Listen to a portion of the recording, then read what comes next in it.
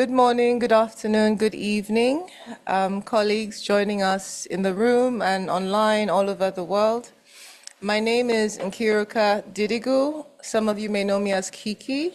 I lead the engagement with faith, religion, and culture at the United Nations Population Fund, and it is a real pleasure and an honor to welcome you to the 12th Annual Symposium on the Role of Religion and Faith-Based Organizations in International Affairs.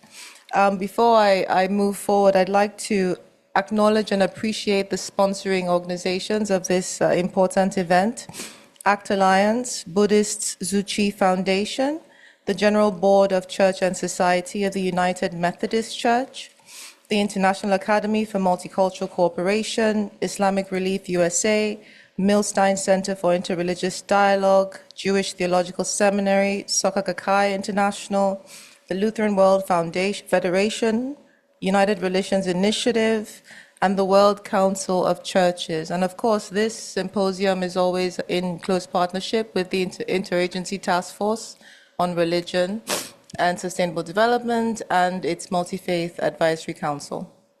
So this symposium has for more than a decade, evolved into a unique and important space, one that brings together the UN, member states, and a diverse and global faith community to engage in frank, principled, and forward-looking dialogue on some of the most pressing issues of our time. Today's theme, Faith Meets Global Values, Crises and Promise of Multilateralism, really could not be more timely. We're meeting at a moment of profound uncertainty for the multilateral system and indeed for the world in many ways. Across regions, we're witnessing a convergence of pressures, resurgent and emerging geopolitical tensions, fragmentation of global cooperation, declining trust in institutions, and a shifting landscape of power, of money, and of influence. At the same time, we're seeing increasing strain on the very foundations that have underpinned international cooperation for decades, including international law, human rights frameworks, and the norms and practices that have guided diplomacy and collective action.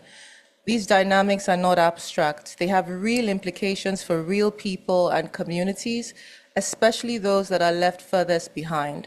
As we see widening inequalities, we see constrained civic space, reduced development financing, and growing challenges to the realization of rights, of dignity, and of opportunity. Alongside these shifts, we're also navigating rapid transformations that are driven by technology, including the expansion of digital ecosystems, artificial intelligence that is reshaping how people access information, participate in society, and how people experience both opportunity and risk.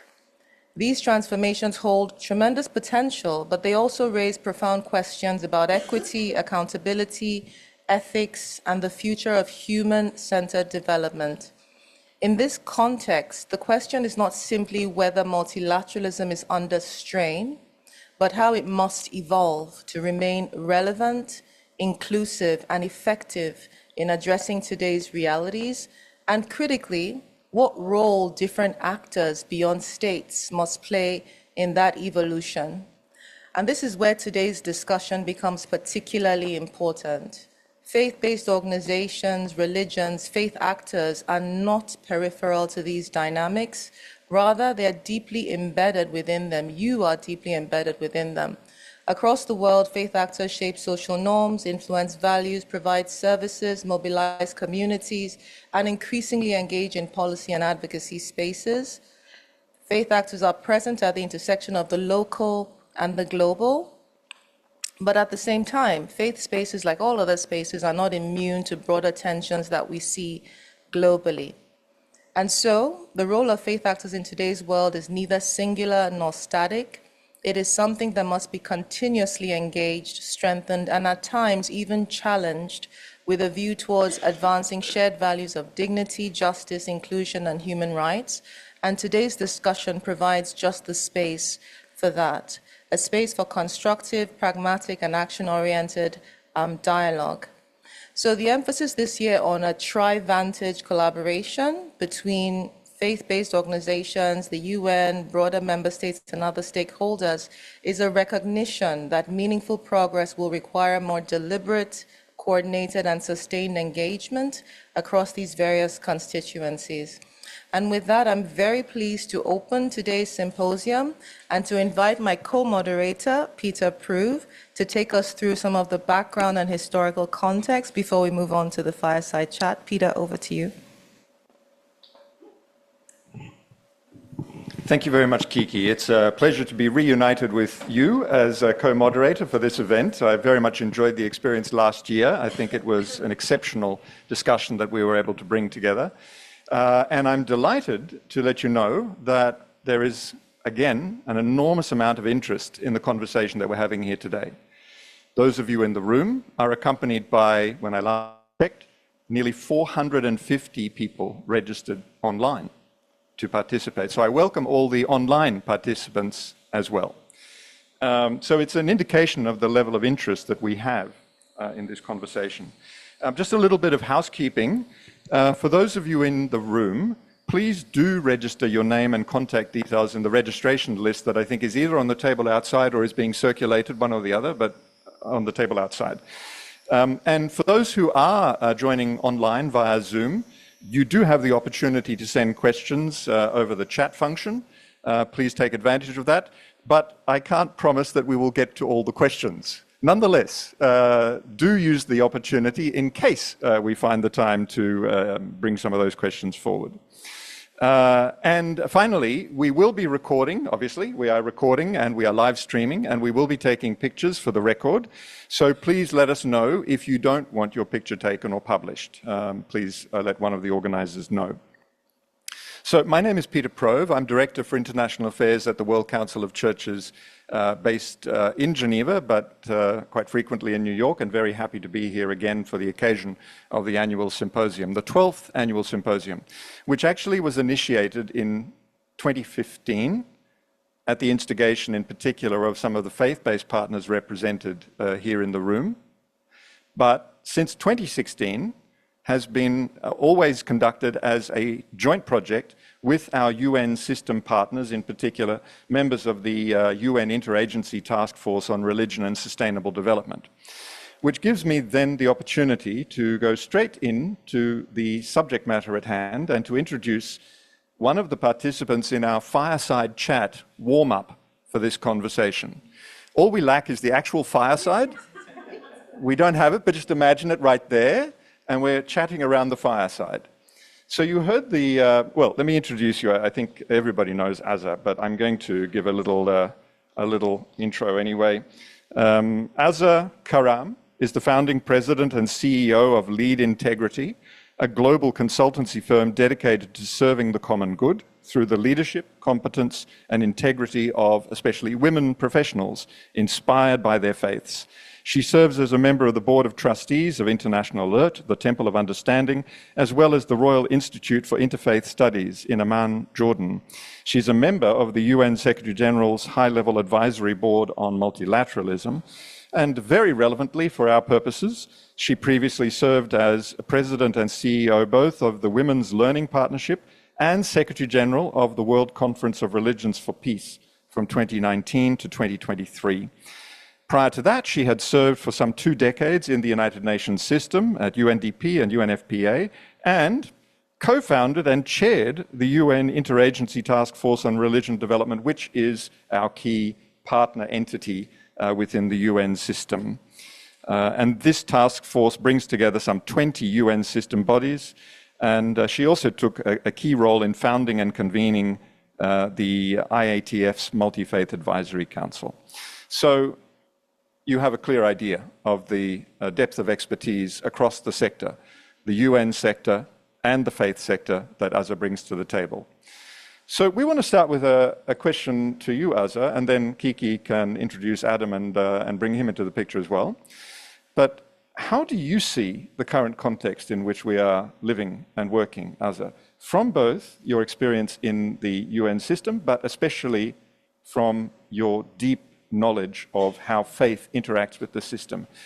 How do you describe the nature and dimensions of the current crisis that we're facing?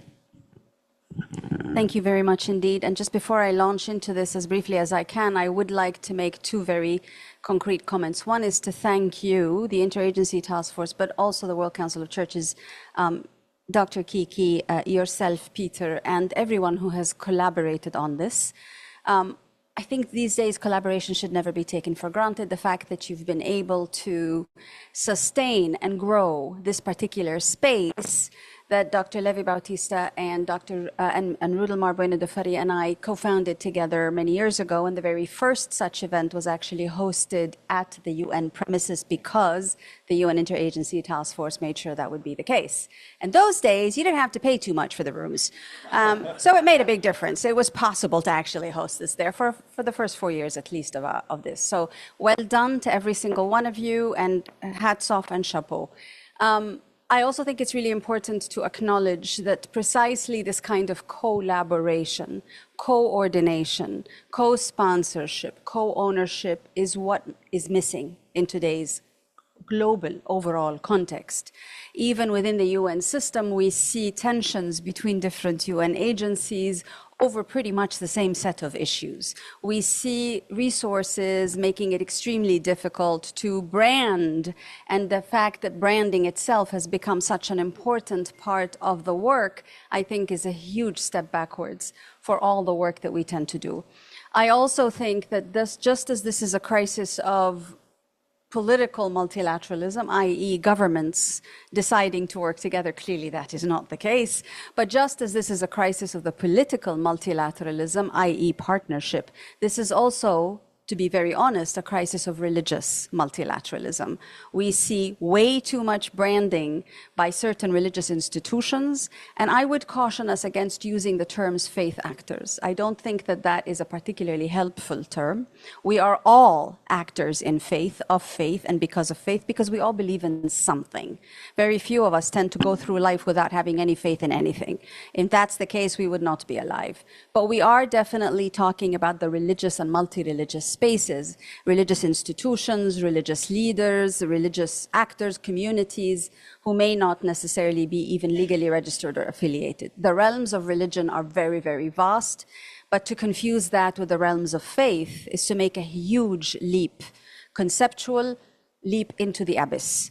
Keep faith out of this space. Let's talk very clearly about the role of religions. And where we have seen with the Gaza genocide and with what is going on today in this war on Iran, I think we are seeing the silence being a bit too deafening. The United Nations has taken very clear positions on all sets of issues. The multi-religious spheres, or let's say the multilateral religious spheres, have not. In this regard, I would like to commend the position of the World Council of Churches, which has been very clear and unequivocal. And it takes a tremendous amount of guts and courage to do so. I wish that the guts and courage was something that you could see multi-religiously in terms of interfaith spaces, but also different religious institutions coming together to collaborate. But they haven't done so, not even in Palestine itself. Christian religious leaders and Muslim religious leaders have not come up with unified voices condoning or condemning what is going on. So I think there we have a very serious problem, a lack of collaboration. Thank you, Azza. Thank you very much. Can you hear me? Hold it. Is this on? No, hold the button down a bit. Is this working now? Thank you very much, Azza, for those thought-provoking and very frank remarks as usual. Adam, allow me the honor of introducing you. Adam Lupel is the Executive Director, Coalition for the UN We Need. Before joining C4UN, Adam was the Vice President and Chief Operating Officer at the International Peace Institute, IPI, from 2016 through 2025. He served as IPI Acting President and CEO from October 2020 to March 2021.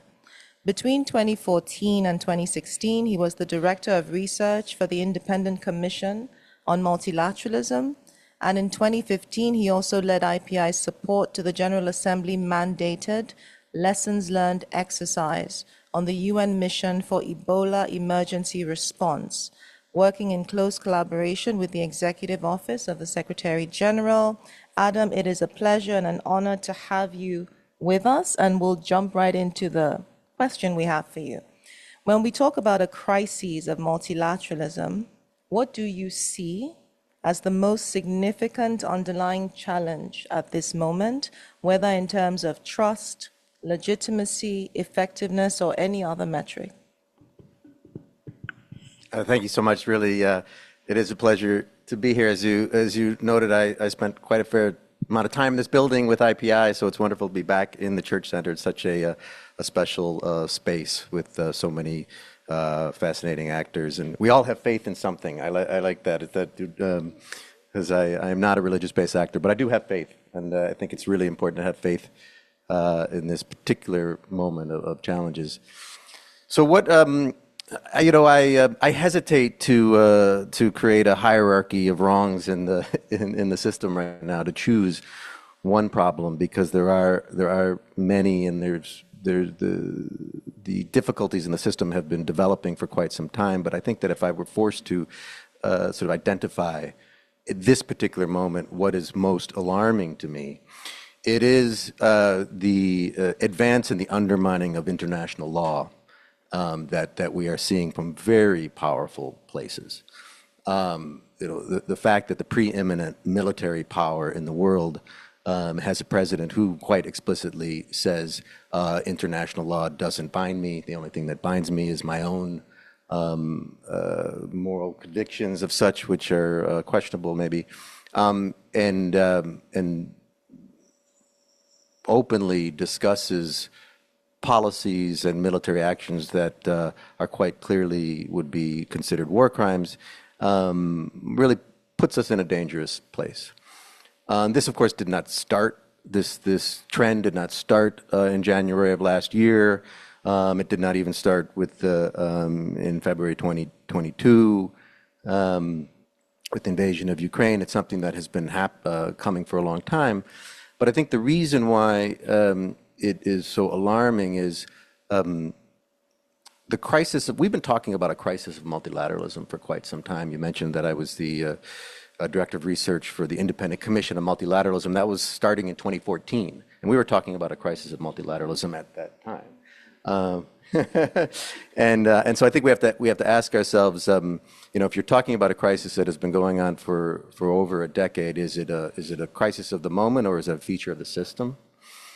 And what is troubling about the threshold that we seem to have passed in this current crisis is up until recently, I think you could point to a certain lattice work of basic fundamental principles that still, at least even maybe from a hypocritical standpoint, got respected, were respected, were acknowledged, and we're at the moment where those are beginning to be questioned, and that potentially really undermines the entire possibility of the system of functioning.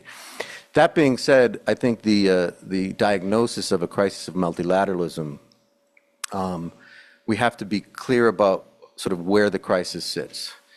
And I think it's important to make a distinction between the breakdown of international order and the challenges of that institution across the street, the United Nations. I think what you're seeing is a clear rupture in the world, in the words of Mark Carney, the Prime Minister of Canada, in the global order, in the post-World War II order. But the United Nations as a multilateral institution has the capacity to adapt to that change. And that's kind of where we are today, trying to understand, as you said, the system is under stress, and so it needs to evolve. And so I think it's important to make that distinction between order and system. Well, that's a fantastic segue into the question that I wanted to pose to both of you now, actually, for your reflections on what would a more fit-for-purpose multilateral system actually look like in practice, particularly in this current context of polarization, shifting power dynamics, and shrinking civic space. What would that actually look like? We're not getting into the details of the specific reform proposals right now, But in general, what would your vision for a functional multilateral system be? I don't know if they've asked that question to the next Secretary General of the UN, but it certainly is a very, very, very good question. I think, given that I've identified, and Adam has very eloquently noted, again, the problematique of dissonance that we're seeing politically, socially, culturally, economically, etc., I think the problem is that we would need to have the counterpoint. The counterpoint is collaboration for the sake of collaboration, not for the sake of, oh, it would be good to do this because we can save money. I mean, goodness me, yes, of course we can save money, but that need not be the very first objective. We need collaboration for the sake of the common good. And this is precisely why there is tremendous value added that is moral, that is theological, that is economic and financial, that is political to the role of religious organizations and communities. Because every single religious tradition around the world, no matter the way it manifests sometimes, but every single religious tradition maintains that you have to serve others. You have to give to others. You can't just be sitting there and lording it over everyone, well, at least some religions maintain that. Certain people's religions don't seem to point to that, but the fact remains that we have an advocacy within the religious realms, in the language, the narrative of almost every single religious tradition, from indigenous to the latest and most recent, that advocates very clearly for service to others. This idea of service to others is something that only religions, therefore, can bring and add value to, which is why, in my opinion, the onus, the responsibility for demonstrating this alternative universe of multilateralism actually falls pretty heavily on the shoulders of the religious communities, who need to be exemplars of that kind of servant leadership for the common good. Which is also why, when you see the silence, deafening silences around atrocities around the world, it makes you wonder whether the religious communities, organizations, leaders, NGOs are actually doing their jobs, or whether they've become just like the secular NGOs and civic society and governments. And that is the litmus test, ultimately. In the old days, we used to say, and many of you here will remember this, the litmus test of religions is the extent to which they actually honor women, right? Not just speak, but actually allow them the same kind of spaces and opportunities of leadership and service that are allowed to men. I think we've now added another layer in that litmus test. There's another litmus test, which is the extent to which religions can collaborate for the common good and uphold truth in the face of power together. Not do it as Christians here, as Muslims there, as Jews here, as Hindus there, but actually be able to collaborate, to speak truth to power together and serve others. When I was in Religions for Peace, we created a multi-religious humanitarian fund. Is it not amazing that we've never had one? Is it not absolutely amazing that even though a good 40% of humanitarian relief around the world is provided by religious organizations, by the way, we never had a multi-religious fund to support multi-religious engagement in crises? And we realized very, very quickly that the issue of territorialism came in very strongly. The largest religious institutions refused to donate, not because they were not very heavily vested in humanitarianism, they absolutely were. They were carrying the humanitarian agenda in most cases. 4 out of the top 10 humanitarian organizations, according to OCHA in 2016, are actually religious organizations. They are humanitarians per excellence. But they were refusing to contribute. Why? Because they felt that this would be an added layer, and besides, they could not put their particular imprint. This is Islamic Relief, this is Caritas, this is whatever. They wouldn't be able to do so if they collaborated together. They would have to give up that branding. And we realized that in that respect, they're not that much different from other organizations. What we need today is a secularism that insists on differentiating between the religious and the political. Yes, I did say that correctly, because I didn't say that 30 years ago. We need a secularism that insists on differentiating between the religious and the political. Not because the religious is bad and the political is good, heaven knows that's obviously not the case, but because the collusion of religion and politics today is part of the problem. You cannot possibly tell me that the wars that are being leveraged around the world have nothing to do with religion. Yes, of course, they have nothing to do with the essence of the religious, but they are so very justified and enacted by religiously inspired actors, if not religious actors. They are justified by religious narrative. So that particular marriage of convenience, that is the oldest marriage of convenience known to humankind, needs to be disrupted. But we do need a secularism that is very different from what we have survived so far and what we have lived, particularly in the Western European context, which looks down on religion or uses the specific religious actors per their agenda. We can see the result of that. The result of that is death. The result of that is atrocity, and the result of that is not just the loss of human lives, but the loss, and not just the lives and dignity, but it is also the loss of the value of multilateral and international law. Okay? So what we need is a secularism that is determined to work equally with every single religious and secular actor in the civic space. A secularism that will hold itself accountable and be held accountable by the multi-religious actors. There is zero value added politically to multilateralism if the religious organizations continue as they are today. Everyone seeking their own space, their own ground, and their own branding for their own believers. But there is plenty of value to making sure that all governments are held accountable to international law and international human rights standards, and to do so together as multi-religious actors. To me, that will be the tipping point of multilateralism. Thanks very much, Azza. So your thoughts, Adam. What does a UN or a multilateral system fit for purpose look like in this day and age?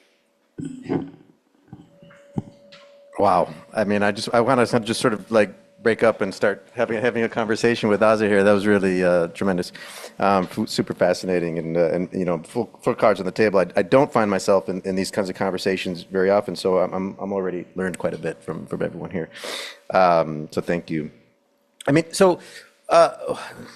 Vision, what should a reformed UN system look like? Where are we headed? I mean, I think there's two kind of nuts and bolts things that I think everyone agrees upon right now, looking at where the UN system is, that needs to be addressed as we evolve the system, and that is, one is just the financing, both in terms of the liquidity issues across the street and the budget, and this is actually not irrelevant to what you were just talking about, in terms of it's not just the religious-based actors that are getting a little bit too territorial and turfy. It's happening throughout the humanitarian space and around NGOs, because financing is restricted, and so there's a sense of, are you meeting this moment in a spirit of competition or cooperation, abundance or scarcity? And I think it would behoove all of us to take this moment as a moment to lean into cooperation and thinking about abundance in the sense of if we all work together, there is more resources there, and that's true both in the field and at headquarters, that you see that. So it's the financing, and the Fifth Committee right now is talking about this in a very different kind of way. I think my understanding is there's a lot of resistance to real reform in it, but it needs to happen to get out of the kind of budgetary cycle that we're in. The other is on peace and security. I think there's a general sense that the widening conflicts and the real vulnerability of civilians in conflict means the UN is not living up to its fundamental first purpose to prevent conflict. And so there's a lot of conversations about how the next Secretary General needs to reinvigorate that aspect of the UN. But following the conversation that we've been having, I think besides those kind of nuts and bolts peace and security, I think there is a real hunger for a revitalized system that is more representative and inclusive. And you mentioned the breakdown of trust, and I think that's palpable everywhere that you go. There's a real sense that trust has been lost in the system, and I think we have to ask ourselves, all of us individually, how do you regain trust? It's very easy to lose trust break down. It's harder to regain it. And yet we've all been through that process in our own lives of having some sort of a moment of breakdown in trust. And you ask yourself, well, how do you restore trust? It's through openness. It's through inclusivity. It's through consistency. And I think it's the same for the multilateral system. And so a revitalized multilateral system is one that needs to be more inclusive and open and consistent. And I think in that respect, what we're talking about the inclusion of civil society in both decision-making, policy development and such is going to be a fundamental part of the system moving forward in a successful way. Thank you so much, the both of you. Those were really thought-provoking comments from you, Aza, as always, and from you, Adam. Very practical and sort of pragmatic guidance. I don't know how much more time we have, 5 minutes, and so I'm going to condense the remaining questions that we have for you into one pregnant question for the both of you. And it does build on what both of you have touched on. So very concretely, how can civil society, religious institutions, multi-religious institutions move more from participation to meaningful influence in shaping these global decision-making processes? Do you have a concrete example of when something like this has happened, has been effective, and what were the driving forces for realizing that? And then finally, it's a twin pregnancy here. Finally, looking ahead, if we were to reconvene in a few years' time, and all of your wishes and all of your vision were realized, what would that reality be? What would that multilateral system look like in the most concrete terms? Okay, so Aza, we'll start from you. Sorry, yes. Okay. I am told to speak slower, which has been the bane of my life, so do I feel like I have to say so much in so little? So that just makes me speed up. I love the fact that it was Dr. Kiki who suggested a twin pregnancy kind of question. Working and representing UNFPA, it is the perfect way to formulate the ask. So thank you very much.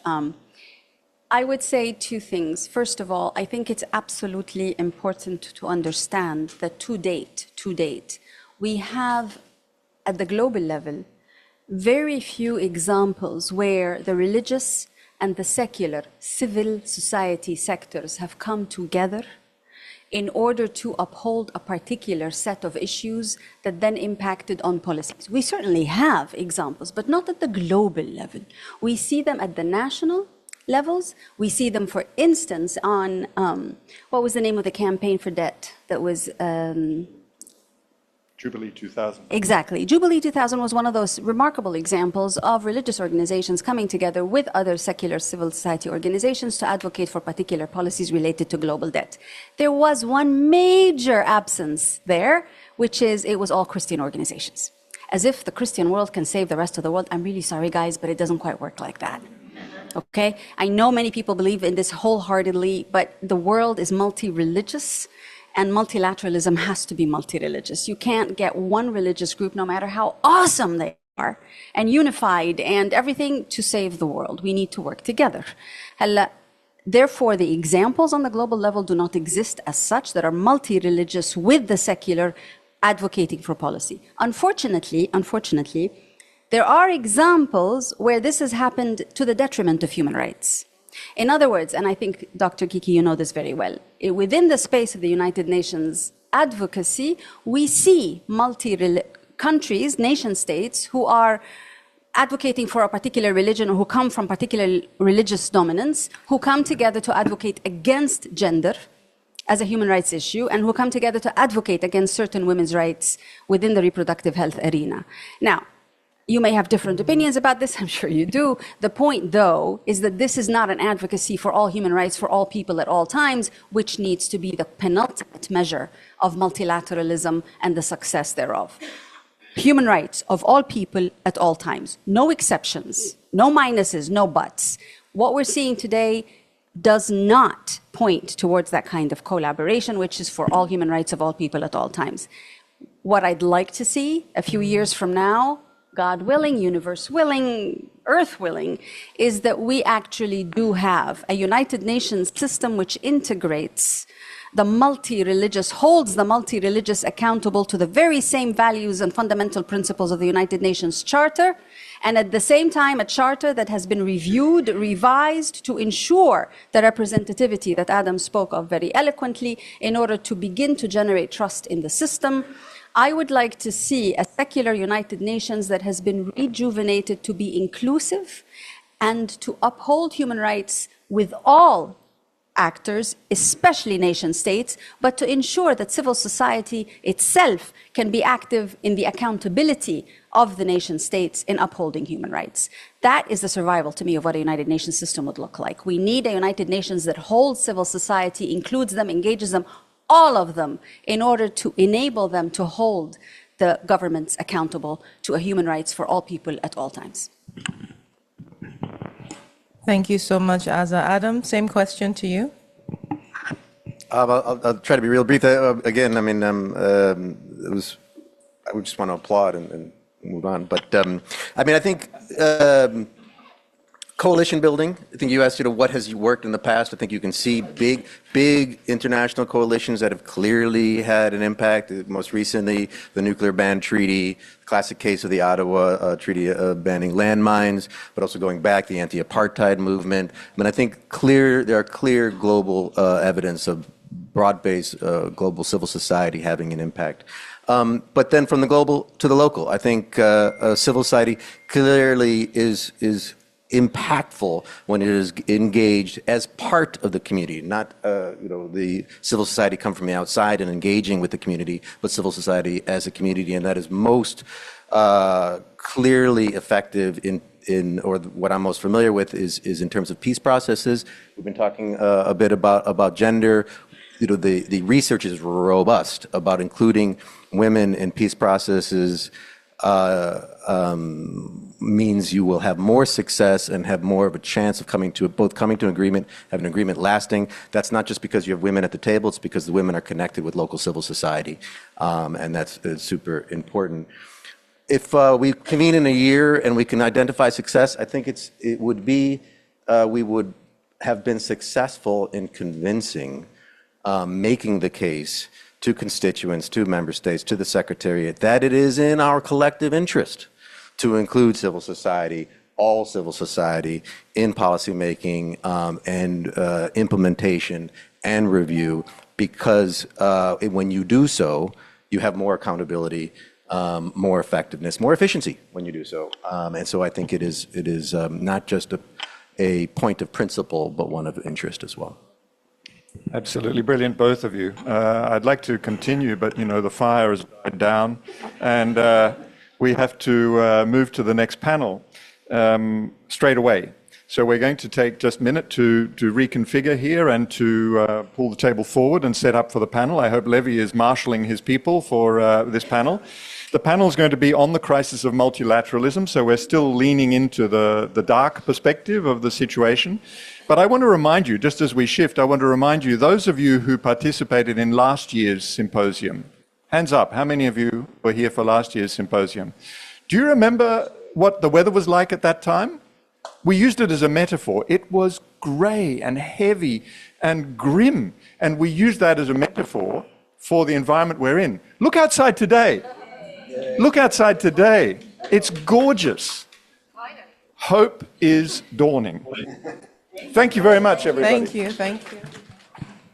Thank you, Peter. Thank you, Kiki, Azza, and Adam. You certainly have warmed up. No, you have fired up the fireside of the chat, and that augurs well for the next segment, which is a diving deeper into the crisis of multilateralism. I'm Liberato Bautista. I'm the Assistant General Secretary of the General Board of Church and Society for United Nations and International Affairs of the United Methodist Church. And it's been my pleasure to be presiding at this 12th edition of the symposium. As Azza has mentioned, I am one of the co-founders way back in 2014, together with Azza, and I'm sure she just simply forgot Dr. Ganundiop of the Seventh-day Adventist, and Rudelmar Bueno de Faria, who was then the representative of the World Council of Churches at the United Nations here in New York. Part of the housekeeping, but it's also fundamental to the organizing of the symposium, is its commitment to multilingual multilateralism. I do not see so many NGO events that are broadcast in other languages. And this symposium is brought to you in Arabic, in English, in French, in Chinese Mandarin, and in Spanish. So thank you to our interpreters who are laboring with us for the greater understanding of our topic in their mother tongues.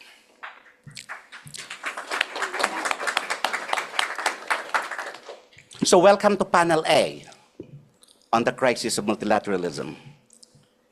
We gather at a moment of uncommon consequence, one that carries ethical weight, not only for institutions, but also for peoples and communities, and for the credibility of our shared commitments. In its full sense, to use a word that is more natural to the ecumenical community or the religious community, in its full sense, this is a kairotic moment of kairos, a time that calls for movement as much as for institutional judgment.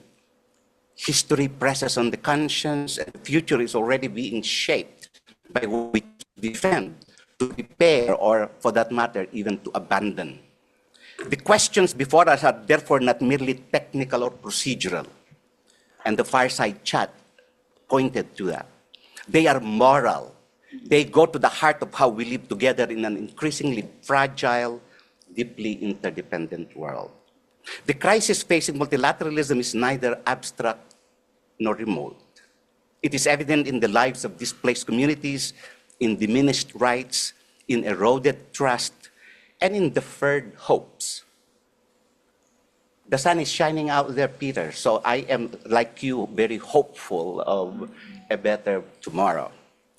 What confronts us is not merely an institutional performance gap, but a deeper question, whether humanity still believes that collaboration, as I pointed to, among nations can be a credible instrument for human dignity and human rights, for peace and security, for sustainable development, for our common home, for the common planet.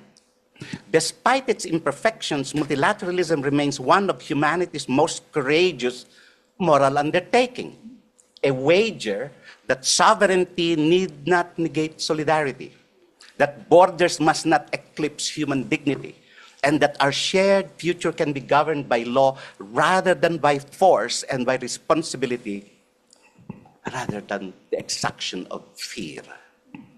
That wager is now under pressure. Multilateralism is being tested politically, financially, normatively, and ethically. The costs of its failure will not fall first on institutions, but on people, on the planet.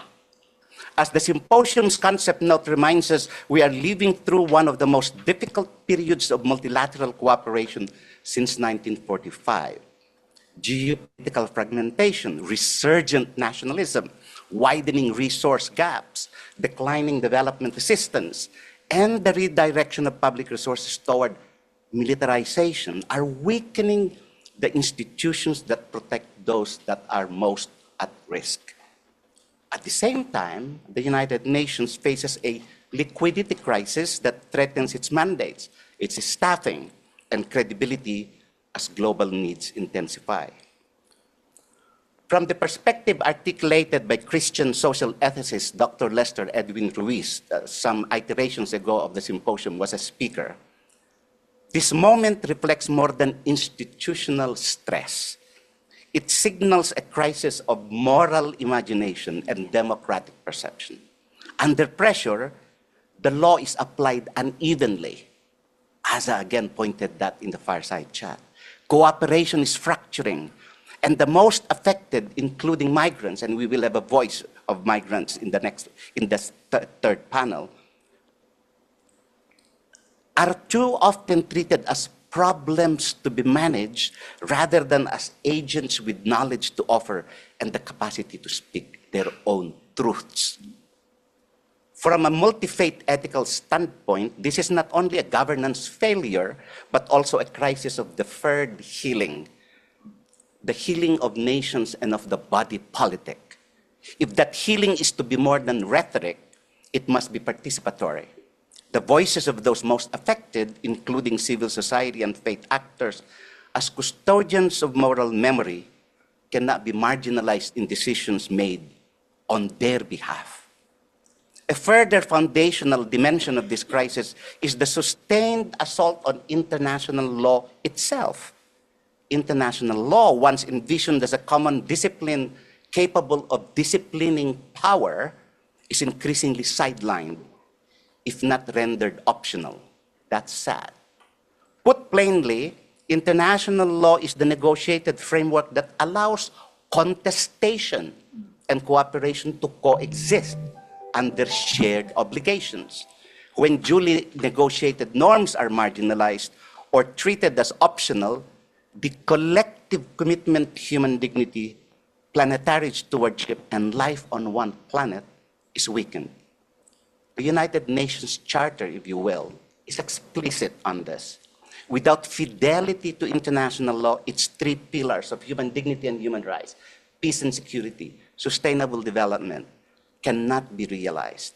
The achievement of the SDGs, along with the commitments articulated in the Pact for the Future and its annexes on Global Digital Compact and on intergenerational solidarity, all are imperiled when legality is fragmented and norms are unevenly applied. Reform, therefore, is not only about structures of efficiency, it is also about restoring fidelity to what has been collectively negotiated, about reaffirming the authority of law as a discipline over power. So panel A convenes in this context. I have alerted my panelists of this sermon from the Reverend Dr. Bautista. With me on the panel are leaders deeply committed to the United Nations and the multilateral project, yet shaped by distinct institutional contexts and reform perspectives. This moderator and my panelists serve in UN bodies, policy and research institutions, and civil society, including faith-based advocacy. They share confidence. I share with them the confidence in the United Nations' continued relevance, even as their diagnosis and prescriptions may differ. So this conversation is not a harmonized discourse.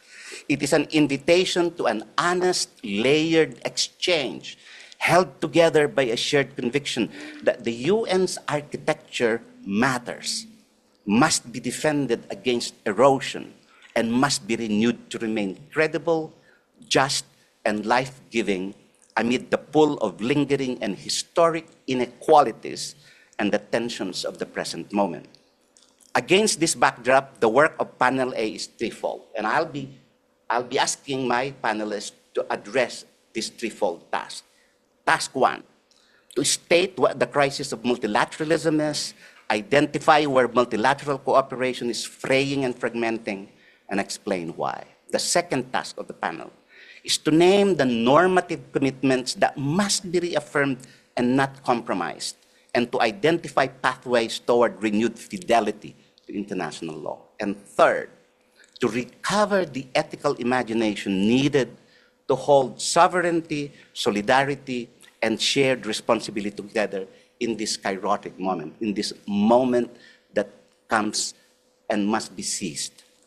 As we consider proposals for UN80 reform, it bears repeating that genuine reform is not merely about efficiency or budgets. It is about renewing shared purpose, rebuilding trust, and strengthening bonds among nations, institutions, and peoples. A multilateral system that cannot learn may struggle to heal, and one that cannot heal may not endure. With that framing, it is my honor to invite our speakers to Panel A, the crisis of multilateralism.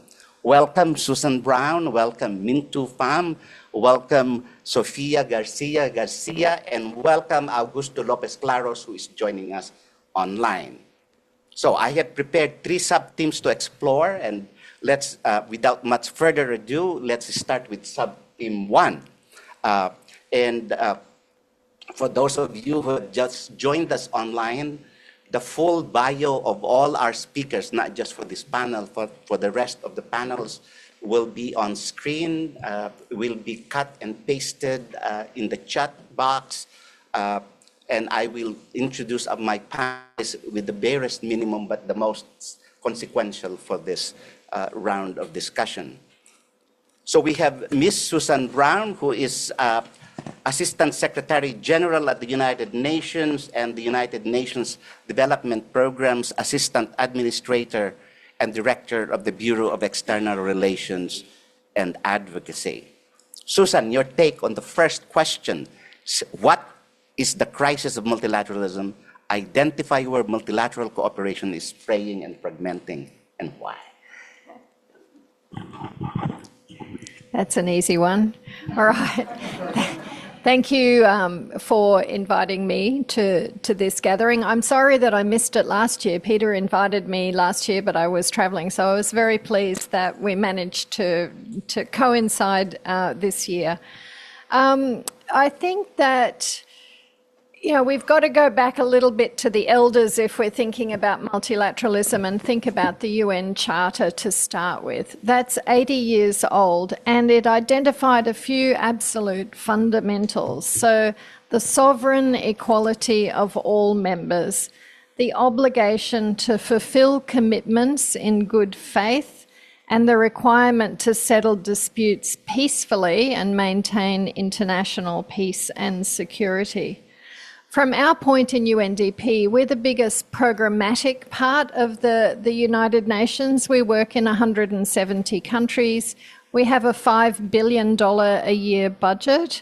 We have 23,000 staff, nearly all of whom are distributed around the world. And what we're looking at the moment, and we live our days in an almost constant state of crisis. It's one thing after another, and the crises are interlocking now. We know that Ukraine is in the 4th year of war. Sudan's become a huge displacement crisis. We have the escalation in the Middle East, and then the consequences from that in terms of fertilizer and fuel, the disruption from that. These things can be costed, and we immediately costed what we saw as being the impacts around the Middle East, and figured out that within a very short period of time, another 35 million people will be pushed into poverty.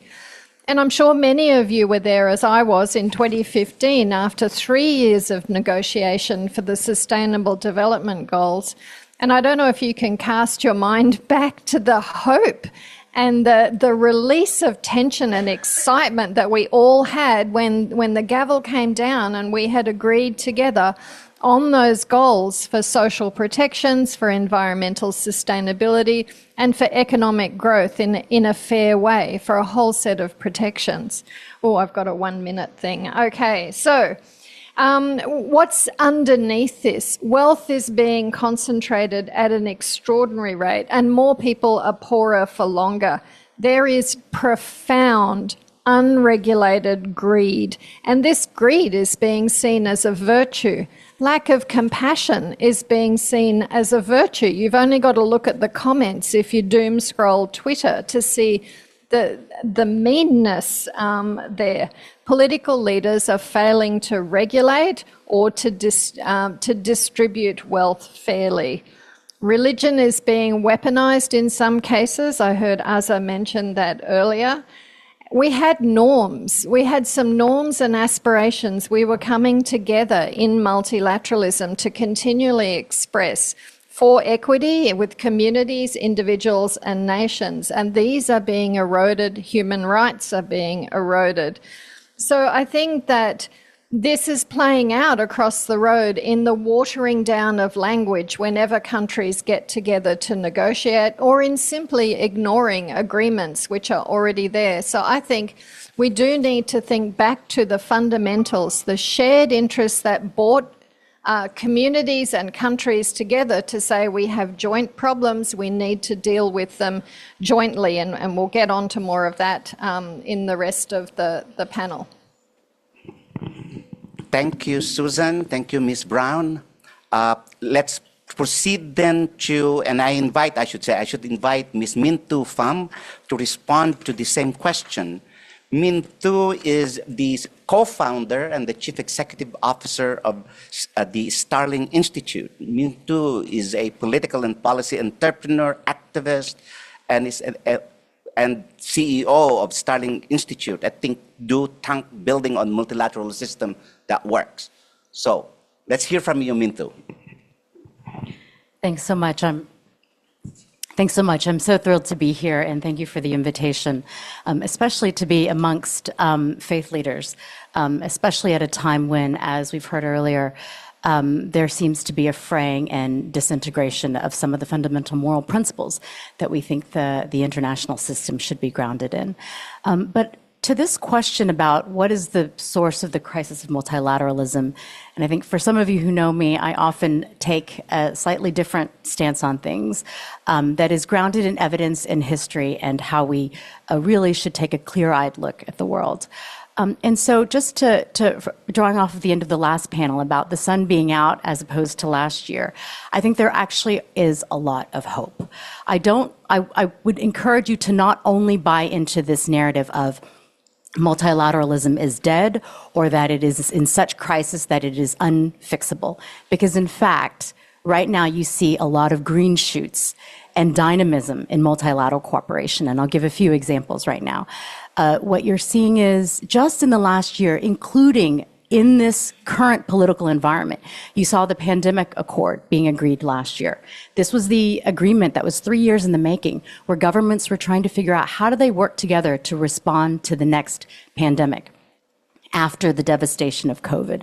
And what you found were, even with different governments, there were, it was not a foregone conclusion that the agreement would be legally binding, that whatever we decide to do to enhance access to treatments, equity in access to treatments for pandemic and how we respond to these things, that it would be a legally binding agreement. And yet, governments got together last May of 2025, and said, we do want to have a legally binding pandemic accord. And so that came about. That is a success of multilateral cooperation. It wasn't just, let's put words on a paper. It was, we're going to make this legally binding.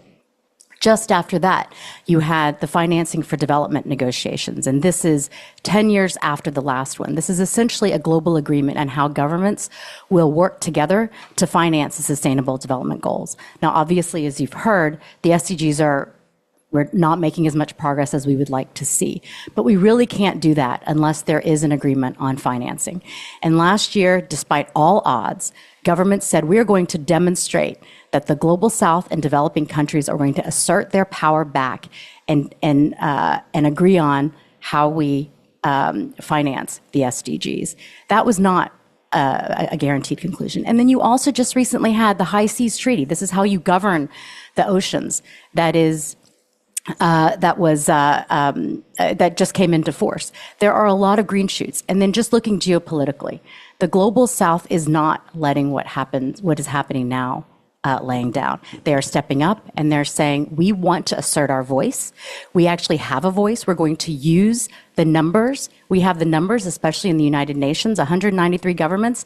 And if you look across the world, minus maybe 2 or 3 or 4 or 5 governments, it's the vast majority of the world. And if they assert themselves, which they are starting to do, including on tax cooperation and other things, you can actually make a difference. So I would not say multilateralism is in crisis. It is in a major rupture and transition stage where the countries that have underwritten it have now backed out, but that does not mean that the whole thing dies. We can't just say, well, that's fine, now we're going to have to redo it. We are going to step up and do something about it. Thanks.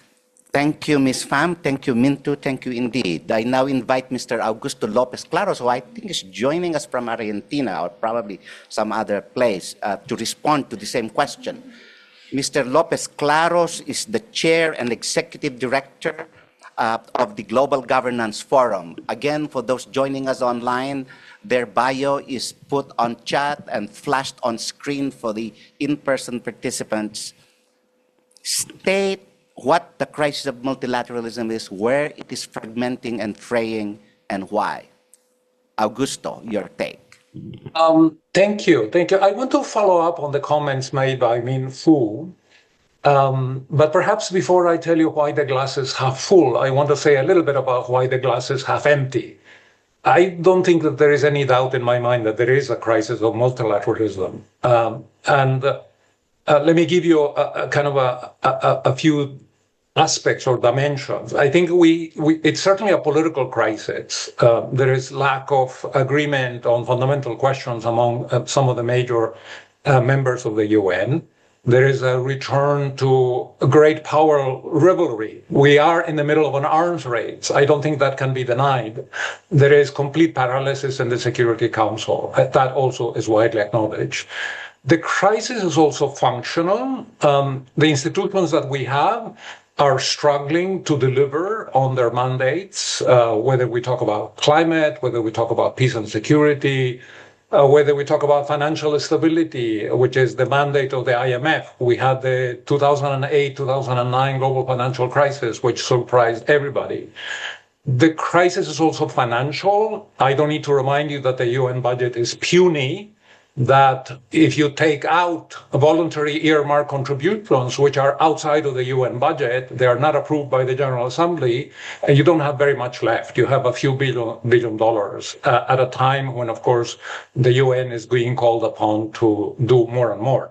In fact, I think that the UN budget is, the UN doesn't generate resources in a way that is independent and depoliticized. And it's difficult to do long-term planning for an organization that is in fact in the middle of a big financial crisis. And then, of course, the crisis is also one of legitimacy. The governance structures that we have are no longer reflect the realities of the world in the 21st century. Whether you talk about population, GDP, and so on, a country like India is never present on a permanent basis on discussions of peace and security in the Security Council. And then there's also a crisis of confidence, I think, because citizens are losing trust in outcomes. They are asking themselves, what are these organizations good for? Having said that, and this brings me to the spirit of Ming Fu's comments, we have a bit of a paradox. Yes, multilateralism is weakest politically. At the same time, we need it more than ever before. The global crisis that we confront cannot be solved outside of a framework of much stronger international cooperation.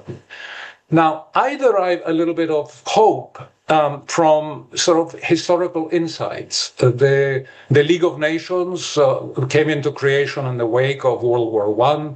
World War II led to the creation of the United Nations, and as well as the European Union, which is perhaps that part of the world which is where we see in practice, a much higher level of international cooperation and multilateralism. So I would agree with Ming Fu. Maybe rather than talk about a breakdown or a collapse of multilateralism, I would say that what is happening today is that the whole concept is being reconfigured. We're moving into a world in which the issue is not going to be the survival of multilateralism, but rather adaptation, preserving cooperation as a foundation of our international order.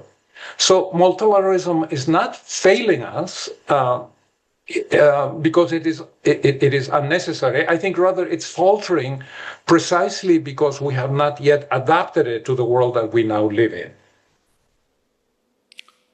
Thank you, Mr. Lopez Claros.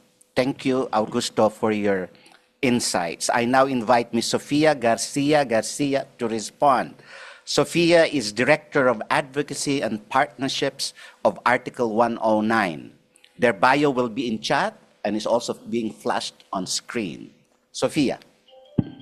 Thank you very much, Levi, and good morning, buenos dias, everybody in the room and everybody online.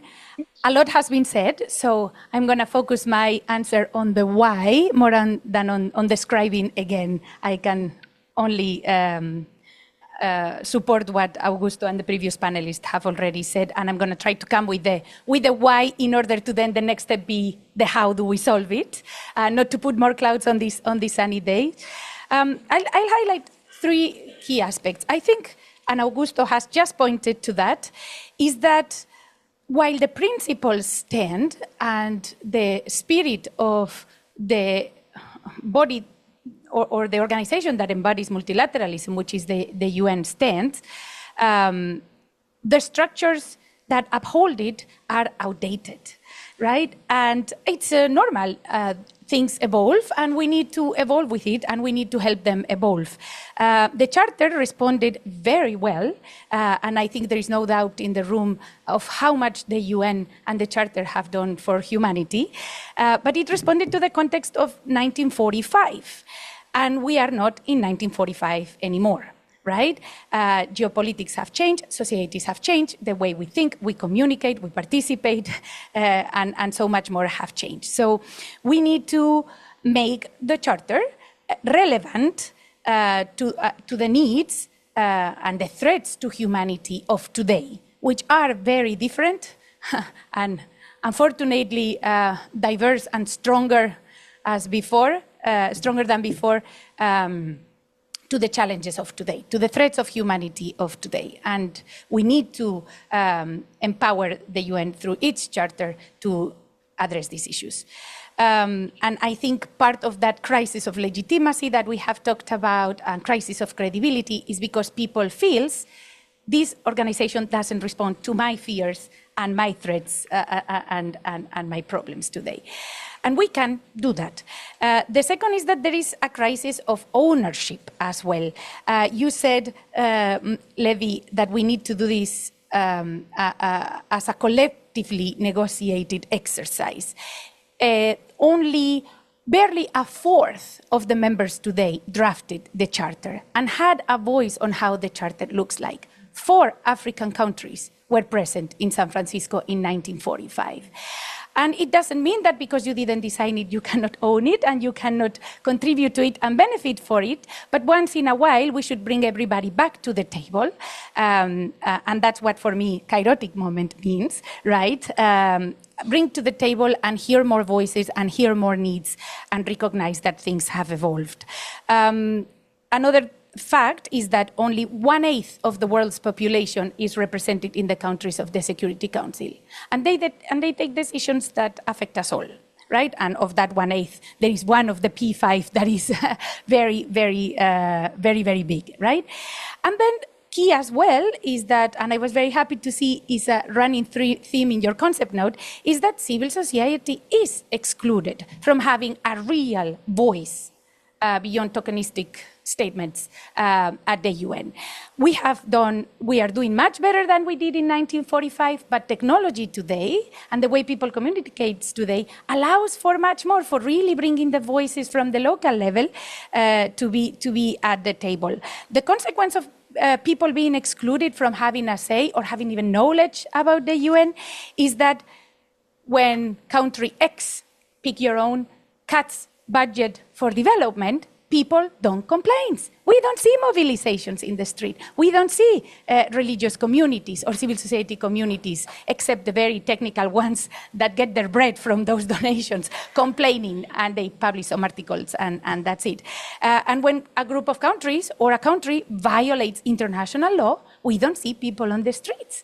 And there is this ownership that is leading to the crisis we're describing. The very last point for me is that, or the summary of this is that while keeping the spirit, the purpose and the principles that brought us together, or brought the founders of the UN together in 1945, the spirit that will save us from hell, as Daha Marshall said, and that people, I believe, still want, and still, while they may feel certain disconnection from the UN, they still, as humans, we believe that we should understand each other.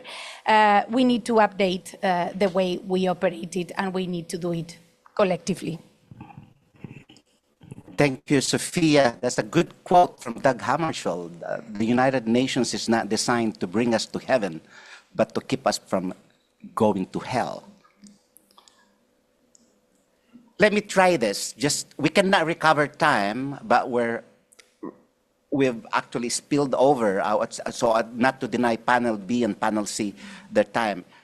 How about this? I'll ask the last 2 questions, and you segue as you will from your prepared response to second question and the third question.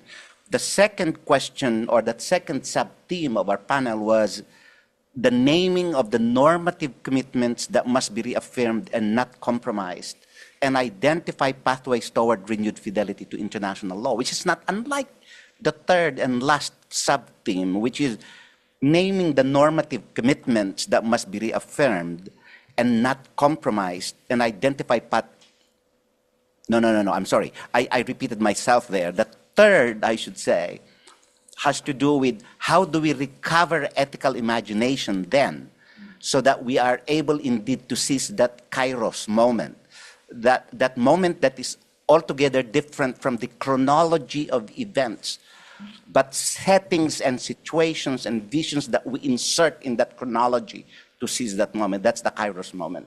So how about we start with you, Augusto, and then I'll get my panelists one after the other. Another 3 minutes so that we don't spill over time. Thank you. Thank you very much for the opportunity to talk about the normative dimension of this conversation. It seems to me that at the heart of multilateralism, we have a set of moral commitments that we have to protect, we have to preserve. The most fundamental is the idea that humanity is one, that we share a common heritage and a destiny. And it seems to me this is not just a kind of a moral intuition. I think it's also a historical achievement, and it's captured by the phrase in the UN Charter, "We the peoples," right? Which is, I think, at a more fundamental level, an affirmation that peace and security must rest on the recognition of our shared humanity.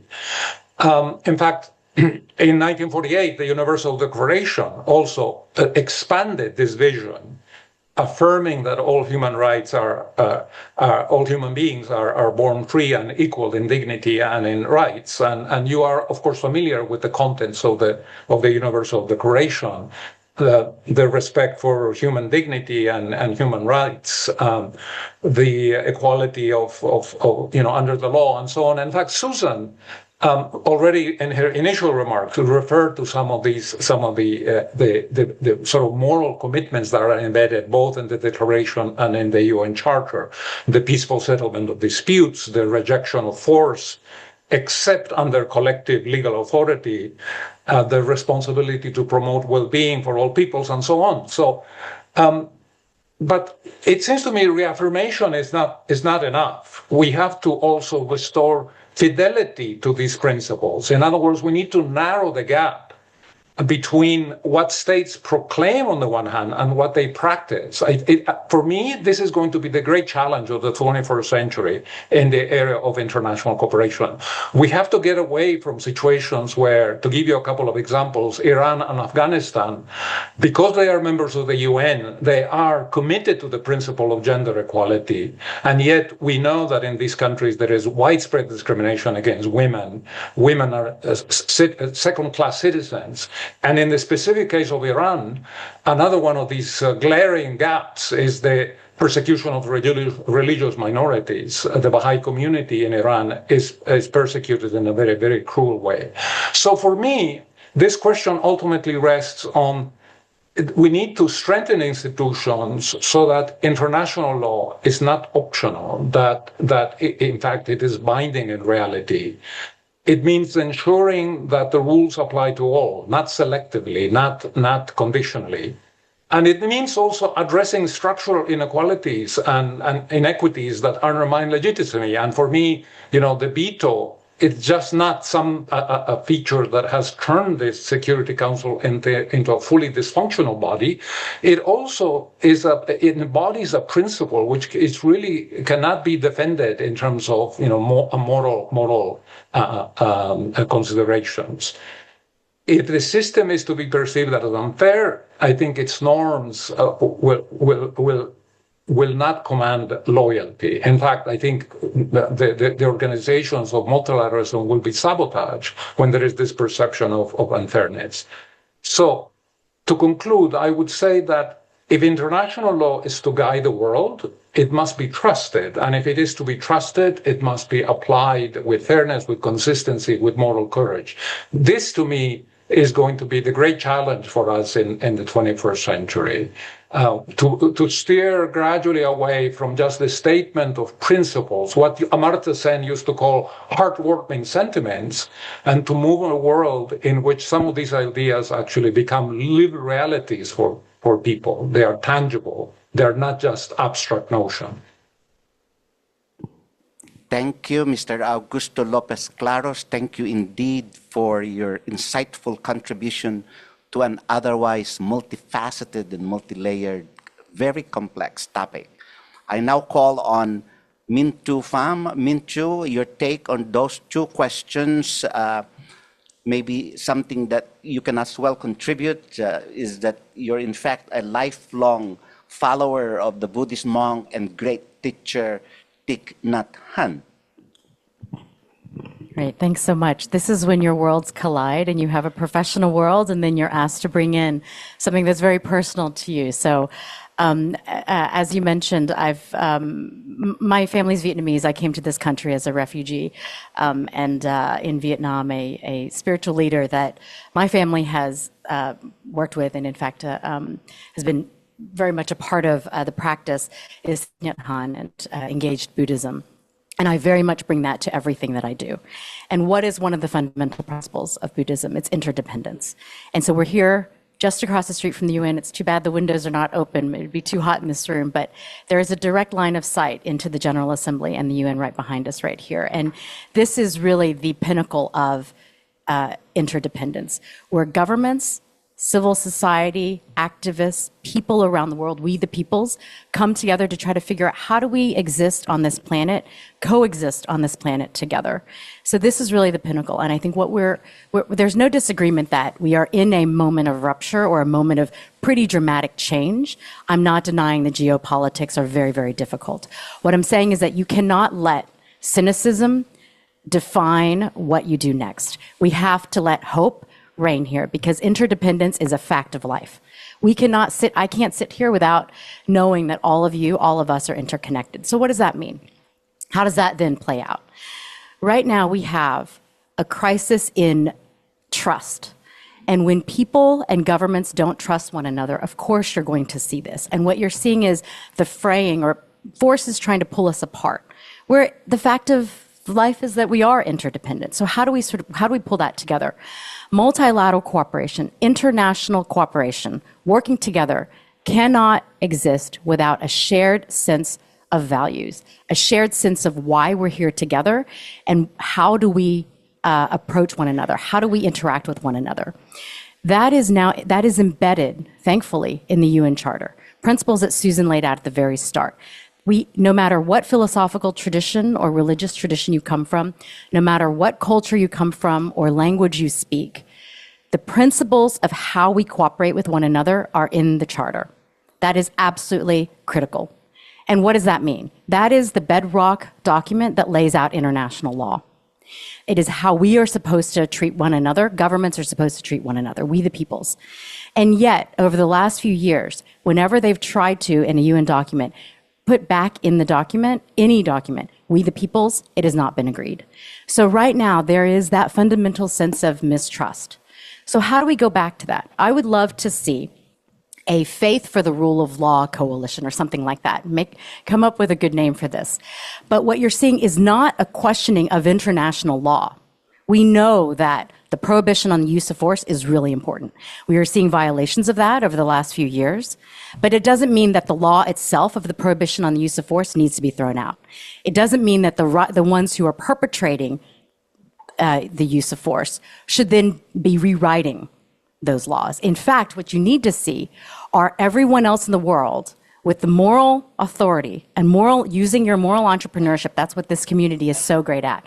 You look at the Ottawa Treaty and the other examples that we heard about on that first panel, where then you can assert that we are not going to just stand by and let international law be violated. And we're not going to rely on institutions like the Security Council to save us. In fact, as I said in my first statements, you now have a groundswell of support from around the world. Who are the countries that are stepping up and saying, we're going to use the Charter. We're going to go to the International Court of Justice and ask for an opinion on these things. on climate change, on genocide, on other things. Those are mechanisms that are in the Charter that now developing countries who might not have had a seat at the table at the UN, but are now using those things to uphold the rule of law. I would love to see faith-based leaders, civil society around the world not say, we want to be inside the room. When you ask to be in a room that other people set the table for, you have to follow their rules. We actually have the moral authority outside to say, could we really ratchet up the cost when a country decides to violate the prohibition on the use of force? How do you make it very expensive for a country to decide reputationally? Can you impose reputational costs? Can you impose economic costs? Could you deny market access to countries that do this? Could you deny access to critical minerals or the sharing of intelligence or the use of airspace? Can you get a critical mass of governments, 120, 150, 180? Right now, we're only looking at maybe 3 or 4 governments that are violating this, or more, right? So if you could get a critical mass of governments to say, we are not going to stand for this, and then you have the rest of the world, faith groups, civil society, people stepping up and drawing that moral line and saying, we're not going to stand for this, and we are now going to take to the streets and do what we need to do to defend the rule of law and human dignity and progress. And that, I think, is how you affirm the authority of law over power. You make sure that it doesn't matter who you are, what country you are, that the rule of law applies to all of us, and we don't have to now yield our authority to a very few number of countries. You can do that from the outside.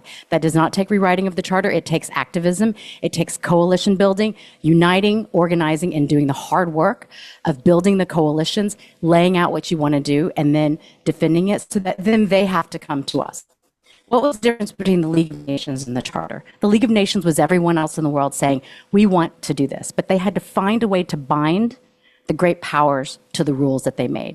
So they gave them a seat in the Security Council and a veto. Now that's not working anymore. What else do we do? You bind the great powers to the rules by imposing consequences, imposing costs. All of us have a voice. We can decide what we want to buy. We can decide what kinds of, who we want to vote for. And we can decide how we then call our leaders to step up and come together and defend the rule of law. Thanks. Thank you very much, Ms. Mintu Pham. Indeed, thank you for your insightful contribution to this conversation. Don't let cynicism set in and stymie collaborative efforts. Thank you. Let me now call on Sofia, por favor. Muchas gracias. So regarding the principles to be upheld, it's been said, I subscribe Augusto's proposals with the peoples, and they are in the Charter. I'll focus a bit more on the pathways part of the question. Well, we are called Article 109 Coalition, and that says what pathway that we are proposing to bring a dialogue to the table. So the Charter itself is calling us, and the founders of the UN Charter had the vision to understand that systems need to renew, right? In Spanish, we would say renovarse o morir.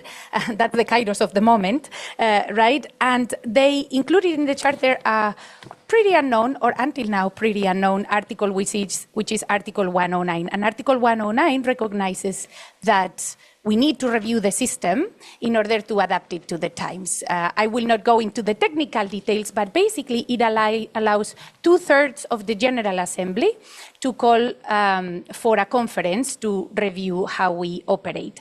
And then 9 members of the Security Council, meaning no veto would apply, can say, yes, we want to have that conversation. We think it is a good solution because, I'm going to jump into the third question, the way to recover the ethical imagination needed is through dialogue and through conversation. We have to overcome our fears, and in the last months working with the coalition, I have gotten quite a dose of fear, right? I see people is afraid in the system and in the member states. We need to get, it's a natural feeling, it's what makes us survive, but we need to get out of the table and sorry for another Spanish expression, el toro por los cuernos, right? The bull by the horn, and make opportunity out of crisis. We need to aspire to more than survival, and we need to aspire for the fulfillment of the human spirit. We need dialogue, we need connection amongst ourselves, and we need spiritual connection with ourselves. That is what is missing, a spiritual understanding of what we are doing and the consequences of what we are doing. Article 109 and that conference offers a structured, inclusive, and in the charter, within the charter, conversation of how do we want multilateralism to look like. Right now, the conversation is happening in a chaotic way, not in a kairotic way, but in a chaotic way, where the loudest is heard more. And a conference of the whole would allow to really come together with one country, one voice, and build this together. That would create ownership, the ownership of co-creation. And it could include civil society in ways that it couldn't be included in 1945. Groups like this very symposium, what we are doing today, could become a hub for consultation, for proposition, and for influence on how that renewed multilateralism. This dialogue is what we need. Now we need to find a pathway on how to materialize what we discuss here into actual action and ink on paper, and make it structural and not an ad hoc thing that, depending on who's in government in the P5, can be taken into account or not. It has to be institutionalized into a renewed charter. It's an opportunity to embed the moral and ethical ethos of the time. Such a conference would create a spirit, I want to call it the spirit of San Francisco. Hopefully it's different because San Francisco came from a very difficult chapter of history, but it could create that momentum to really have a conversation beyond the technical changes of how does Security Council look like, 15 members, 20 members. We need to go one way up. I'm not saying those conversations are not important, are essential, but we need to work at two speeds, right? The things that we need to do right now and sizing the opportunity to build something not only on survival again, but better. Are there risks? Yes, of course. Of course there are risks. But it's a matter of getting together in symposiums like this one, deciding what we want, how we want it, and waiting and creating for the window of opportunity where the output or the benefits will the risks. Thanks. So in some, we need to create the window of opportunity, and we need to really reinvent. I think it is our right, especially talking for young people, it is our right to decide how the world looks like and how do we operate. It is our right to have a multilateral system that meets the needs of today. AI didn't exist in 1945, and it is a threat to humanity as important as the nuclear weapon is. Climate change is not in the charter because it didn't exist, or as we know it, in 1945, and it is not embedded in the charter, in the constitution of how humanity governs those global processes. So I see opportunity in this crisis, and I think we can do it together. Muchas gracias, Sofia. Thank you for your insightful contribution. You certainly took the bull by its horn. Is that a Spanish bull, Argentinian bull? No, Spanish. Definitely a bull. All right. Don't we now name a country of where the bull comes from. Definitely not Spanish, I would say. Let me now call on Susan, Ms. Brown, to take the last stab at the same two sets of questions.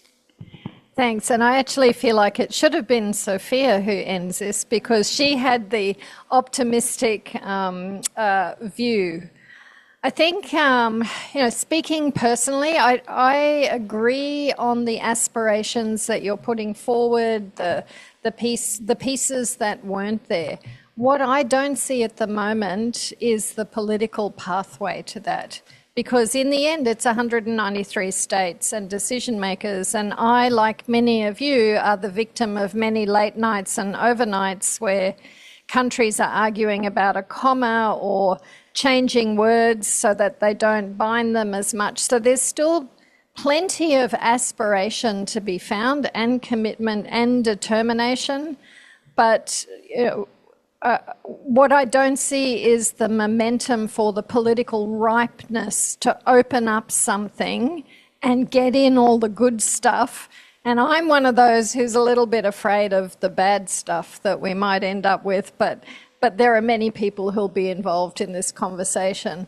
On the pathways back for complying with international law, I think we need to work together, and I think we need to take that leap of faith together. I heard in the first panel that talked about collaboration. Where are we collaborating across for the really big pieces rather than spending our time arguing about the much smaller things? So I think the compliance with international treaties and agreements is a necessity. They have to be ratified at domestic level, and we need to hold the decision makers accountable for meeting their obligations and having the domestic laws in place. So these are really important pieces because then you have the accountability.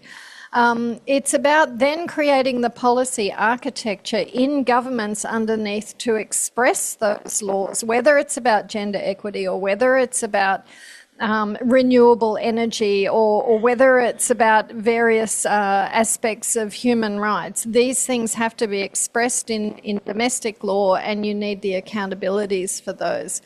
But we can't everyone to be at the same rate to be able to do this, absorb this and capacitate communities. So it is about technical capacity, it is about the exchange of knowledge and information, it's about the funding that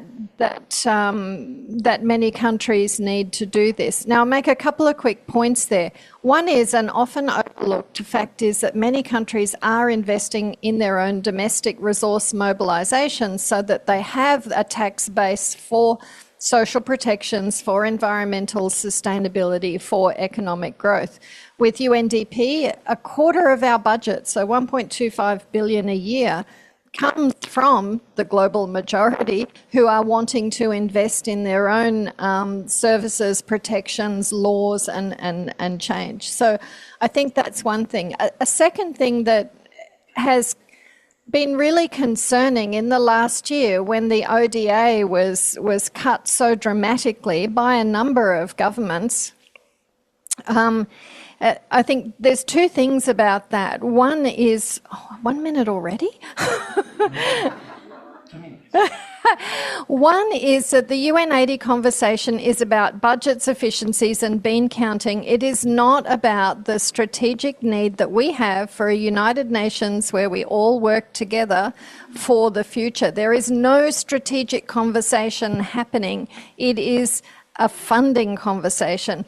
The second thing is the traditional funders will all put a lot more into private sector because that's where there's a lot of money in the private sector, but the private sector are profit making. That's not anything they're apologetic for. That's what they're about. So it's up to us not just to kind of remoralize our collective ambition under hard laws and soft laws, but also to think through where does the private sector piece hold in giving us public sector goods as a consequence of investment. And I think there's a few other things. We have to think about systemic exclusion. We have to have inclusivity in the decision-making processes, democratic norms and institutions. We need to expect decision makers to lead with integrity and hold that mirror up and have very strong collective voices about this. And I think there's a lot of ways that we can do this, but from the multilateral organisation perspective, we have a very strong role to play as well, and we look forward to working with you on this. Thank you. Thank you very much, Ms. Susan Brown. If I give the four panelists a chaotic moment of 30 seconds, what would you engage your co-panelists with? 30 seconds, and then we wrap up the panel. So what I really appreciate about the faith-based community is that you look at truth head on. And I think just to appeal to this point about reopening the charter, remember at the end of the day that whatever you decide to change, it still goes back to the permanent 5 countries. Why would you have a conversation that then yields the floor to those 5 countries? You're doubling down on the dysfunction. The same countries that are now having the veto to then veto whatever efforts you do. What you have to do is take this outside, build your moral authority, build the political coalitions, make the change from the outside in, because this is not a moment to go and tinker with the inside machinery. Thanks. Augusto, 30 seconds, kairotic moment. Well, actually, I will address the point raised by Min Fu. It is technically correct. However, there is nothing that would prevent. Let's suppose that out of a review conference come, very sound recommendations for UN reform. Let's suppose that more than 2/3 of the members of the UN actually endorse those recommendations, and they would like to review the UN Charter. There is nothing that would prevent the countries from creating a new organization called the United Nations with different ratification procedures, and those members that are not, as part of which there would be no veto power in that new organization. A colleague of mine, Andrew Strauss, and I have actually written an entire paper on this issue. It is not automatically the case that we should not have a review conference because the permanent members would veto the recommendations from that conference. Ultimately, the crises are upon us. Climate change is upon us. We need to find creative ways of getting ourselves out of that particular loop. Thank you, Augusto. Sophia. My message is, let's have a dialogue. Let's talk and decide what we, the peoples, want. Let's use the channel that the Charter gives us. Let's don't be afraid. We are the P5, and let's make this so strong and so morally undebatable and so peoples united that the P5 cannot resist and will come through. The P5 is not something levitating or above us. I'm sure some of you are citizens of those countries. So let's take, again, the bull by the horns. Let's make it happen, and let's don't aim for survival. Let's aim for the full fulfillment of the spiritual and possibilities of human beings. Muchas gracias, Sofia. Thank you. Susan. Well, I can't top that. So I think I'm going to take the collaborative spirit from that and just say it's about the leap of faith, isn't it? We've got to take that leap of faith together for a better world. Now, how we get to that better world, I don't know, but we do know what we want in that better world. We want to treat people equally and respectfully. We want quality of life. We want quality of jobs. We want hope for youth. We want an environment which is sustainable, and we want economic growth that supports all of us and doesn't leave so many people behind. So I'm not sure how we get to that moment, but we do have an awful lot of agreements and an awful lot of ways to hold countries and decision makers to those agreements. And I think we just need to be better at that together. It's been a pleasure to moderate this panel, and certainly I would like to express the thanks of you and myself to our engaged panelists who shared profusely of their insights on such a critical topic as multilateralism. I cede the floor to you, Kiki and Peter. I think it's been a fabulous start, and I think we have been extremely fortunate to have such wonderful speakers in the fireside chat to warm us up, but also now in this panel. It's very clear to me that this conversation that we've just seen play out before us in this panel is a teaser. It's a teaser, and it's something we absolutely have to continue. So I'm going to propose here and now that we don't just content ourselves with having a nice annual symposium this year and wait for the next one next year. We absolutely have to have another discussion forum that delves deeper into these issues. It seems to me that what we heard just now is a conversation that has enormous consequence. So we've heard a logic that recognizes, I think it's evident to all of us, the need for root and branch reform in the system. And I want to highlight, actually, is Susan still in the room? Oh, no, Susan left. But I met up with Susan over the weekend, and she used a phrase in our conversation then, which she just briefly expressed again here now, but I think it's worth highlighting. She said what we need to do fundamentally is re-moralize the system, the multilateral system. And I think that really is the essence of the issue, that we have to, as civil society, and within civil society, the faith sector especially has a role in this regard, to re-moralize the system.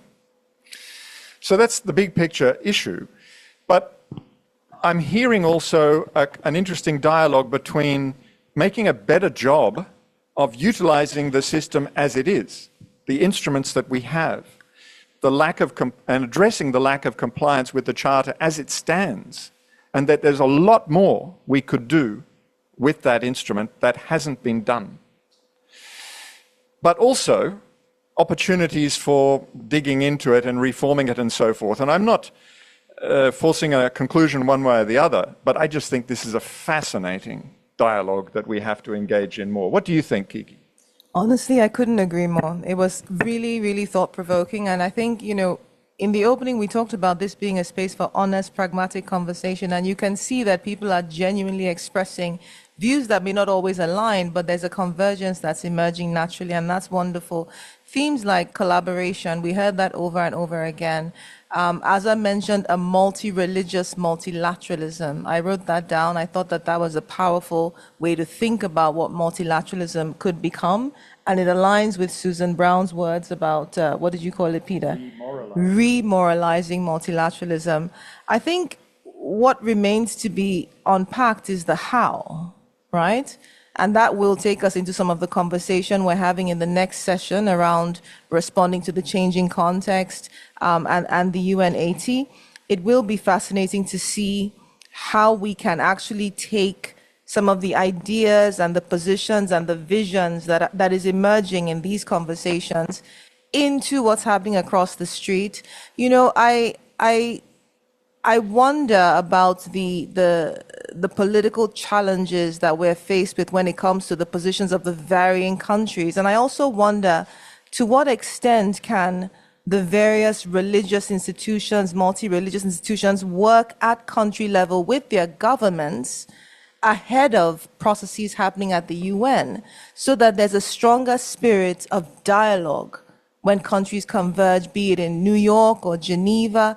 I can draw an example from the CPD, where on the faith side, we were working with various entities, some of whom were parts of their national delegations, because that could be one way. You know, this spirit of dialogue, I believe at this moment, is stronger among multi-religious and interfaith entities, unfortunately, than it is in the member state contingent. So that could be one way of perhaps building those bridges very concretely, because when I asked about a concrete example of where faith-based engagement had turned the tide at a global level, we didn't really have one, right? We didn't really have one. We had regional examples and country-level examples, but at the global level, it becomes really politically challenging. So perhaps there's some homework that needs to be done on the ground.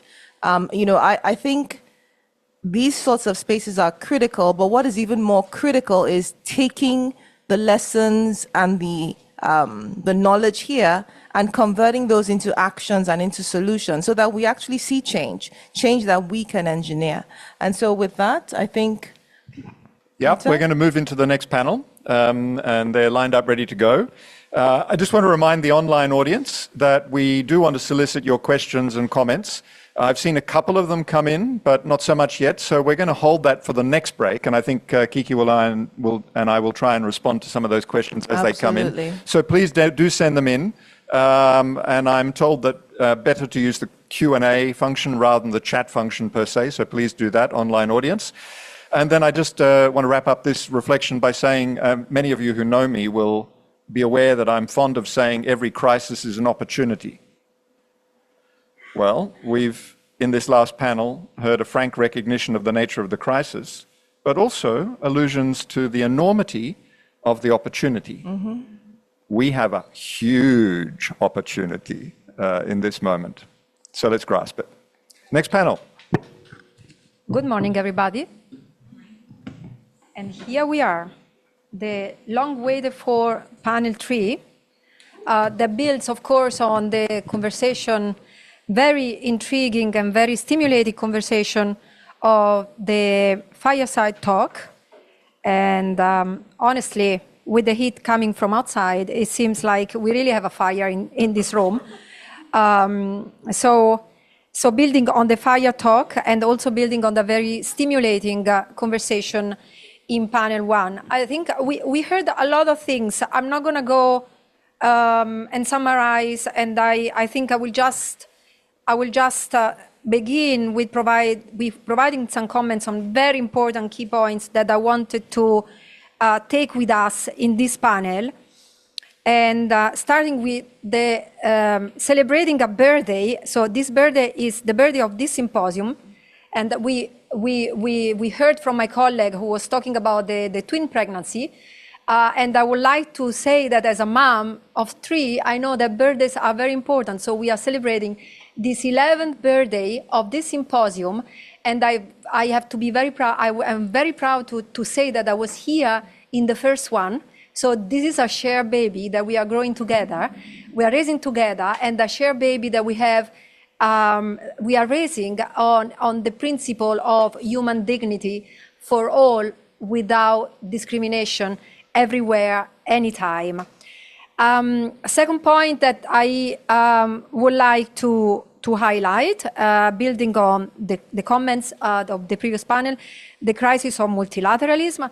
Multilateralism is, as the word says, has many sides. So one side we have heard is the United Nations, that I'm a staff of.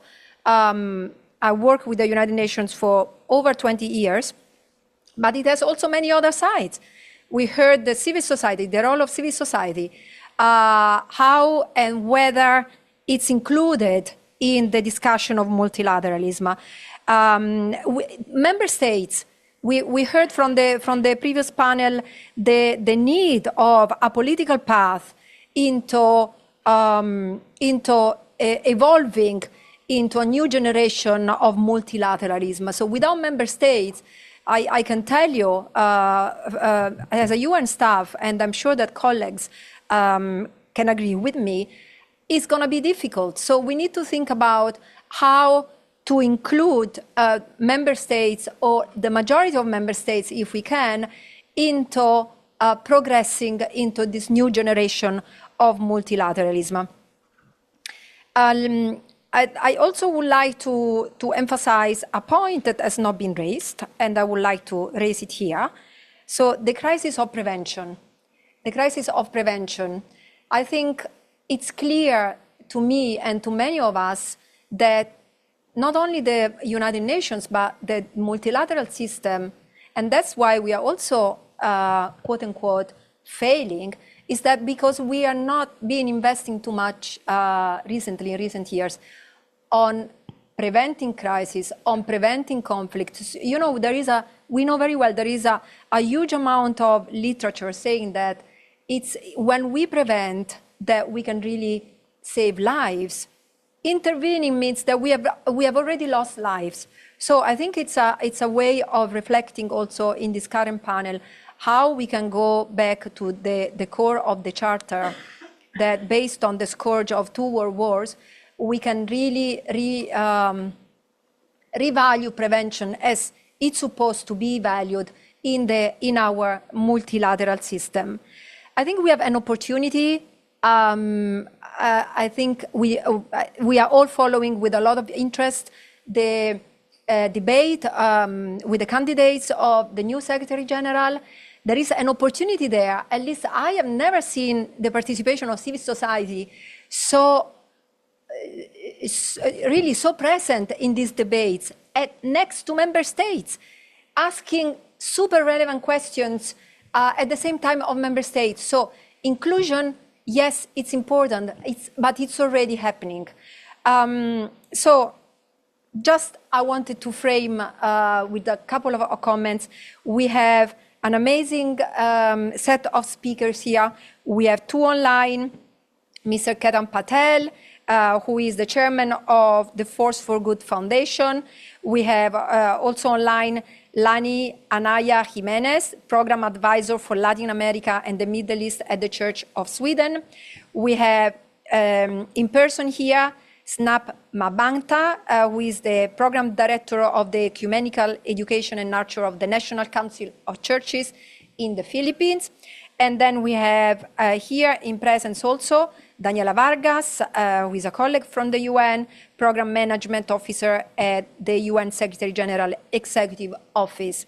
So I will have two main questions, but starting with an initial set the frame comments that I will ask you to begin with, and then we will have hopefully the possibility of closing with 1 minute final comment. So starting with the colleague online, Ketan, can you tell me, and this is also a question to the following colleagues, how has your work changed or adjusted due to the current geopolitical context, including decreases in funding, in capacities, in access to locations of concern, and the overall decrease in trust in the multilateral system? Ketal, the floor is yours. Thank you very much. Firstly, it's a pleasure to join you. I'm sorry I could not be there in person. I think this is a very important dialogue that we have. And I would say that our world context has changed beyond all recognition. This context that has changed, I think, is because we're in the midst of nothing less than a civilizational transition, where global turbulence seems to be the biggest feature, and all our omissions of the past and our failures to solve the issues, whether they were issues of war and peace, or issues of the environment, or issues of development, or inequities inside societies, those are all catching up with us in a very intense fashion and coming together to be presented as the problem of the day. And so we're under assault in some ways from the level of change that is falling on us. The geopolitics, I think, though, has fundamentally changed, particularly in the last year, but it's in the last 15 years it has been heading in this direction, where addressing human and planetary challenges has almost fallen off the agenda. I don't use that lightly as a phrase, but I think it has got to a place where those focused on it are in the fringe of the largest movement of capital, technology, and solutions that exist in the world.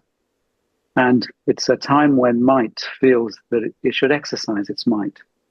I think that is partly out of fear, that there's a belief underlying the geopolitics of today that we're in a zero-sum game where there is a scarcity and the most mighty should take the most they can for themselves and not share it.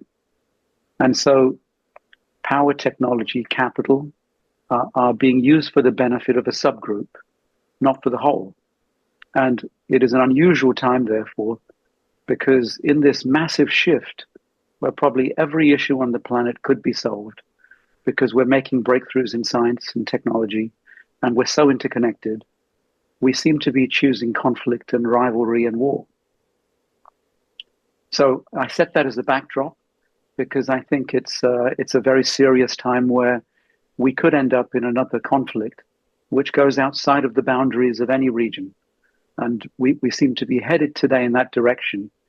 The wisdom, the compassion, the trust, the seeking of an answer before we raise arms are not the things that we seem to be doing today.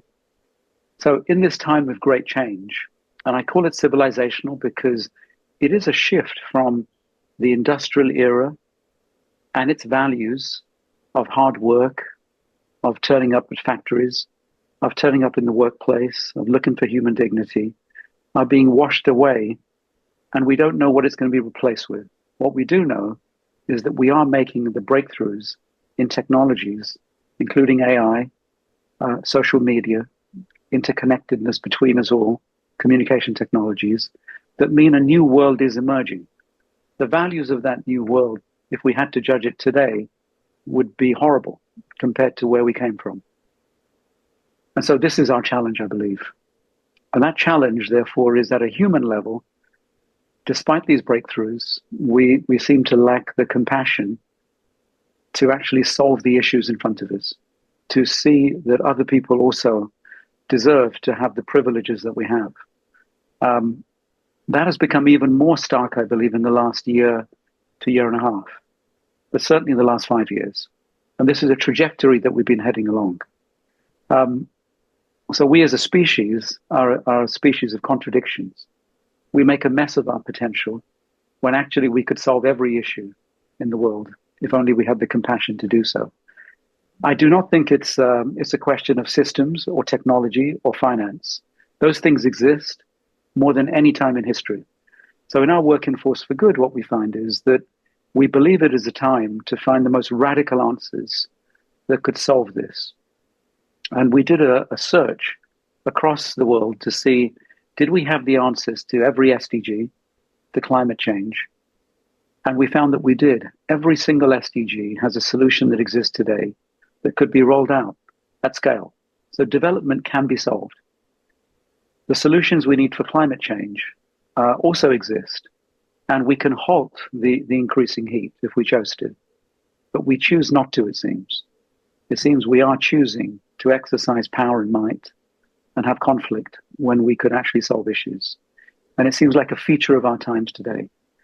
It's a gap, I believe, between one civilization and the next. And the question is, will we traverse this territory with peace and compassion, or will we do it through conflict? Today, it seems the latter. In terms of the role, therefore, and I know this is part of the discussion, of the multilateral organizations, the United Nations in particular. The United Nations is a legacy system, a construct from the last era. It has value today. It has value in the future. But it will only survive this period of change if it actually is reformed. Its mode of operation, its outputs, the way it actually works is fit for purpose. And fit for purpose in a world where we've never had so much money. There is something we estimate like $450 trillion, the $500 trillion of capital in the world. So the money is there. And every system that we thought was local has become a global system of enterprise. So all of it exists. It's just how we use it. And I look forward to this discussion, because if we cannot center ourselves on truth, human agency, and compassion, those systems are just systems, but for extraction, not for sharing and creating a better world. Thank you. Thank you, Ketan. Thank you for highlighting that we have the means of supporting human dignity globally, but some are choosing conflict, and those conflicts are very expensive. I don't know if you're following, but I'm following the numbers, and it's a fraction of the budget of the United Nations or the budget of any NGOs that is involved in very positive activities in different regions. Thank you, Ketan, and let me also let me now give the floor to Lani. Lani.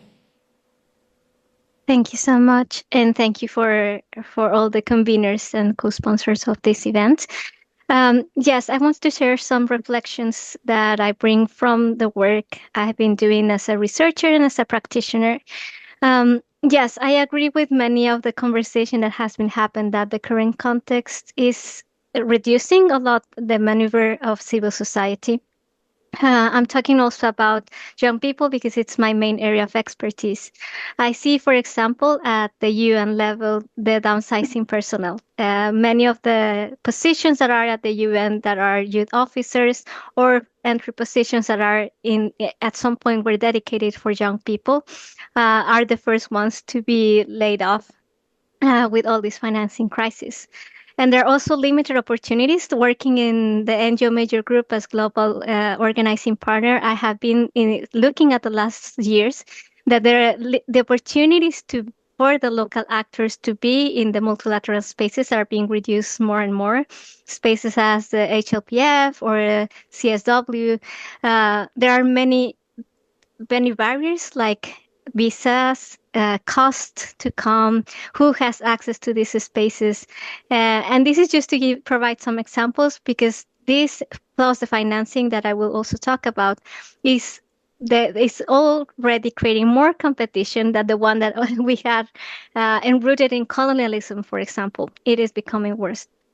Talking about financing and pointing out these numbers, last week, the CIPRI, the Stockholm Institute on Peace and Research, they released new data on global military expenditure, and it's around $2,887 billion last year, which is the 11th year with consecutive rise. So there are resources. I agree with this. There are resources, but the challenge is how we are channeling them. Because as we've seen these trends on militarization, at the same time, we see less international cooperation.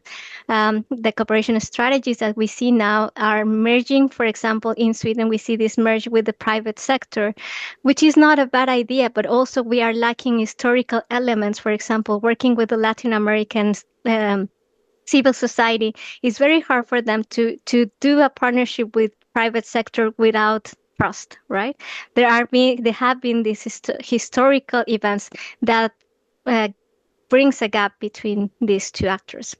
And talking about young people, I want to highlight also that agendas that have been convened in the United Nations Security Council, just like the Women, Peace and Security, Youth, Peace and Security, which were made originally to include these actors from the margins, now are being deprioritized with all the current trends.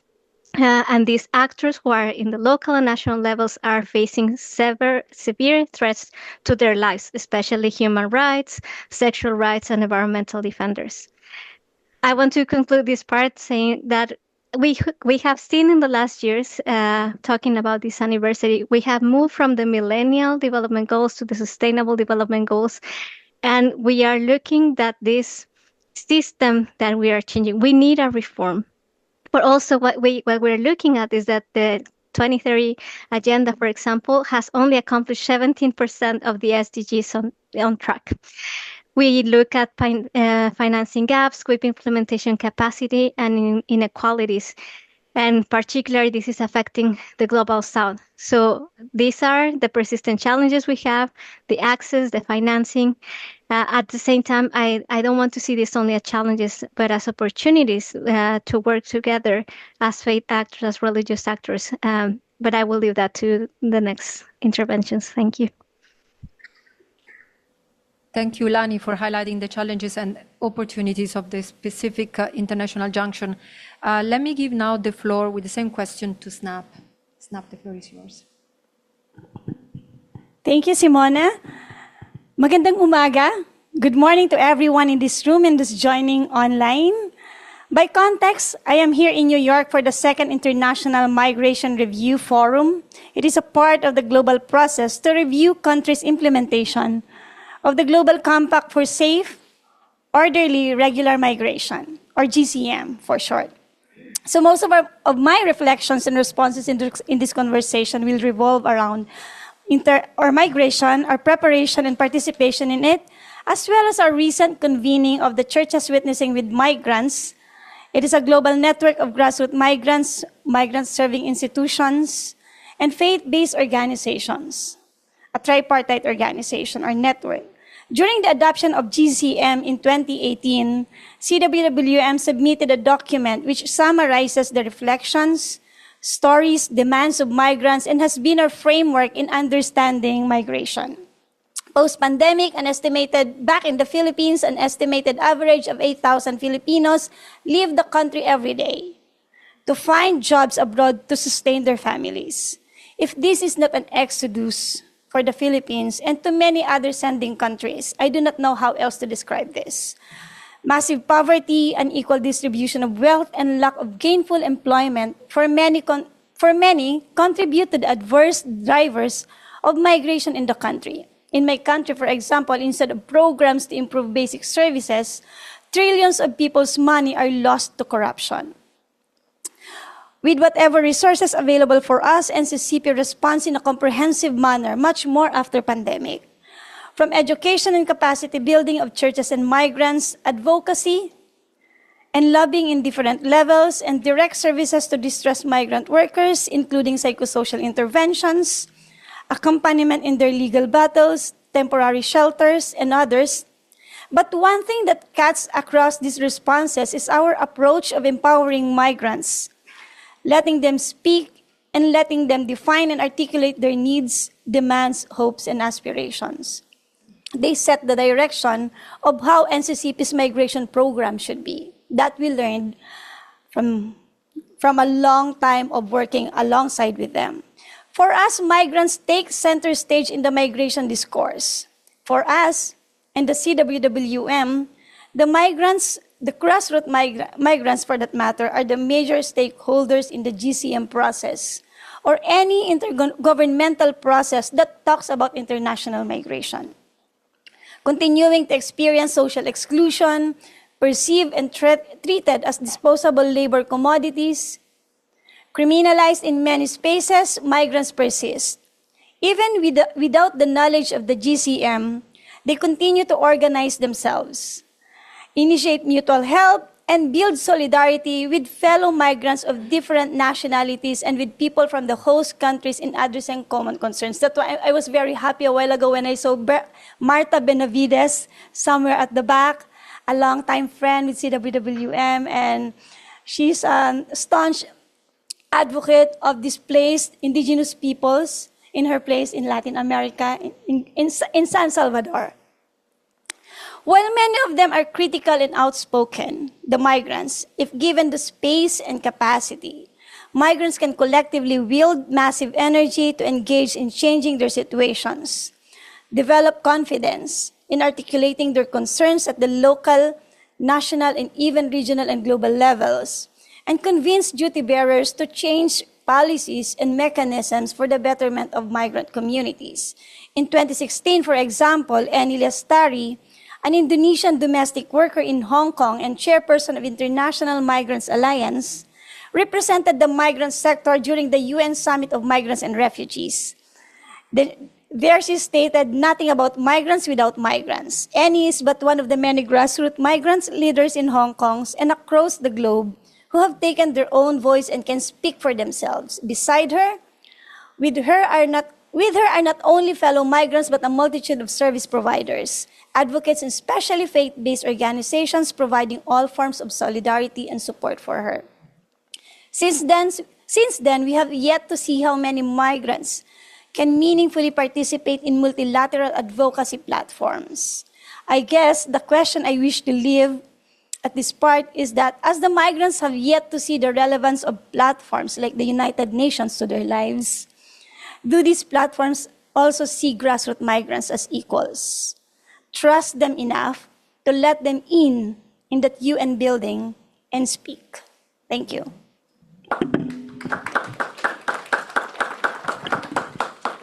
Yes, thank you. Thank you, Snap, for highlighting the issue of migration. That is probably one of the various litmus tests that the multilateralism is going through. I think we see it every day in newspapers, in the media. I think that's something that's really, it's at the core of human dignity, and empathy is something that we should really value and work towards too. Now, Daniela, so taking the responses of the preceding speakers into account, could you situate the framework of the UN 80 within the United Nations and vis-a-vis the crisis of multilateralism, identifying opportunities and obstacles for addressing these issues?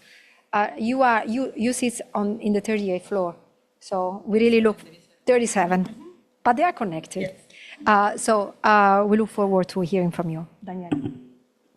Thank you very much, Simona, and to the panelists for their very valuable insights, and to the organizers for the invitation as well. I think all of us here in this room, we have seen definitely how the context in which all of our organizations, including the UN, operate has fundamentally shifted, as you were saying at the beginning of the panel. We do see reduced and more fragmented financing. We do see more restricted access, especially to vulnerable communities that need us most. We do see, I think, the most worrying thing is that we do see a very steep decline in trust in multilateralism.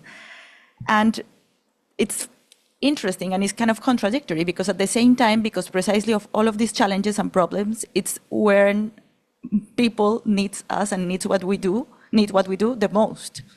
But we are having, of course, most restricted access, etc. Within the UN and the Secretariat, all of these challenges have required for us to adjust the way we work.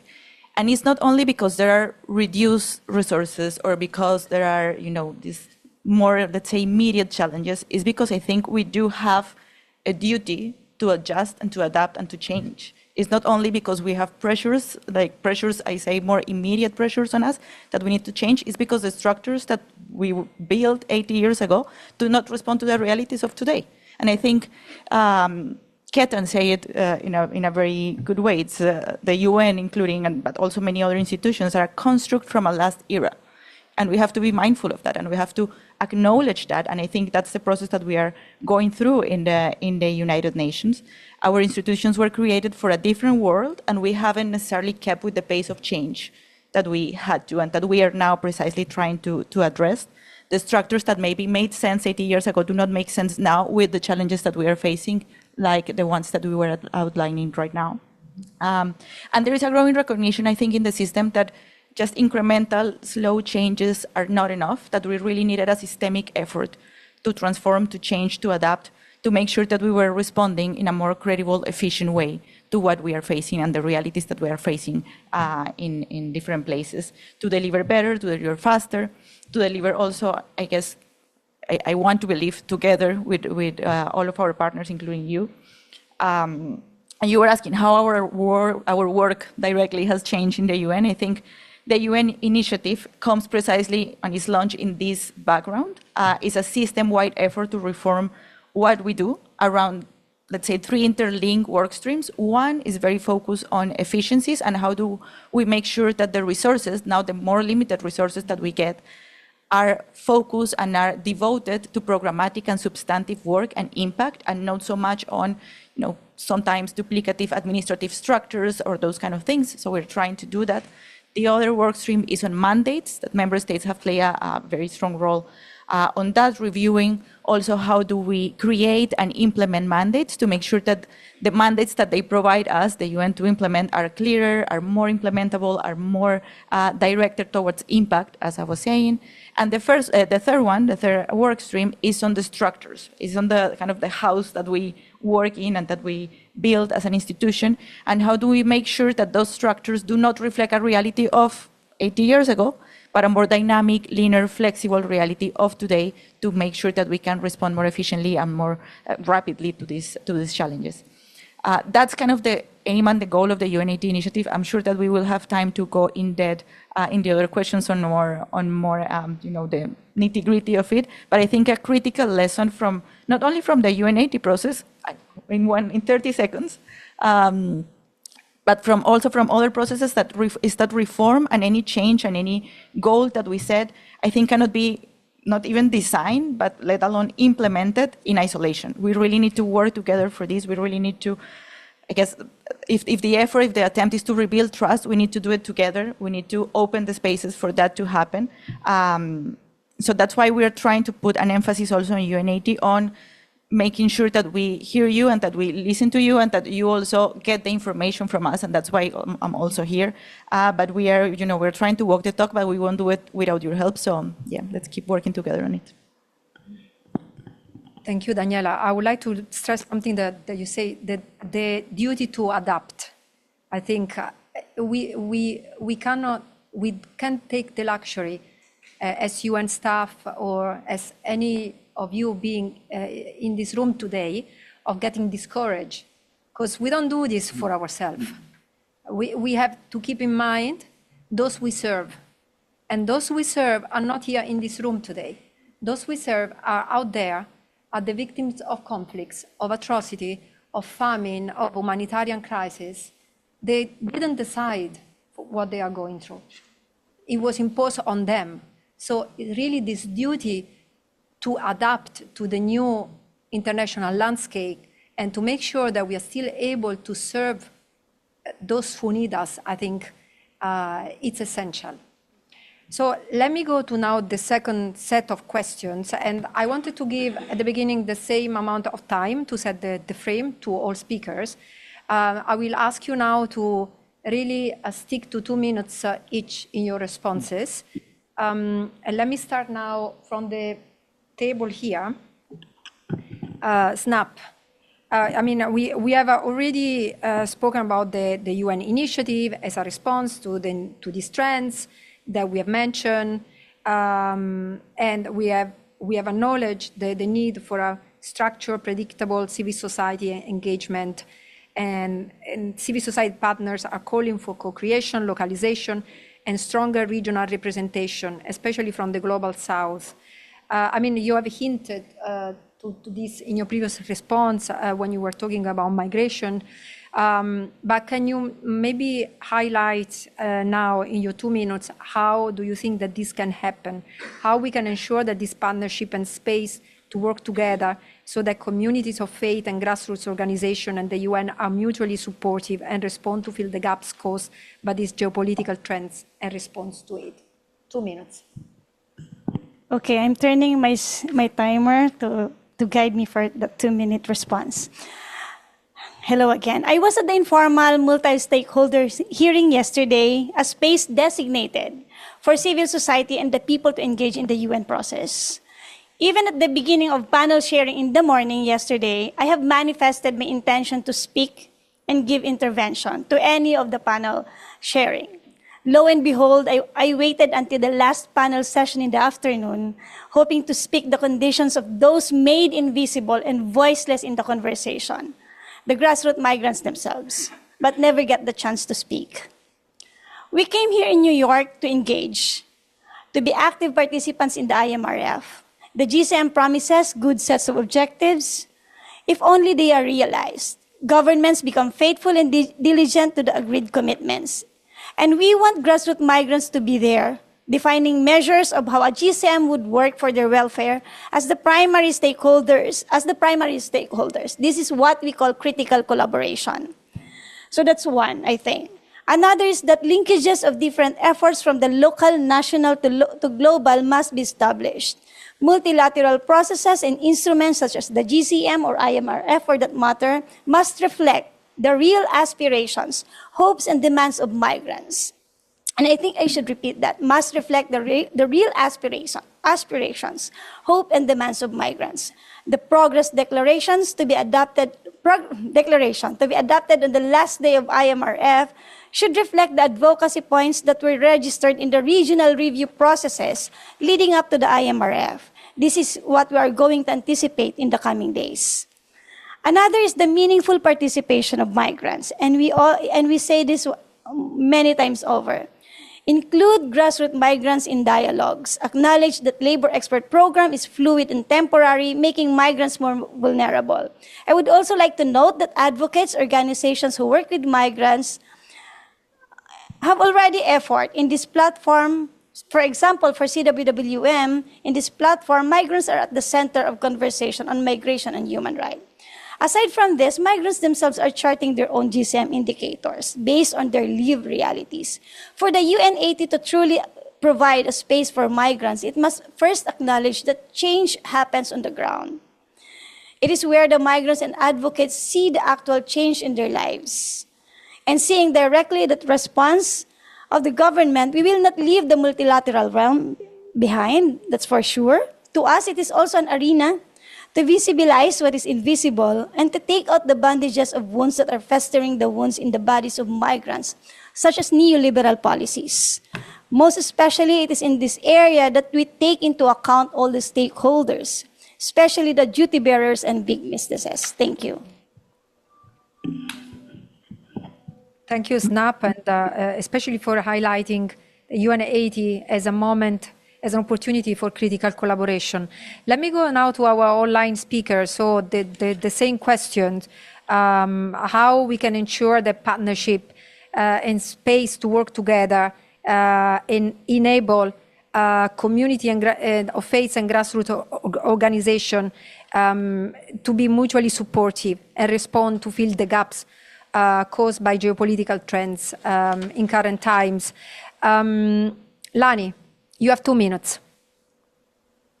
Yes, I'm also setting the timer. Thank you. I would like to provide 3 examples on how can we do. I think, for instance, from my role in the different civil society alliances, I see many different alliances working around the UN reform processes, but we have to have a common voice, not work separately but together. When it comes to UN 80, SDG Summit in 2027, the Fourth Conference on Financing for Development, Pact for the Future, to name some of them, to have a common voice in all this. We are working in different, or in parallel efforts to make suggestions and advocate for reform, but we have to do it together. A second input I want to provide has been from the results. I was in New York 2 weeks ago with the ECOSOC Youth Forum and the second report on youth peace and security. We are doing the consultations.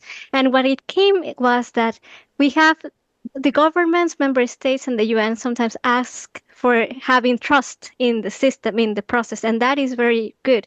But also within civil society, within religious actors, and all the actors per se, we have to be worthy of that trust. And I'm talking about being trustworthy. That came a lot from young people, that they want to trust in the institutions, but they have to be trustworthy.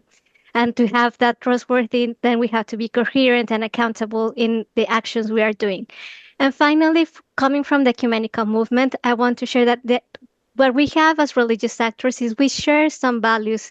I'm stick to one conference that the Dr. Asa provided last year in Stockholm about the Stockholm 1925 process, and how we have to work together from our very religious backgrounds to ensure that we are locally led with protecting the planet and everything. That we can collaborate in these efforts from the different religious movements. Thank you. Thank you, Lani, and thank you also for highlighting the UN 80 as a moment to make the UN trustworthy again, in particular accountable to the people that we all serve. And now, Ketan, you have also 2 minutes. Thank you. We are in Force for Good with the World Academy of Art and Science looking at this issue of global turbulence and the response required. And as we look at it, I think I would highlight a few of the things that we see. One is that the UN, reimagined in some way, would be a system of systems, not an institution that is a convener of conveners only, or predominantly, but a system of systems. And in that sense, it is the ultimate mobilizer of humanity across the planet. So every organization and individual doing good across the planet should be seen as an agent potentially of the United Nations. They're not simply the targets, the client, if you like, or the customer, or the victimized. They're a potential agent. So in that sense, if we were joined up, all the NGOs in the world, all the organizations that are making an impact locally, if they were part of the main agenda of the UN, and every UN agenda item was linked into each of those institutions, and the reporting of what we're achieving was all the way from the periphery to the center, we would find that we would join together, we would find all the duplication. Technology would allow us to share all the lessons. Any solution solved in one place could be transferred to another. So the architecture of the UN could be as an institution that joins us all up, so that everything we do that makes an impact as a force for good in any part of the world could be transferred to another part of the world using technology, and also interfacing across people using technology from one part of the planet to another. There are innovations every day in every part of the planet which are not cracked in another part of the world. This would also allow us to actually measure the true impact of people who are doing good. Today, the things that grab the headlines are the wrong things. It's violence, mainly. Violence in word and deed. And I think there is a need to change this whole narrative, the whole dialogue, to something much more powerful, which is mass mobilization to do good. And the UN is perfectly placed, if reimagined in this way, to be the agent of that change. And in that sense, it is the individual, it is the capital markets, it is policy and regulation. All of these, and it is solutions of various types. All of these can be commandeered in one grand effort, in one grand mission, I believe. Thank you, Ketan. Thank you. Yes. And of course, this idea of the UN not only as a convener, but of a system of systems, of all agents of human dignity, it's a great one, and I cannot but support it. And then we have Daniela, 2 minutes. Thank you, Simona.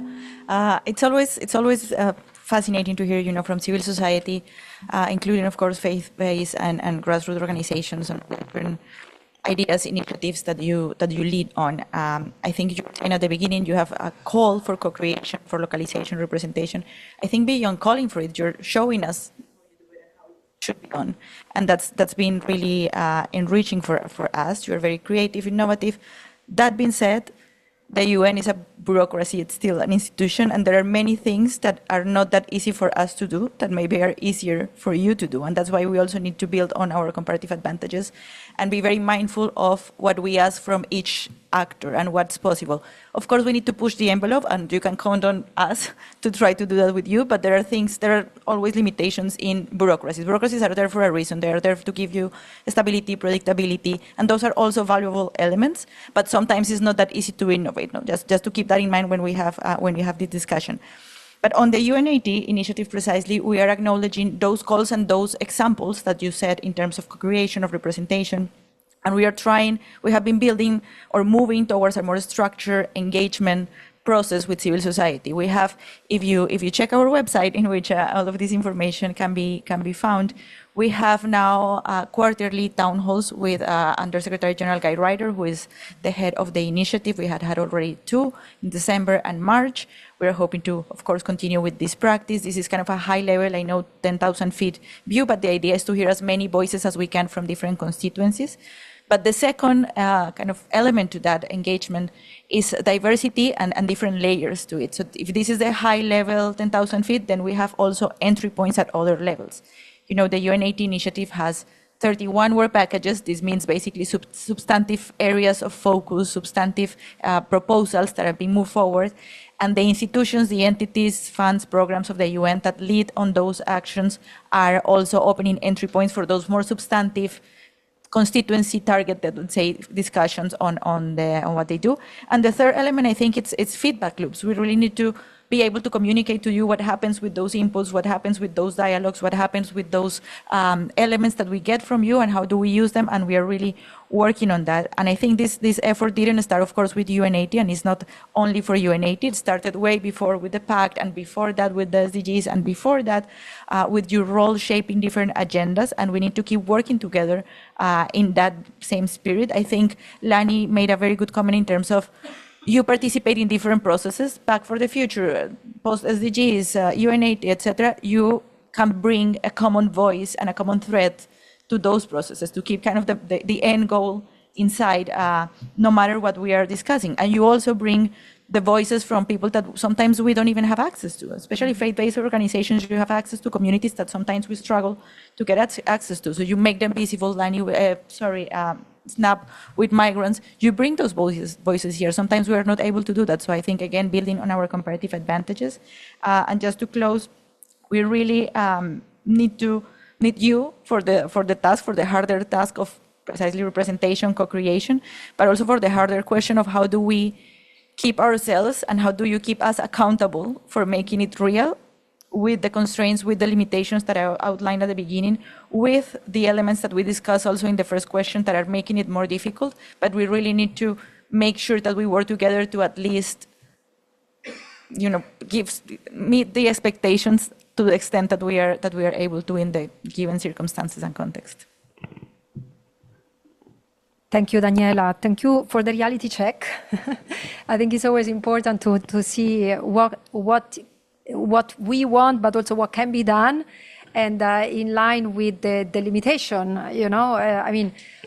We can have all the wishful thinking that we want, but at the end, I know, the UN is a big bureaucracy, and it follows a bureaucratic path it's not avoidable. But despite that, the UN 80, as much as possible, as has been an inclusive process, as Daniela said, they tried, they're trying hard, and with the important voices and feedback of civil society into that.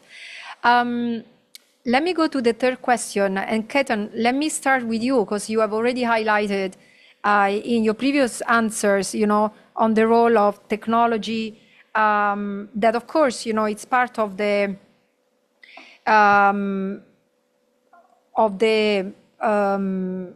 challenges also. I mean, you have highlighted the positive role of technology and how it can contribute to the multilateralism we want. But of course, we know that also at current times, it has been used many times in the wrong way. And technology is contributing to the proliferation of hate speech, mis and disinformation. My office works very closely on this issue, so I cannot but confirm them.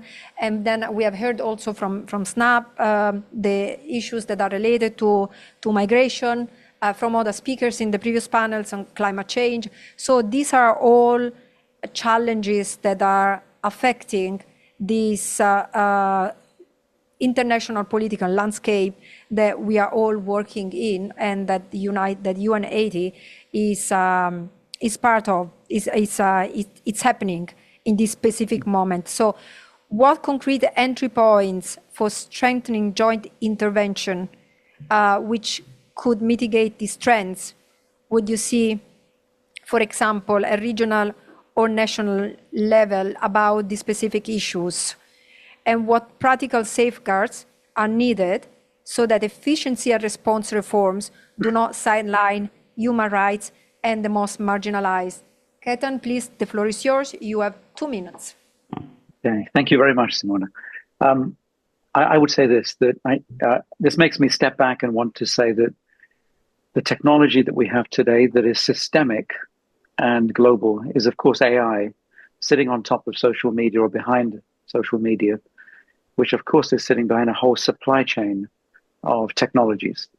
These technologies are designed to capture our attention. They capture the attention by us interrogating them and asking questions and using them. And they learn us, they profile and learn us. And what they feed off, of course, is our anxiety. And that anxiety means that they send us information that makes us more anxious, because that's what holds our attention. So gradually what happens is each individual becomes an extreme version of what they were before they began asking questions and consuming social media. And so this is one of the most dangerous things that has ever happened to humanity. Each of us, in every household, in every country, consumes the technology because its job is to keep our attention. In the process of keeping our attention, it makes us extreme in our households, in our societies, and across the world. This process isn't necessarily designed to be evil. It's just designed to monetize attention. In the process of this polarization, we lose our human agency. We begin thinking that we're making choices that we're not making because the technology is helping us make choices. That's why we are so polarized. Without addressing this at its core, we will lose human agency. Every country loses sovereignty. Each population is divided and at the extremes. We cannot then make choices on faith, on what we believe in. We cannot make choices on which politicians we choose to lead us. We cannot make choices on what to consume. This is the most fundamental fight for freedom that we face today. If today the UN cannot solve this issue and bring us together to solve these issues with countries, with faith-based organizations, then actually there will not be human agency. And so I think this is the most fundamental challenge of all of human history. Before, you knew your conquerors. They came and you could see them. This is subtle. It's deeply penetrative. And in Force for Good, we've set up an institute just to study this as to how you would defend against it. And as we map every single country on the planet, we find that there is not a country that is digitally connected, that is not already lost agency, or is at the tipping point of losing human agency and independence and sovereignty. Thank you. So thank you, Kaden, and this is definitely very scary. And I think, I think it really make us reflect on the importance of keeping the human being at the core of technology, and for the advantage of the human being, for the progress of the human being under various aspects. Thank you. Let me go to Snap. Snap, you have 2 minutes.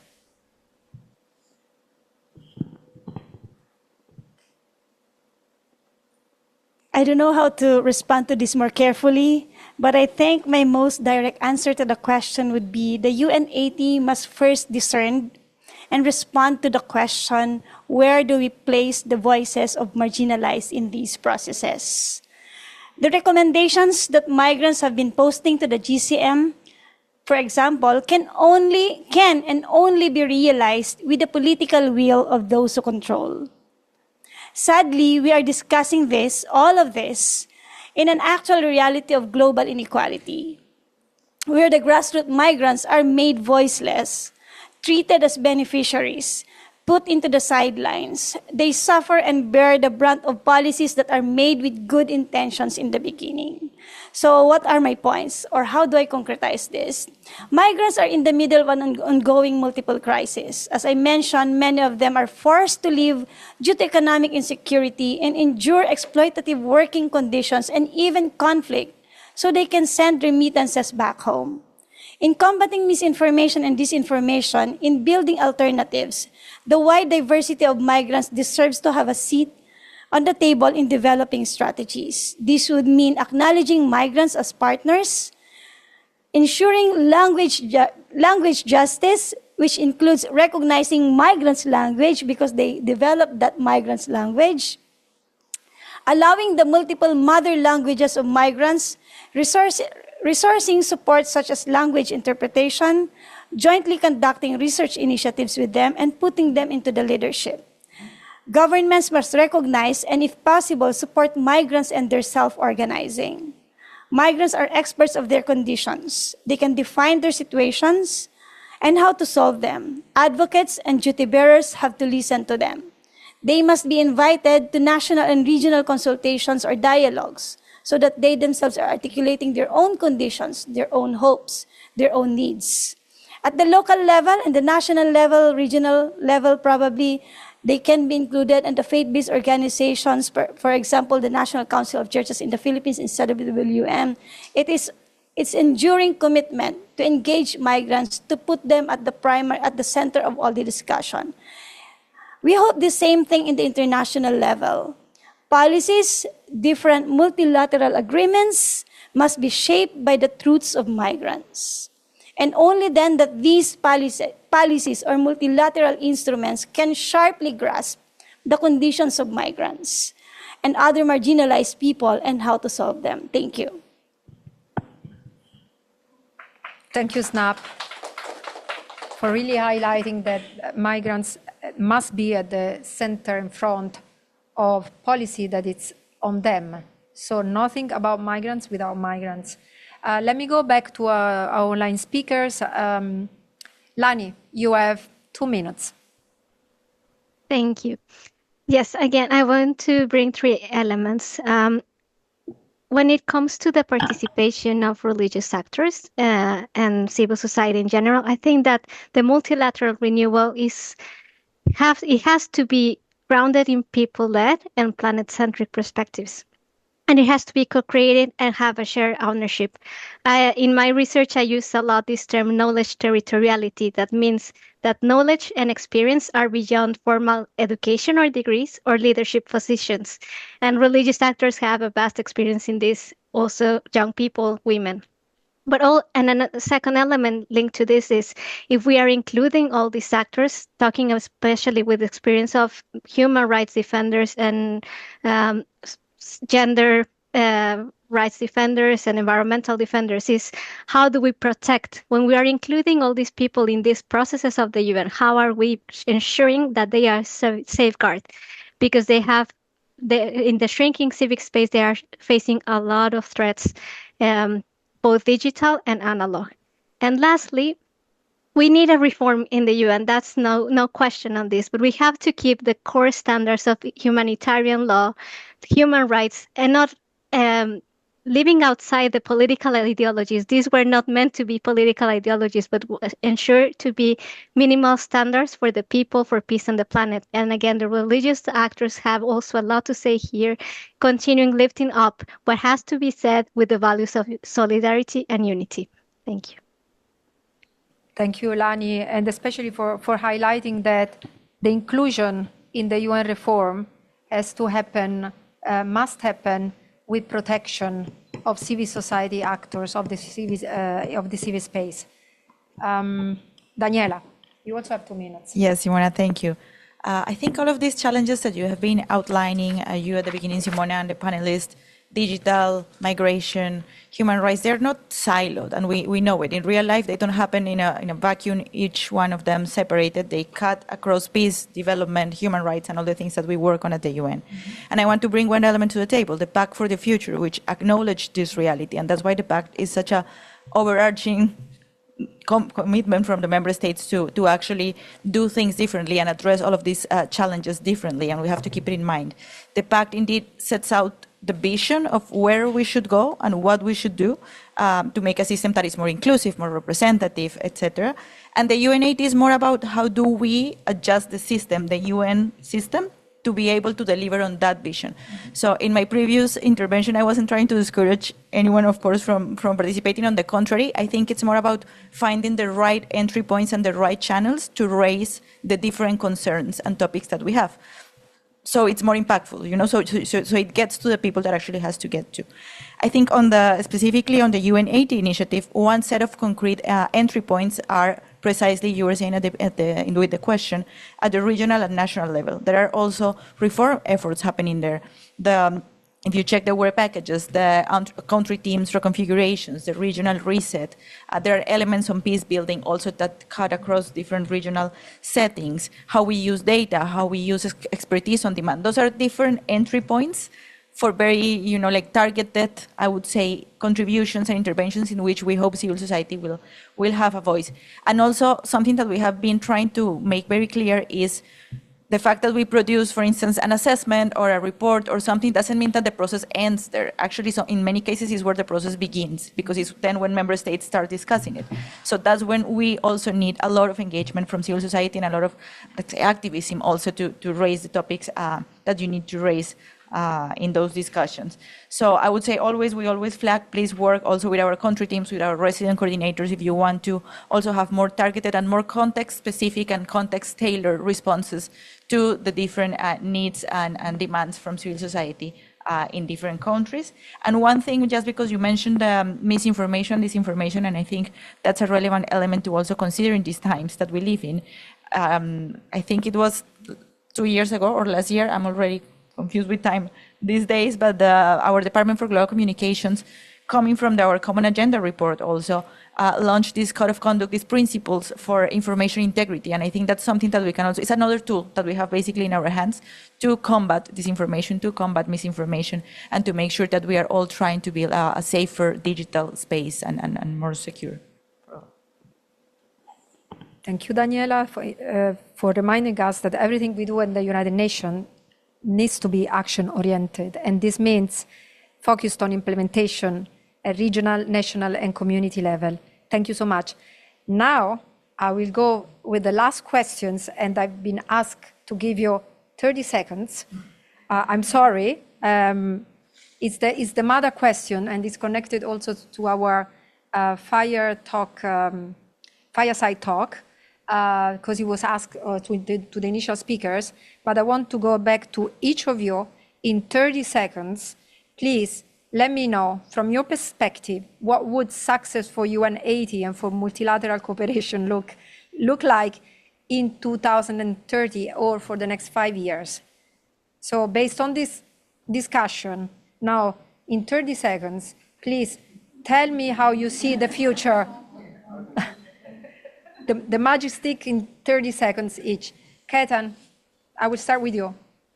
Thank you. I see the UN as a system of systems, a mobilizer of mobilizers, addressing the issues of mankind by reaching into each of us individually so that we embrace the idea of truth, human agency, compassion, using the hard systems that we've already created of capital markets to meet the needs and of innovation all across the world.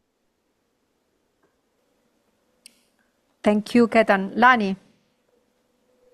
Yes, I see a UN still existing because there are many questions about the continuation of the UN. I see that a UN that exists, that is reformed with the needs of our times, and that it's including civil society in a meaningful way to not leave anyone behind, to take care of the planet, and to keep the peace we have been promising to everyone. Thank you, Lani. Snap? UNATM and multilateral cooperations may likely succeed if those in power realize leaving no one behind. This means actually having the political will to see the people on the ground as not merely recipients of the plans and policies agreed upon at the global and regional levels, but they who can inform, negotiate, and shape the plans. There is a proof of success in various levels when the marginalized meaningfully engage, and not simply cast a vote during election. In the case of migrants, for governments to see them as non-citizens, as national security concerns, but as a people with the same human rights as all of us. Honestly, I do not know if viable, people-centered, human rights-based alternatives to labor export programs have been agreed upon in the next 5 years, but I do hope that there is a realization and installation of a system that will enable robust and meaningful participation of migrants in the GCM process or in any multilateral processes. And for and on behalf of migrants, I don't usually say in my speeches for and on behalf of migrants because they can speak, but they are not here in New York right now. I pose that hope to the United Nations while we are here this week engaging the IMRF and other instruments or processes that it said will bring instability, genuine development for the people. Thank you. Thank you, Snap. Daniela? Okay, in 30 seconds, three things. I think we will succeed if we, in a few years from now, have a UN that works better for today, not for 80 years ago. And I think that's the main point of the UN80 initiative as well. I think we will have we would have succeeded if we have a UN that reveals trust through results, not through processes, but through delivering really impactful changes, again, for people everywhere. And if we have a UN, and I would say a multilateral system, an international community that collaborates across borders and across actors. If we see diversity as an added value and not as a constraint, let's say, and difference as an added value and not as a constraint. And I think faith-based organizations and this symposium is a very good example of that. And if we build on partnerships, UNAID is in itself is not a silver bullet, but I think it would help align many different elements that would allow us to get there and to have this renewed sense and renewed structures for the multilateralism that we want to see. Thank you, Daniela. And with the privilege of the moderator, let me conclude by reiterating, I think we can't afford the luxury of being discouraged. We have to continue working hard and having in mind the people we serve. It's not about us, it's about them. And that's why I want to end with really reinvigorating our faith in what we do and our faith in the United Nations. Because it's an organization that can do a lot if given the possibility and the opportunity to act. And I will stop here. Thank you.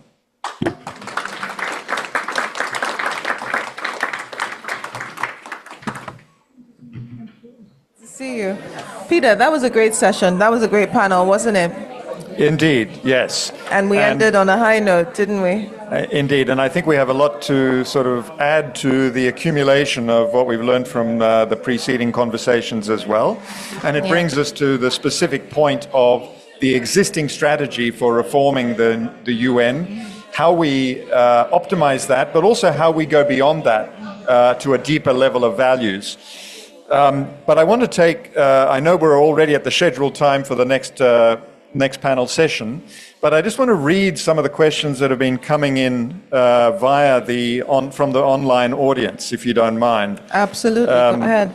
So let me just read some of what's been shared from online participants. And Kiki, then I want to ask you if you want to jump in and respond to any of these.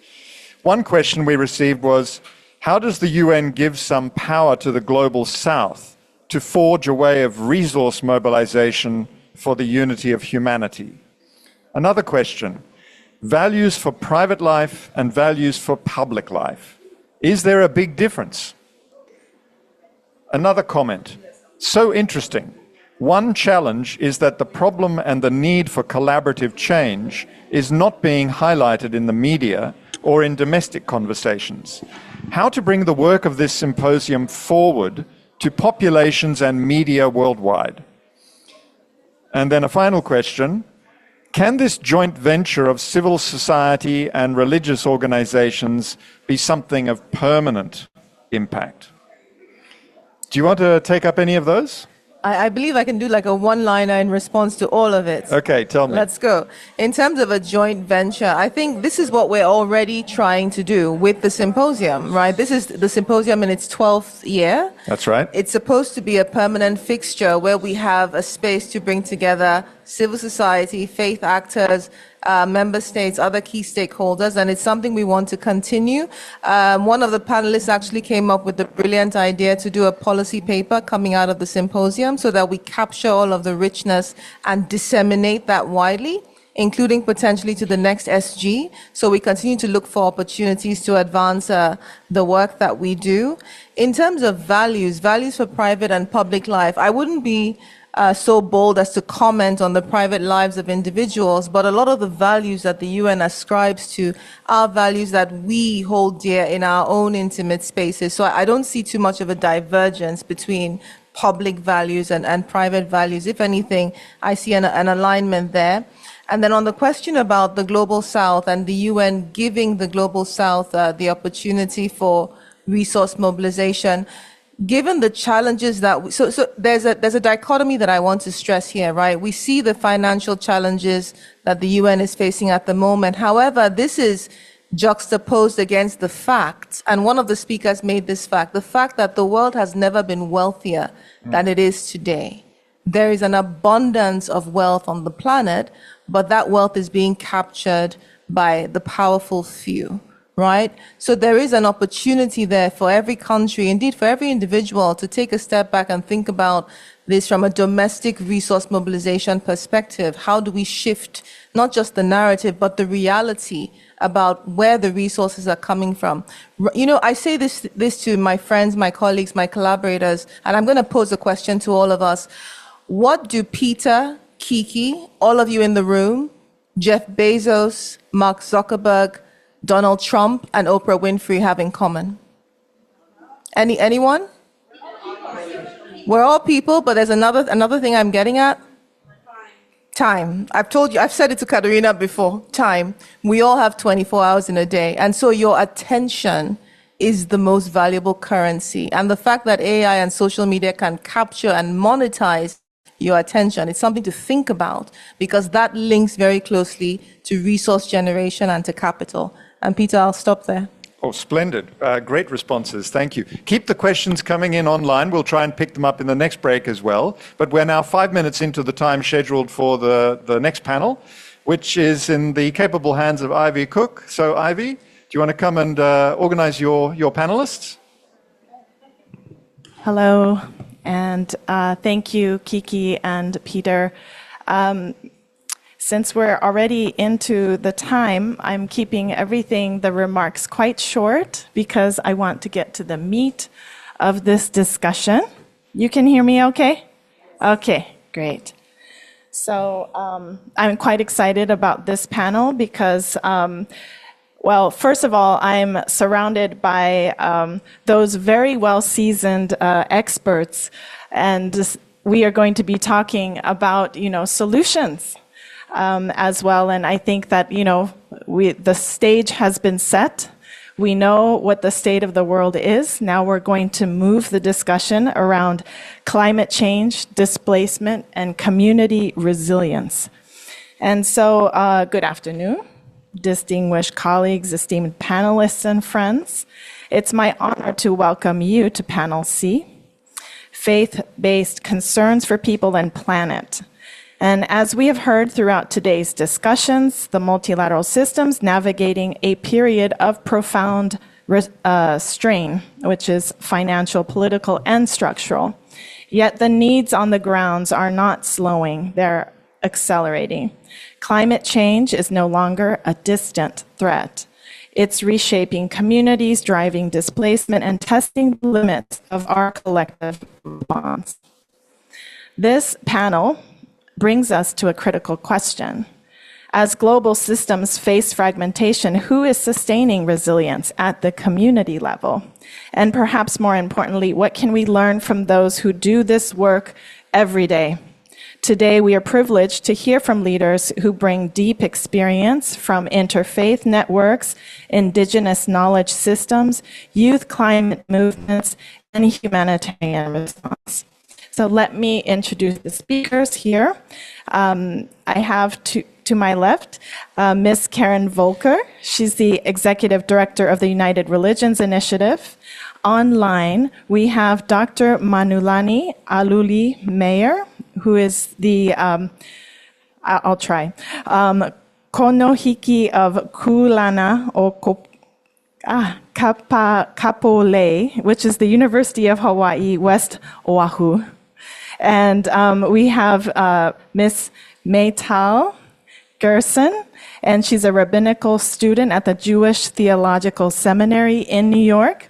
And at the far end is Carol Arambula. She's the Global Program Manager for Migration and Displacement at ACT Alliance.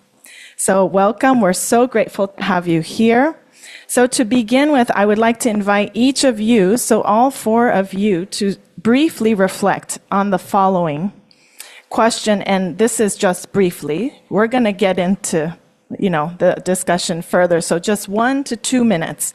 At a time when multilateral systems face fragmentation, how are faith-based actors sustaining resilience for both people and planet at the community level, and what is being overlooked by global policy frameworks?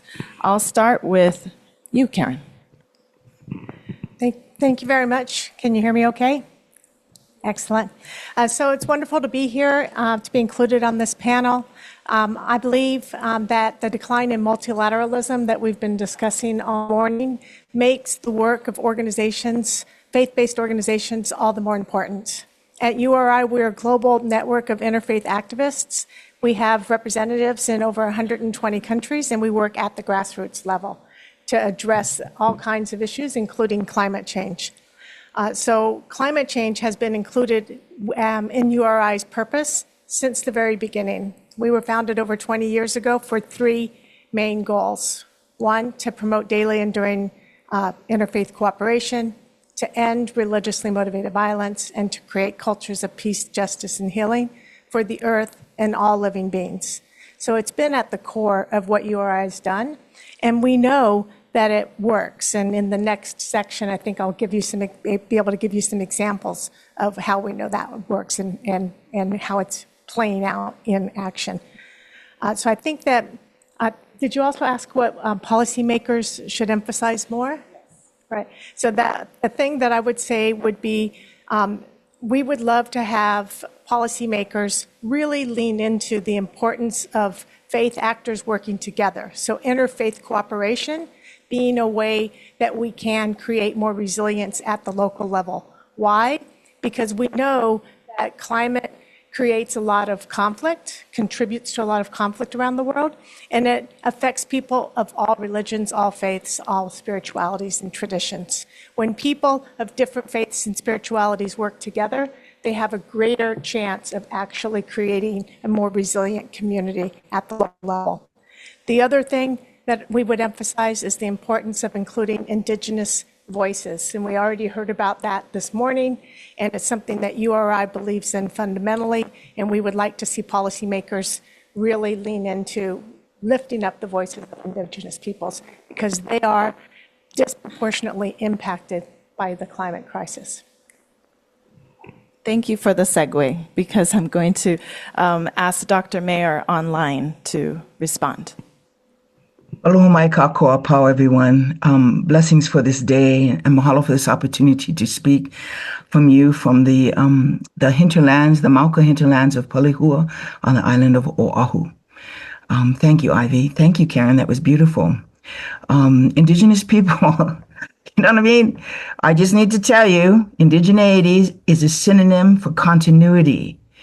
We have the capacity to not only understand what's going on, but to begin to teach. People are now asking us for ideas site-specific to the context that we all are.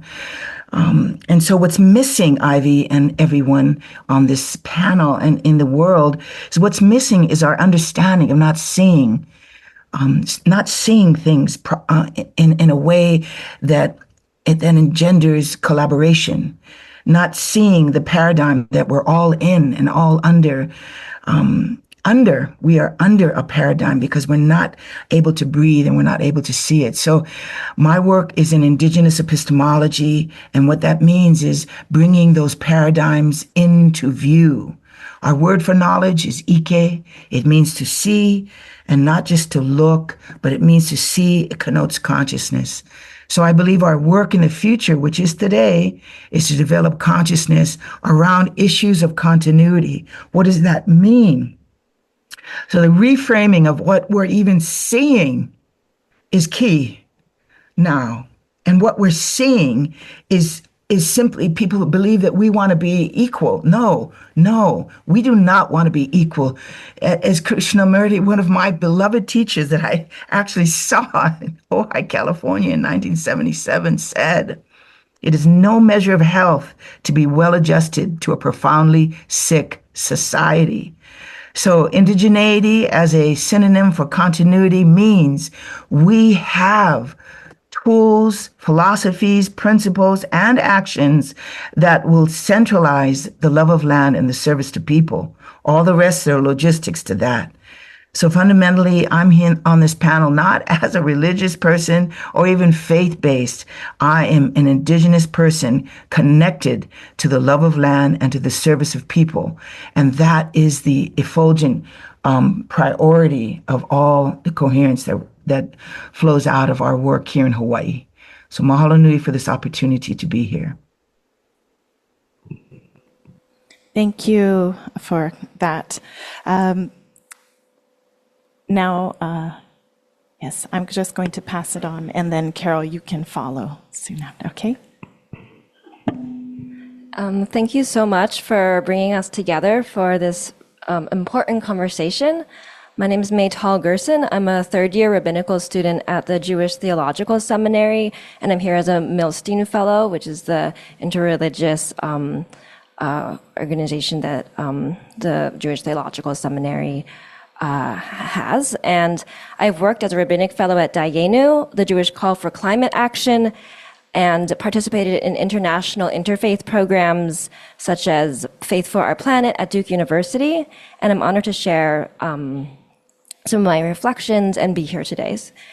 So first of all, dialogue is so important for how we are building resilience. And as a generation, young people are increasingly encountering messages and using technologies that are isolating us from one another. It is so too easy to avoid conversations when we can learn about subjects ourselves on the internet without engaging in real dialogue. And so faith leaders push against this tendency and call us to be in community with one another, and stress the need to work in deep relationship and collaboration. And we can learn that faith leaders offer models of connectedness and models of connected communities that sustain commitments to one another. Global policy frameworks should know how powerful these models are for young people to see and witness on a global scale, and that interfaith collaboration is one of the most powerful ways we have to address climate justice. Thank you. Thank you for the invitation. This is a hard question, yet I think that how are we showing resilience? I would start for the global level by being here, right? By caring, by demanding governments and those stakeholders who are right across the street, the non-regression principle, the values driven, the human rights that we need to defend. We're in a very, very delicate and pivotal moment. There's an intentional dismantling of these institutions and instruments. And again, the fact of being here and continue to push the door, knock the doors, and continue to pass on key messages is a form of resistance. But let's talk about those who are not here, right? In the case of ACT Alliance, our members who are on the ground, who are accompanying migrants, who are also being criminalized, scrutinized, persecuted in some cases, right? Who are unable to get a visa. That's another form of resistance by continuing to provide a sense of hope in a time that's extremely dark. And that's something coming from other sectors as well in the past, having worked in civil society, in the United Nations itself, and in academia. That's something that only faith-based organizations or churches are providing, hope, no? And that's our biggest form of resilience at the moment. And across the spectrum of all the multiple crises that we're having, with peace and security, with climate disruption, it is the people who on the move who are being the most neglected, attacked, and the most affected. Considering it's only 4% of the population, we tend to forget that number. It's not even the majority, but it seems if you look at the news or the media that if that was the case, when it's not the truth. And most of those people don't want to leave their countries of origin. They just want to stay and want to build the life just like everyone else. But we have a lot of things to confront when it comes to what we're living with, the dismantling of multilateralism. But I believe the sense of hope and being there on the ground, but being here, you all deserve a round of applause for that, is the best way we can start on building together. Maybe we can address that in the next question. I'm already liking all that we're hearing about reframing what we're seeing, and then about dialogue, and then being here, being present, showing up. We cannot take that for granted. Yeah, so I'm going to start with you, Karen, on the first. There's a question here. I'm going to read. How can interfaith collaboration move beyond dialogue into operational systems that strengthen resilience, especially in climate-affected and fragile contexts? Excellent. I just want to give a shout out to showing up. I agree with that. I think that's what we can control each and every day. And so I appreciate that you brought that up. So at United Religions Initiative, like I said, we're a network in over 120 countries, and we're very much grassroots. So what I'd like to do is tell you a little bit about our theory of change, and then also give you examples, one from the MENA region, one from Southeast Asia Pacific, and one from Latin America, to show you how we're doing this work on the ground in various regions and making a difference, going from, as you said, dialogue to actually creating change. So in our theory of change at URI, we recognize that there are complex problems. Almost all problems are complex, right? So you can't address them just in one way.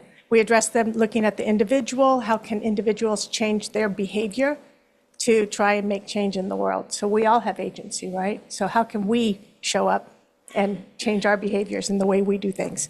The second is looking at systems. So that was great. And how do we address the systems that are in place so that they can be more just for everybody? And the third is looking at cultural issues, or the narrative that supports the system that we're living within, right? So let me give you a couple of examples of how some of our cooperation circles, which is what we call our organizational members, how they're dealing with this in 3 different places. In the Middle East and North Africa, we have a cooperation circle called EcoPeace. It's working on restoring the Jordan River Valley.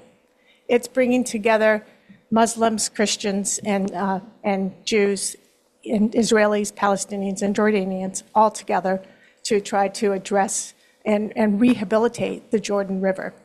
They're also creating a toolkit, an educational toolkit, that can then be taken into multi-faith communities and used to teach about earth restoration and the work that needs to go into the restoration of the Jordan River. And in this, they're including Abrahamic texts that people can draw on from whatever faith, so that anybody who's in that room can hear their faith in the text and in the educational materials and see how it relates to them wherever they're coming from, whatever faith they're coming from. So that's one example from EcoPeace. They also organize lots of in-person events as well on the ground to bring people together of different faiths to work together at the Jordan River. In Sri Lanka, our Shantisena Cooperation Circle, he works on water scarcity and peace building. They did a canal restoration project that improved water access, and it restored peaceful coexistence between Tamils and Muslims in a community that had been very much impacted by conflict that was very much water-driven. So resource-based conflicts are very common on an island, as I'm sure you all know. And preventing violence and planning for the future requires nature education, infrastructure planning, conflict interventions to ensure collaborative land care management. These are all the kinds of things that can be done at a very grassroots level. And we would say when you do them together with people of different faiths, you have a better chance of actually creating that peaceful coexistence that you're seeking to create. So it's not just one group doing it for itself, but groups working together to do it for all of us, right? That mentality. A third example is in Latin America, where we have 6 cooperation circles working together on a project called 100,000 Youth for Water. And this one is really more of an advocacy-focused initiative, where they are educating the population, the general population, about water and what can be done to actually address water issues. So those are 3 concrete examples, and I have 1 more minute, so I'll just also tell you that we have another example in Sri Lanka is a water purification center that's been built that provides clean drinking water for 8 villages. And this helps to address, provide a solution to overcoming waterborne diseases that were present in those 8 villages but are no longer present. So these are some of the examples of how, at a very local level, we can create resilience by working together with people of different faiths. Wonderful. Thank you for sharing that. Dr. Meyer, your work challenges us to rethink how we understand knowledge itself. How can indigenous knowledge systems reshape our understanding of resilience, not just as recovery, but as a relationship between people and the planet? And okay. Continuing. And what risks do we face when global policy frameworks do not fully integrate these perspectives? Mahalo nui, Ivy. Karen, that discussion of what you folks are doing in all those places sounded so valuable and so empowering to the people in situ, in place. So what I've come to understand in our work to rejuvenate coconuts and to also radically change evaluation is that the future is collaboration. The future is radical collaboration, and across faith, across gender, across age. But then it's always been like that in varying degrees of cooperation. But the future is radically cooperative because of the nature of our own proximity and our own intimacy and our own geographies. But what I want to say to that is that indigeneity, we, especially in islands, take a different view on how to do it. And so all I ask is that that type of epistemology, that type of knowledge system that is really Gnostic at its center. My friend Taupori Tangaro of Hilo, who's a hula pele practitioner, as a kumu hula, as a teacher of hula, our traditional dance, came back from studying in the continent, and he introduced the idea of Gnostic revival. And so we have to start to use different terms that go into a different frequency of awareness, so that we're not just we're not just working with each other, but we're enjoying each other's company. And we're amplifying a degree of intimacy and relationality. So my friend Sanjeev Sridharam might be on today. He's from India, and he married a Hawaiian, beloved Hawaiian, Wahine from Kalihi. He's been using and very properly in Hawaiian epistemology, indigenous worldviews to change the idea of how we approach evaluation and how we understand the potential and capacity for brain research. And you know, us guys in Hawaii, that's really something, because all we believe is that we don't have to argue our point. We don't have to defend our thesis. We have to simply be loving, clear, and kind. And that frequency changes the paradigm in the room. So we don't even think that we are operating on paradigms, everyone. But I just learned from my friend Ryan James Kemp that a paradigm is a pattern that organizes perception before perception knows it is being organized. And that absolutely synergizes with indigenous sensibilities, because if you're not shaped by love at the center of your heart, then what are you doing? We're being technical. So the idea of indigeneity offering itself as a comment in this panel is really about a type of quality of how we do this. And as that quality is centered in our heart, then continuity becomes not the priority, becomes the inevitability, because we're learning about each other's children. We're learning about each other's faith-based understanding. We are caring about each other. And this is not a pie in the sky idea. This is the absolute center of Hawaiian thinking, is mo ike aloha. And I think, Sanjeev, you know that. I love that you know that, because he brings people, we're working with people from around the world, from like 16 different countries, on changing evaluation, particularly at the UN level, so that we can operate in a trans-empirical, trans-spatial understanding. And whether you call that faith, God, or consciousness, it doesn't matter to me. We call it aloha. So if you have somebody like me on a panel like this, I am somebody who takes awareness of time. So I want to end there and thank you, Ivy and Karen, for developing cooperative circles, because that's the inevitability, is cooperation with each other. Mahalo. Thank you, mahalo. And I do know a word in Hawaiian, which is ohana, right? And is family. And I do feel like we are one global family. There's a whole song around that. Anyway, so Maytal, I'm going to move to you. You represent a powerful and growing movement of young faith leaders engaging in climate action.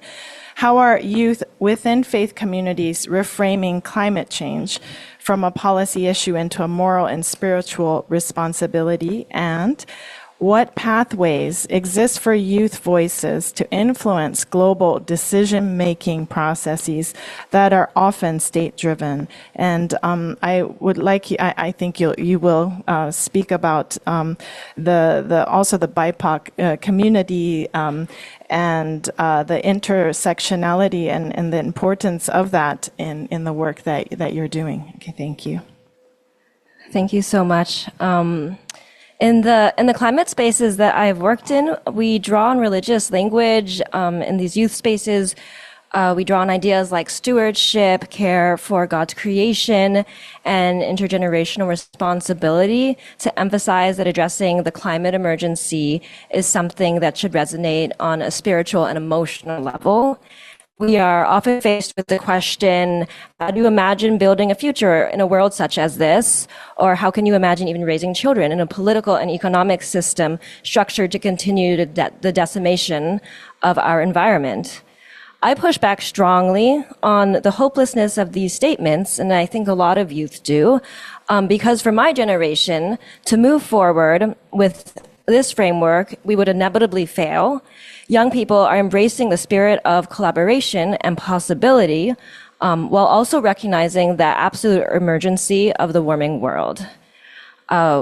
We find ourselves in a world in which we are all connected, as we talked about before, and I mentioned through social media.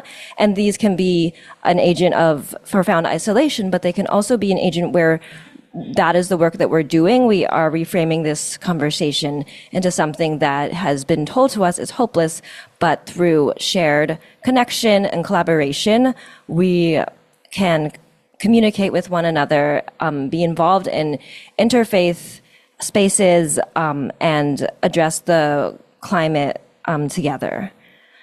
In terms of what pathways exist for youth voices to influence global decision-making processes, youth are finding opportunities through organizations that amplify grassroots voices. We've seen that in international movements as well as local community organizing. I myself worked at Dayenu, the Jewish Call for Climate Justice. And as an organizer there, I worked especially with the JOC, Jews of Color caucus, where I connected the Jews of color community, mostly in America, to be engaged in these conversations about climate. And I think youth voices in the Jewish spaces that I'm in are increasingly calling for a broader conversation about which communities we're including in these conversations about climate, and challenging the kind of overall notion of what it means to look Jewish, what it means to be in Jewish community, and saying that as BIPOC who practice Jewish religion, we take this as something that is affecting us, and we move on our religious values to address the climate emergency. We've also seen, in terms of pathways that are existing for youth, we've seen school walkouts, youth leaders traveling to offices of government and speaking directly to their communities about adopting renewable energy, sustainable infrastructure, and keeping corporations and governing bodies accountable to their future. And there are also international interfaith programs that provide platforms. I participated in one for young adults working in climate and human rights in faith settings to come together and build relationships with one another.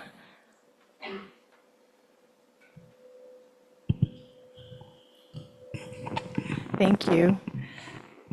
And Carol, so your work sits at the intersection of displacement, migration, and humanitarian systems. How are faith-based organizations responding to gaps in multilateral systems, particularly in displacement contexts? And what would it take to better align humanitarian response with long-term resilience for displaced populations?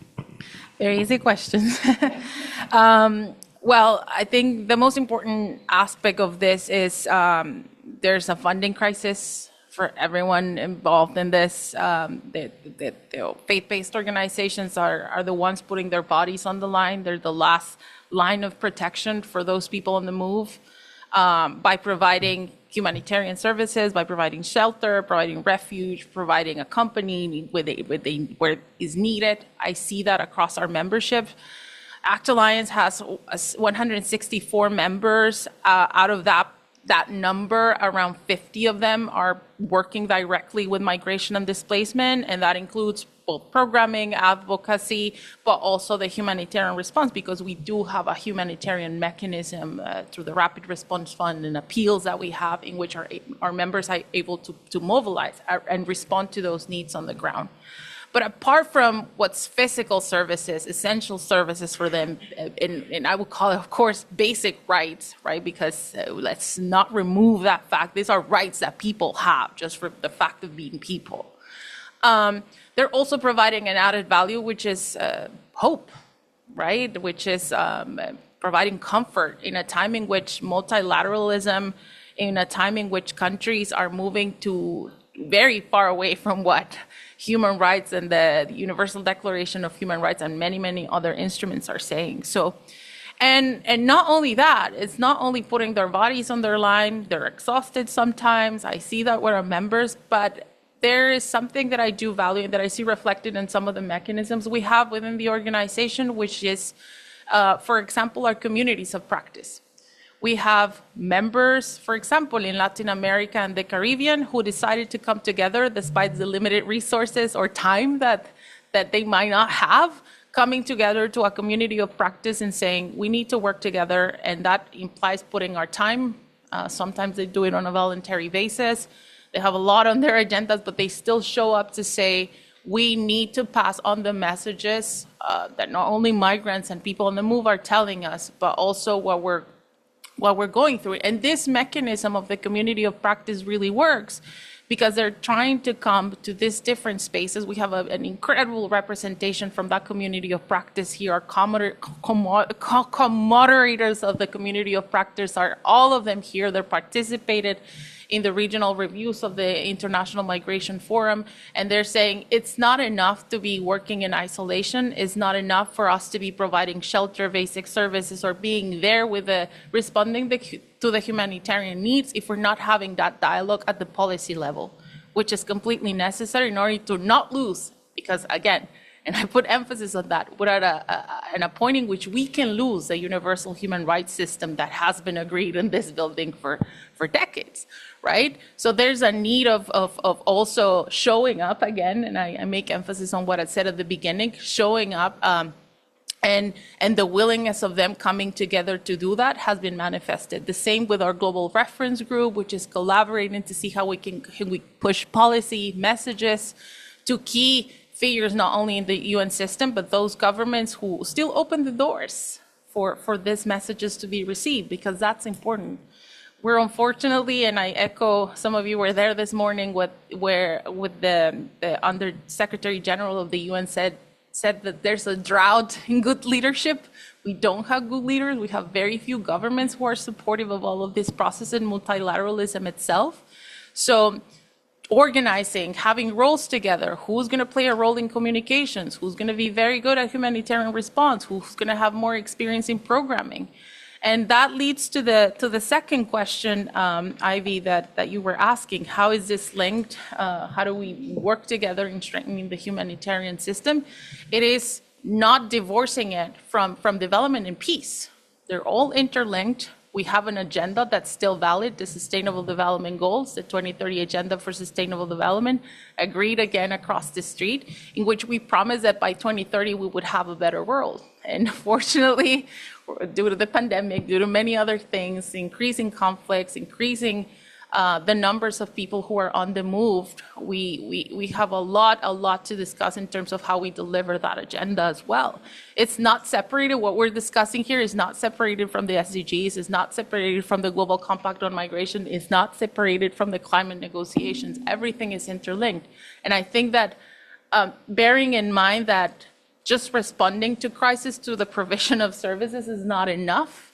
It is a matter of consciousness, and it's a matter of dignity, it's a matter of human rights, and it's of course a matter of policies, and policies that need to be implemented and monitored.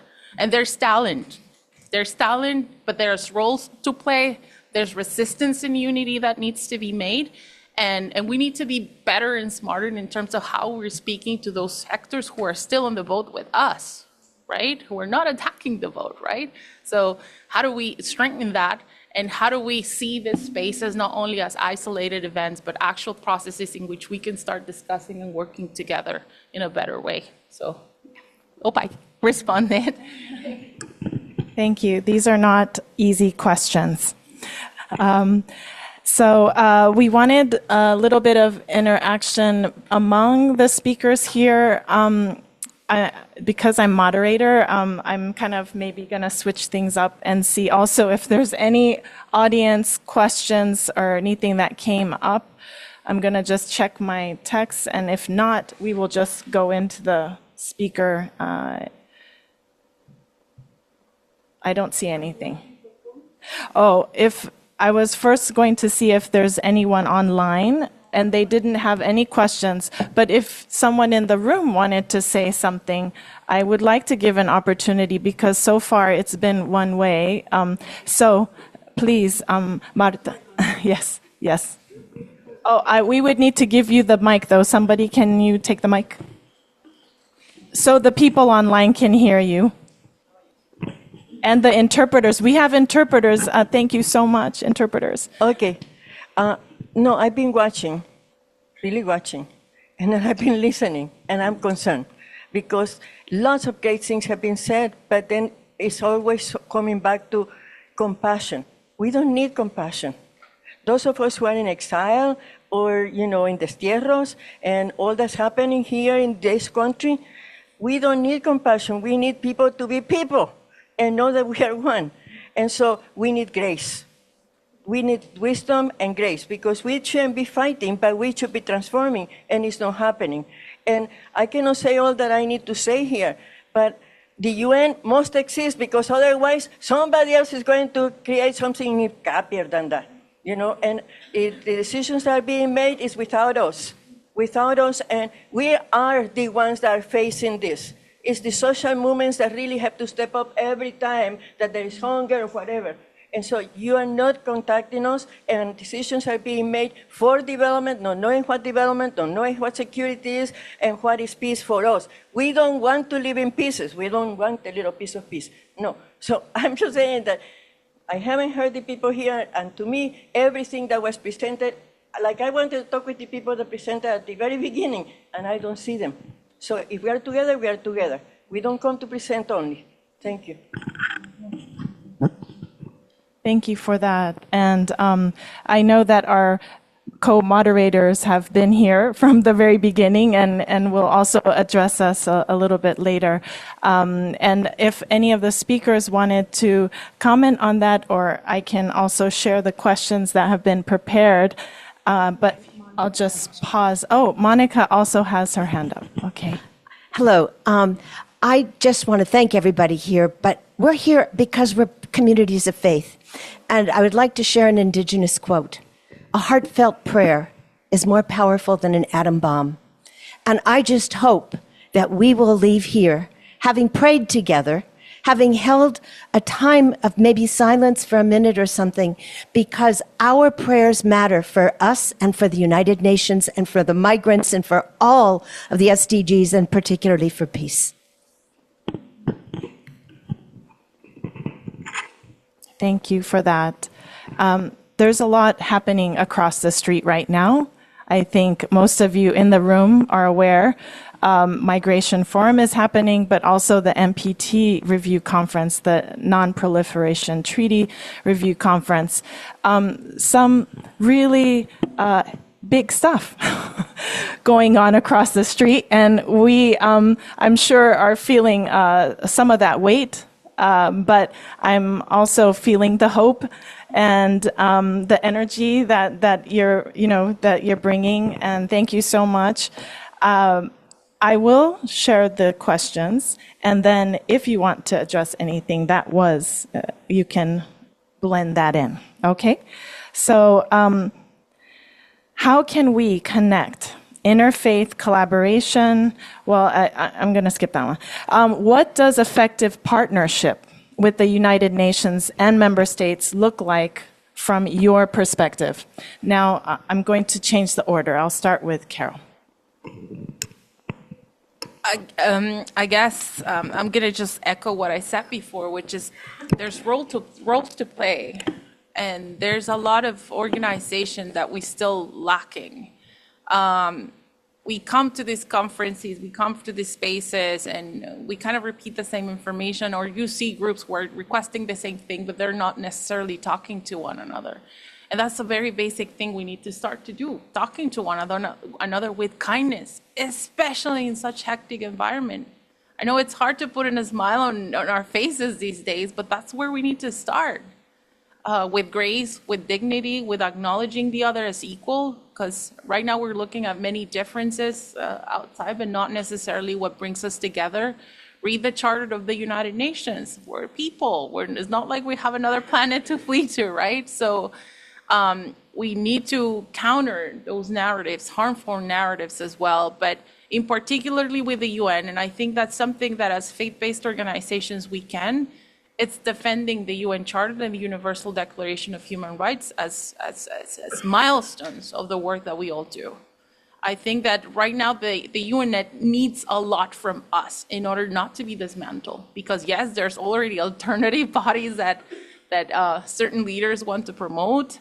There's instrumentalization, right? They're calling now gender a certain thing that it's really not. They're associating climate-related issues with things that are not realistic. So how do we also echo the messages that are being produced by these organizations, the processes? How do we take those to the ground, and how do we bring messages from the ground here? It's a privilege to be here. Not everyone can be here. Those who are on the move, those who are being displaced, just in the Central American region is projected that 6 million people will have to be displaced in the next 5 years. Like, they cannot be here. It is our responsibility to echo those messages, but again, in kindness, in prayer, leading with the example, and of course, at this point, showing up for the UN and its values, not only with messages, but also with how we integrate some of the mandates that the system has in our own work. Otherwise, I fear that we won't even have that space to convene as different organizations, as different sectors, as different countries. And I rather, as one of the former Secretary Generals said, that have the UN is better than to not have it, because it might not lead us to heaven, but it will save us from hell, right? So that's something that I will put emphasis on. When it comes to multilateralism, this is the organization that's the place to have those global conversations, and it's in danger, and we need to be very, very honest about it.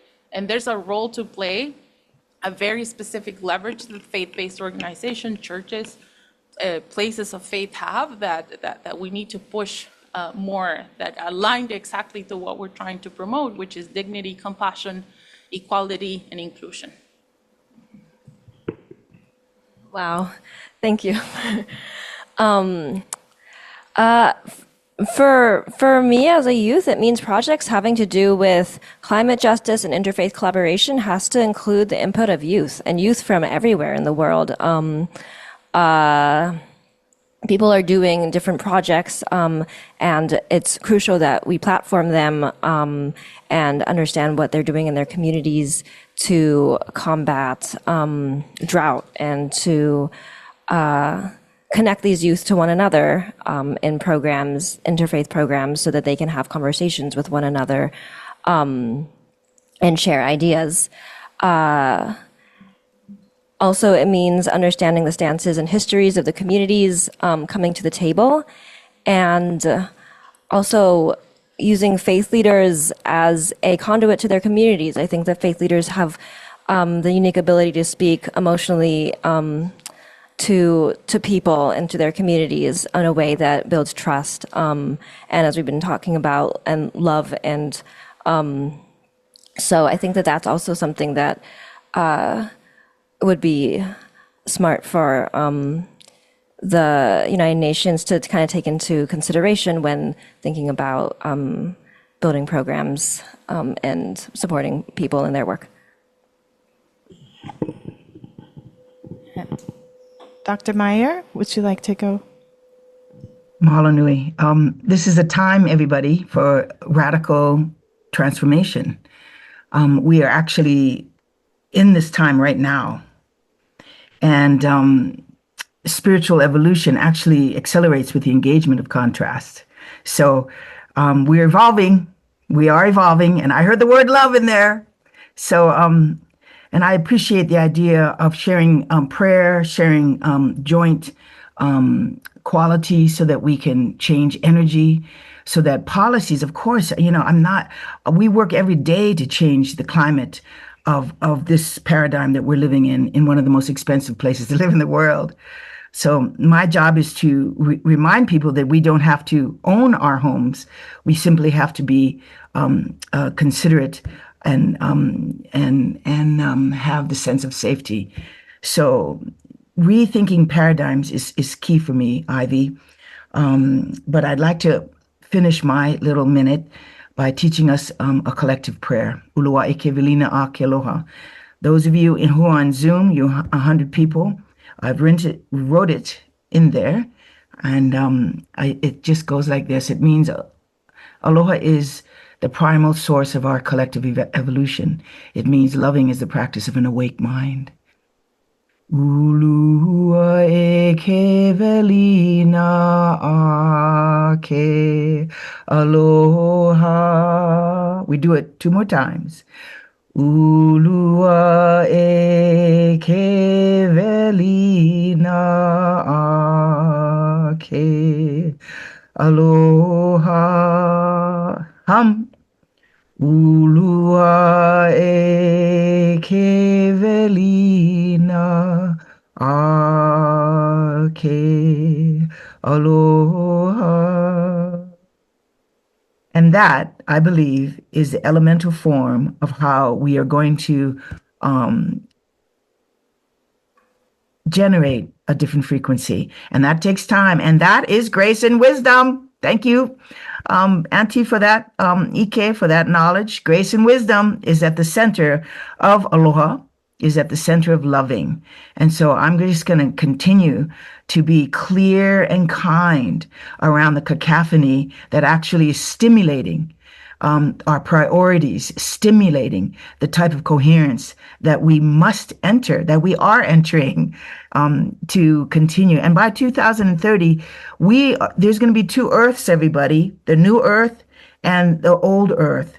So if you want to get on the path of the new Earth, we're going to have to uplift a frequency that actually engenders that type of cooperating circles that Karen is speaking of. So just be steady, everybody. Be steady. Be loving. Ho'okahila ao he mihi. And the first medicine for us all is forgiveness. Mahalo nui. Wow. There's so much to reflect on in addition to the question that was asked at the very beginning, because I agree with everything that every single speaker before me said here. I really love the ideas of radical cooperation. I love the idea of possibility instead of hopelessness. I believe that we can all work together and we must all work together. And this can look a lot of different ways. It doesn't have to necessarily just be about partnership with the UN or with member states. It's partnership with each other. It's recognizing that together we are more effective than we are by working alone, right? And at URI, we have, you can join as an individual member and just be part of a global network of people who share your belief and desire to see the world to be a better place. It's free, it doesn't cost anything, it's easy online. You can form a cooperation circle or join a cooperation circle and do the work on the ground at the grassroots level. But most importantly, it's about doing something. We can talk as much as we want to, but until we actually put our words into action, we're not going to make the change that we want to see on the ground. And so we talk about, I loved it this morning when Simona said, emphasize the importance of prevention. I think that's incredibly important in every single sphere, not just in violence prevention, which is something that I focus on a lot, but also just in preventing the continued erosion of Mother Earth, right? We should not be just responding to what's been done by other people. We can be preventing it, and we should be preventing it. So we talk about how violence is contagious. I believe that hope is also contagious, and I believe that resilience is also contagious. And it's even more contagious when we do it together, because that lists, I love that lists the frequency of what we're all trying to accomplish. So if we could just lift that frequency of working together to try to address all of these different problems with any and everybody who will work with you. They could be indigenous or not, they could be young or old, they could be of the same faith or a different faith. It doesn't really matter. The whole point is just that we are working together to create the world that we want to see. And at URI, we really want to see a world where everybody lives in peace and dignity. And we want to treat the earth the same as the way we treat each other and give it the same dignity that we all have. So I guess with that, I have more, but that's what I'll stop on right now. Thank you. Thank you for that. Focus on, we have 5 minutes. a comment? One comment? Okay.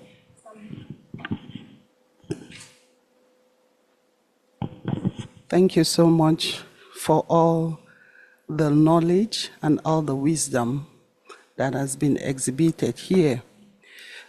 I want to echo the voices of those of us on this side as one person spoke. I was thinking that this was going to be participatory because we are all leaders from the different faith organizations that we are representing here. And my experience from yesterday and today is that we have been at the receiving end, just listening to other people speak. But we came here with recommendation and experiences from our own organizations. I was expecting that we were going to share and learn from each other. So I know one of the three things that you said was showing up and be present. What is the essence of showing up, be present, and be quiet? Does it make any sense? Coming from where you're coming from, all the stress, just to come and sit and listen to others tell you what you are supposed to do. When you also have recommendation. Because when I look at the UN, from yesterday when we had a debriefing as PCUSA, there was a lot of frustration indicated to speak, and none of us was called up to speak. And most often, they give preference to the government. The governments are there to defend their position with very limited data to make themselves look good. The real information is supposed to come from the person living the situation. And when this person is not allowed to speak, it's allowed to be at the receiving end. Of what essence is our sitting here? Just a question for reflection. Because I've been asking myself, why am I here? From yesterday, I've been listening. Today, I've been listening. And I might listen to Friday. So at the end of the day, what am I going to tell the people that I'm representing? Does it make any sense, any difference? So if we were to work as faith-based organizations, we carry a lot of power which we don't see. We carry a lot of power because even all of those people who are in government are faith-based people. And unless we start leveraging this power that we have, we are going to continue to be inside events like this. Are we coming here just to be inside events and talk about our frustration, then carry our bags and go and wait for the next 4 years to talk about our frustration? What are we doing to get into the center stage as faith-based organization? How can our voice be heard on the tables where actions are taken? That's my question I've been wondering. And I said, let me just say this aloud, because some other person might be wondering too with me. Thank you.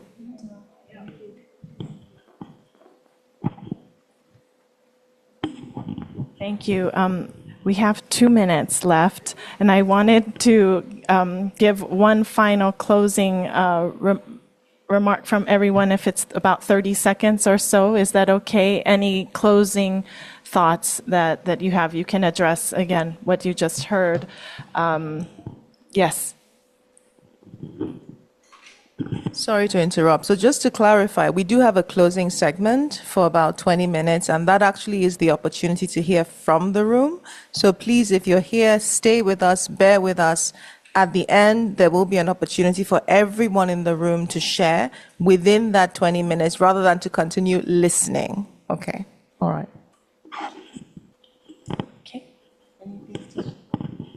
Yeah, thank you. Thank you for that. I guess I'll echo something that you were implying, at least when I listened to you speak, I'm like, yes, and here's how I interpreted that. Everybody here in this room, everybody out there, everybody in the world walks around with their own circle of influence. People who know me know I say this all the time. But we need to use our circle of influence to the greatest extent possible to try to change the world. In particular, I call upon all faith leaders and actors to use their voices to speak out against violence and to speak out against the harmful rhetoric and the hateful rhetoric that leads to violence. That is one of the most important things that we can do right now as faith leaders and actors. I know that's not directly related to the climate, but there's an interrelationship between what's happening with the climate and the violence that we're seeing in the world at the grassroots level. And we need to call it out, as Simona said, not wait for it to happen, but call it out, say it's not okay, it's not normal, and try to move the way the world accepts levels of violence. Thank you. Dr. Meyer? Aloha mai, Tita in the room, mahalo nui for that response, and mahalo nui. I have not sat there for 2 days, and I know the feeling. So please just know that we are feeling you, we are hearing you, and this is why this is the 12th annual. So now let's just support each other by understanding that question of not being heard or not being listened to. Every single day here in Hawaii, we are developing and we are working toward a type of collaborative harmony with disparate people, with very unusual people. But it's got to be through our belief in each other. So have faith. The suspension of disbelief begins different qualities of our spiritual practices. So believe that this energy and the people that you're going to meet, even one person, is going to affect you. You can always email me and come and visit us in Hawaii.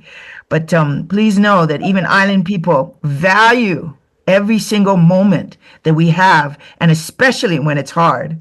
So mahalo nui no ko ike nahi nahi. Thank you, Ivy, and thank you, panel. That was very interesting. Mahalo nui. Thank you. We're ready to get on that plane. Okay. Maytal. Yeah, thank you so much, and thank you for your comment. It really made a big impression on me. And yeah, I guess just speaking from a youth perspective again, one of the most important things is seeing power come from the community, in organizing spaces. That's what happens.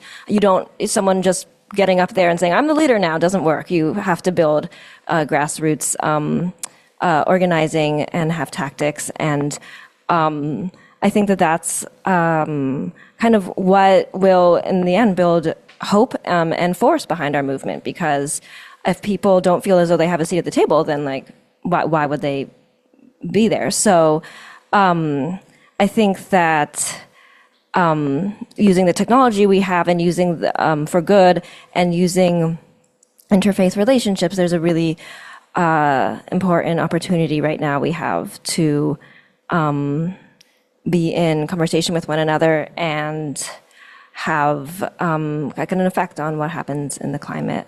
And thank you for your comment again. Thank you. I've done these spaces for 15 years and I still ask myself the same question. So I feel you. I feel you, and it can be frustrating, but it's what we have right now. And it's our duty to demand it, to demand for this to be better, to be reformed, and to adapt to the realities of our time. This organization was founded in 1945, and there's a lot of things that needs to work on in order to improve. But it's not the only space to be resistant in unity and to have conversations that require creativity, innovation, and most of all, require solidarity, compassion, and love for ourselves. We need to love each other and be kinder to one another. And I think we can start there, but it's not the only place, it's not the only possibility, and perhaps we might be able to build something that really listens to people, right? I'm an advocate for that. But we're a source of hope, and I stick to that word, and I think we need to resist in unity with that hope and continue to push for what we're doing. It's not like we have another choice, but yeah, I'm happy to see a lot of people here to connect as well with ACT Alliance. The doors are open for continued discussions, and of course to continue to push for a world that really, really needs us right now to again show up and show up smartly and with inclusion and participation and representation. So thank you for the invitation, and thank you, everyone. Thank you so much, everyone, the speakers who contributed and those of you in the audience as well. there's so much I could say, and I'm going to hold back because now Kiki said we will have time to make some comments soon. But just really want to thank each one of you for what you bring and the work that you do. And advocacy is definitely not easy, and the UN is precious to us, and we do want the world to have hope in its potential once again. So I will hand it back to you. Thank you.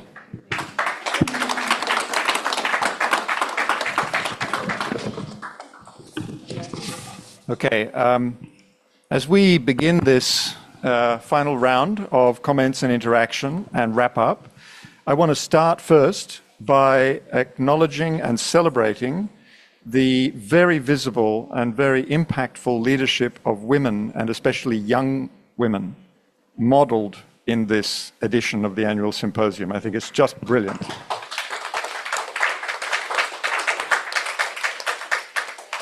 Secondly, I also want to acknowledge, it was pointed out to me earlier in the day that one of our long-standing former collaborators and partners in this initiative, Alison Kelly, former representative of the ACT Alliance office here, has been, I'm not sure if she still is, but she was online from the beginning. And I think if she is still online, I think we would all want to meet her and to thank her for her partnership over so many years and her continued interest and engagement in this sort of discussion. So thank you, Alison, if you're online. So then, as Kiki has proposed, what we would like to do is open up the space between now and, well, let's say 1:25 for comments and discussion. You've heard a lot of input, as was rightly pointed out. You've been listening for a long time, and the opportunities for engagement have been limited, to say the least. So we would like to hear back from you. We would like to hear your thoughts, but also on the understanding that the function of the annual symposium typically is as a kind of a showcase of ideas and of perspectives and collaboration. It isn't really well configured to function as a working group, but maybe that's what we need going forward. Maybe we need some sort of informal working group processes to follow up on some of the ideas and processes that have been showcased. But in any event, I hand back to Kiki to help lead us in some reflection and some interaction with you. Thank you very much, Peter, and congratulations and thanks to all of you for staying the course for so many hours. It's a huge commitment to sit in the room and listen and engage. And for our colleagues online, warm thanks and appreciation to all of the panelists. We started out with certain questions, and then we had our three panels looking at the crisis in multilateralism, the UNAT, and then possible solutions. And I think it's worthwhile to open it up now and hear from you. If you have a comment, if you have a thought, if you have a perspective, if there's a question you have or an idea you would like to share with us or have us interrogate, this would be the moment for it. So I'm going to move around the room with my microphone. And if anyone is so moved to share a thought or a perspective, it might be a good idea for you to come up so that you're captured by the camera as well. Yes, but I'm also happy to just thrust my microphone in your face. I've been known to do that. And I know, in fact, I have my first victim. All right. You know I'm coming to you. Don't look behind you. I know you have a lot to say. Introduce yourself, please. Sure. Hello, I'm Benjamin Kamine. I am the Associate Director of the Milstein Center for Interreligious Dialogue at the Jewish Theological Seminary. And thank you, Kiki. I actually do have a sort of question or a thought that I wanted to pose that I've been sort of chewing on over the course of this morning, which is that there's two, as I hear it, competing concerns, right? One is that we have voices that have been insufficiently elevated, that are not properly centered in the conversation, that have been long neglected. And the second half of that is that that we have a real concern for unity, for emphasizing the fact that we are all one.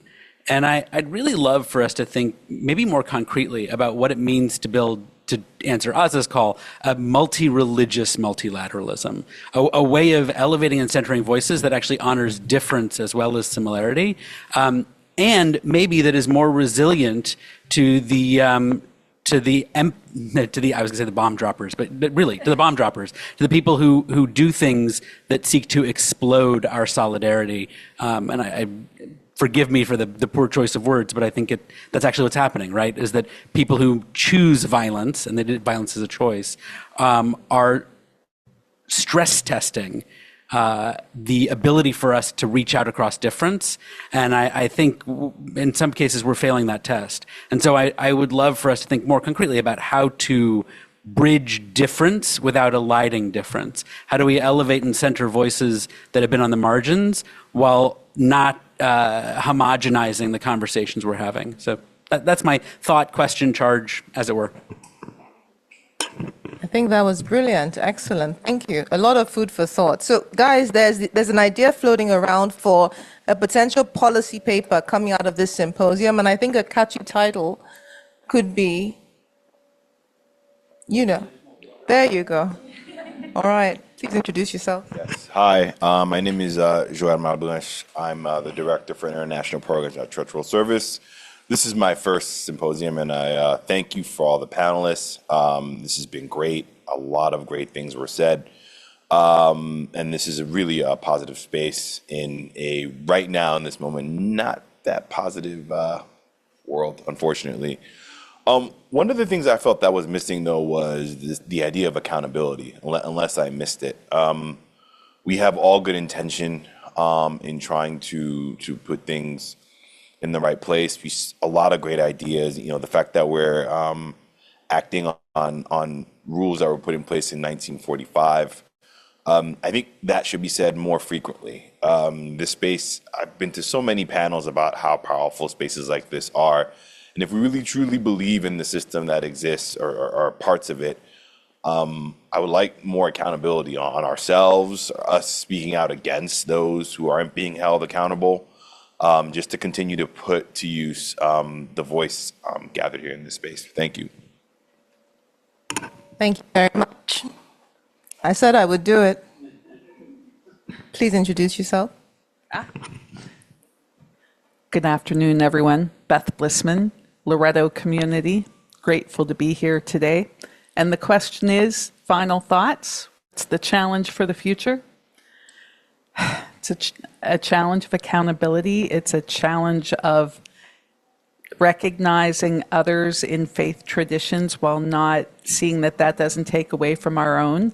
I think for those of us based in the US who are Euro-American, I can only speak from my own context, we need to do a lot of decolonization work. We need to decolonize our minds, our hearts, our spirits. We need to reconnect with earth. I come from a Catholic tradition.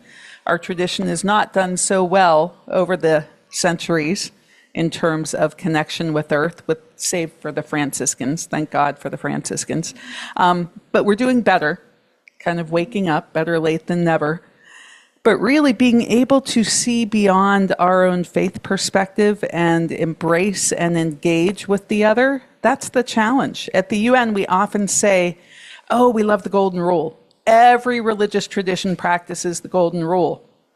Treat others as you'd like to be treated. Well, actually, others want to be treated the way they would like to be treated. So how do we have the dialogues needed, right? Whether they be one-on-one or larger group dialogues like this. And I agree with our African sister who unfortunately is left. There was a real lack of interaction with this. This was a lovely morning, a lovely day, deeply appreciated, but very little time allotted to the interaction among us humans, which historically, having known Aza for a decade now, have been the strengths of these gatherings, the interpersonal interactions and connections that one might be able to make. So you asked, I answered. Those are some thoughts. Thank you.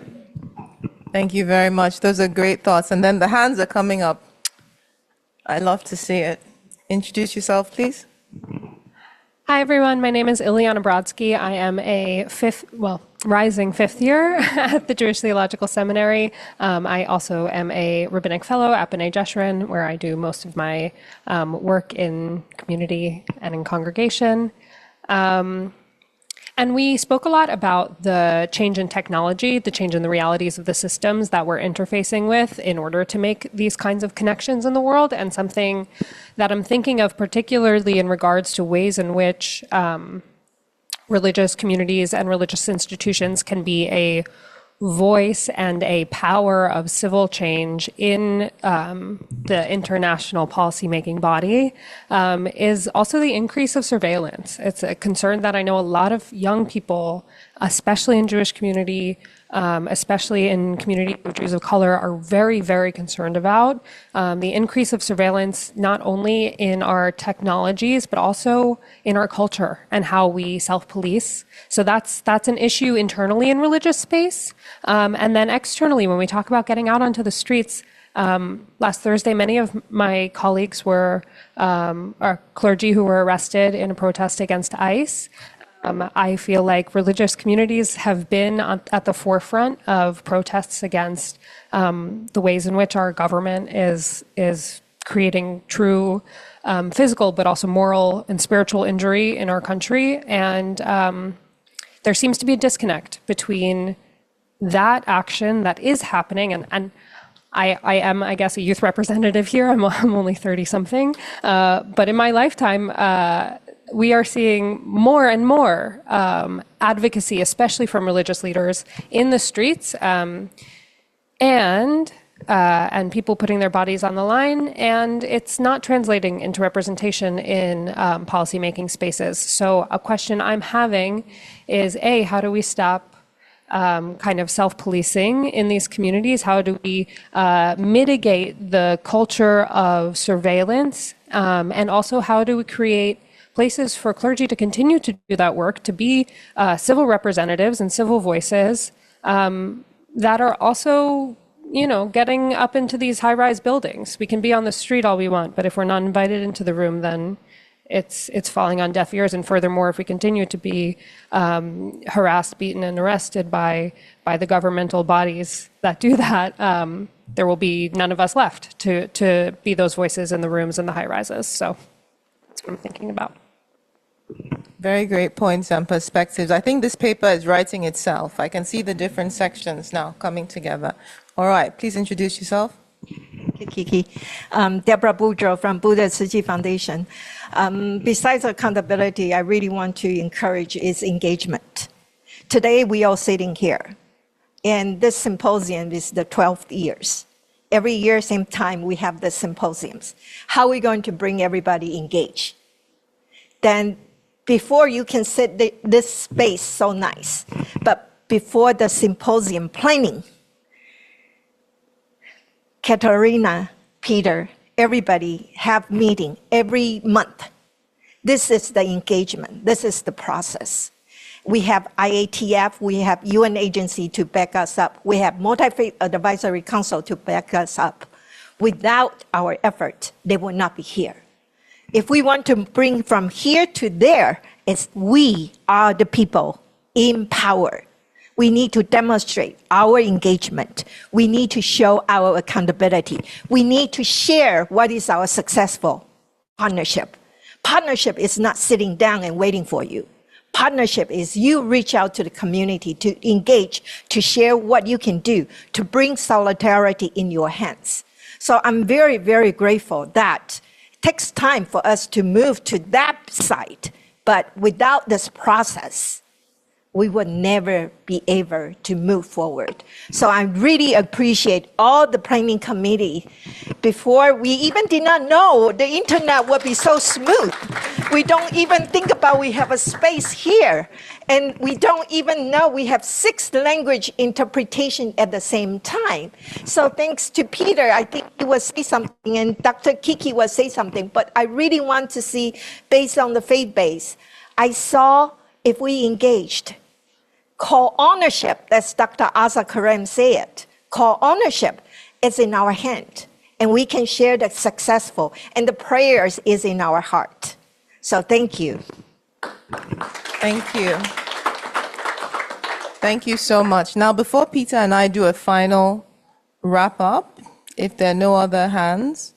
Okay. Oh, there you go. We were making eyes at each other earlier. Go on, introduce yourself. Thank you. My name is Manahil Mehdi, and I represent the Scottish Ahlul Bayt Society, which is a Scotland-based Shia Muslim organization. I want to echo what Deborah said in that recognizing all of the work that went into this. Katrina did endlessly worked for this.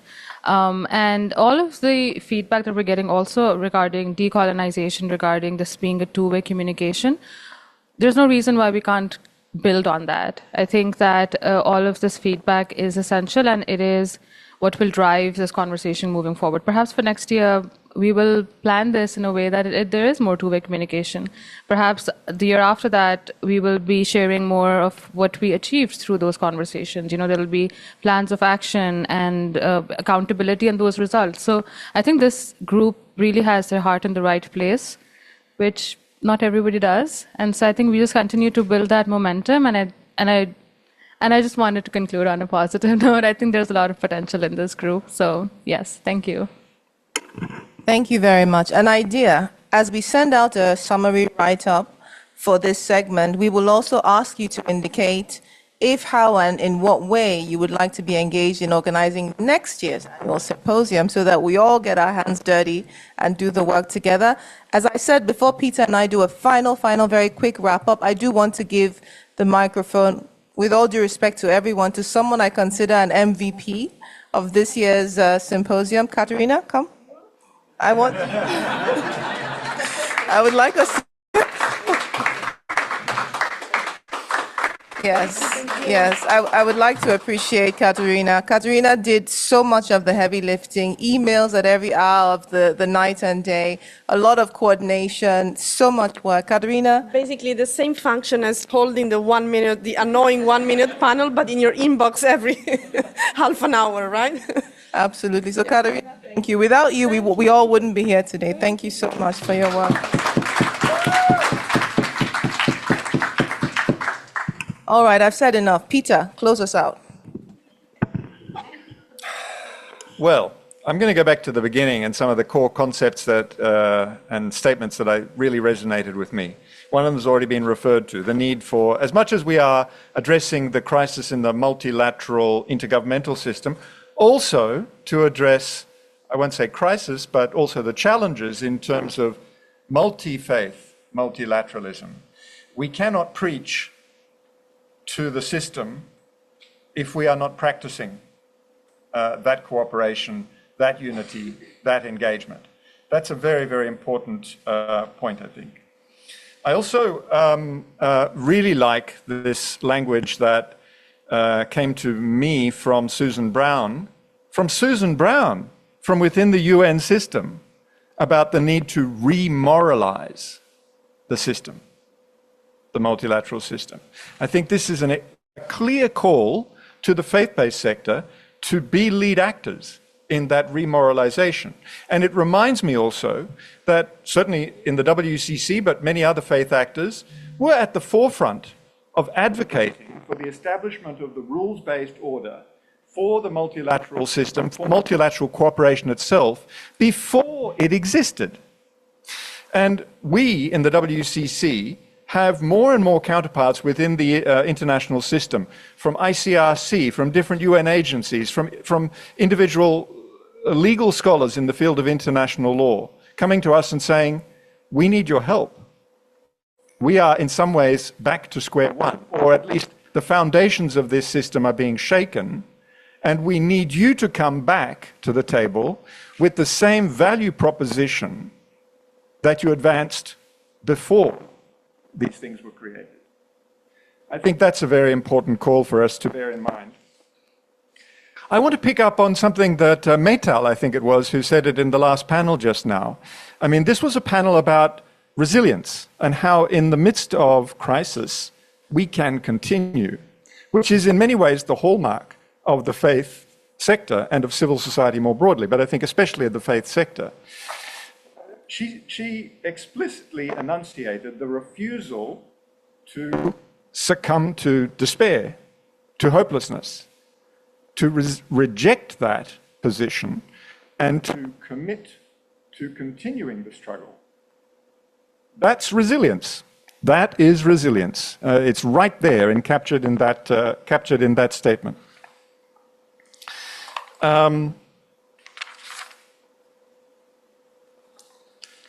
Yeah, I think these were some of the key takeaways that come to my mind. I mean, there's a lot that needs to be unpacked, and I do want to emphasize again that I see this discussion or these discussions as, if anything, kind of showcases or teasers for further elaboration. I think in particular, when we had the discussion about different opportunities for promoting the re-establishment of a remoralized multilateral system, there were different pathways that were identified to us. One, which is very important, is the Article 109 option of actually looking at how we engage in a process of actually revisiting the Charter and testing it against the needs and realities of today's world as compared to 1945. That's the logic of Article 109. But it's also true, the notion that was put to us, that we could and should be doing much more to mobilize and insist on accountability to what we have. There are unfulfilled, unutilized opportunities in the existing framework that what it needs is moral and people power to address. And that brings me to a point that I find very important. We obviously in the faith community trade a lot on our moral messaging, our values-based propositions that we express through advocacy. What I think we don't do enough of is utilizing our demographic power. The hundreds of millions, the billions of people in our constituencies collectively have real political power. And I think that we need to be thinking much more concretely about how we mobilize that demographic power in this crisis moment in order to optimize the opportunity that this crisis presents. Demographic power as well as the moral messaging. Because let's be honest, while it's important to enunciate a moral message, and it is heard by some people, it's not heard by enough. We need to have a different sort of amplification through demographic power. Levy, and thank you all for being here with us and for participating so diligently. I mean, to me, I'll say one simple thing. If indeed multilateralism is under strain and being fragmented, then our cooperation, our collaboration must be intentional. It must be intentional, it must be proactive, and I'll leave you with that. On behalf of the United Nations Population Fund, on behalf of the United Nations Interagency Task Force for Religion and Sustainable Development, I offer you my thanks as one of the co-chairs and the lead co-chair for the year, and congratulations to the planners on what I consider a really successful 12th Annual Symposium. Thank you very much.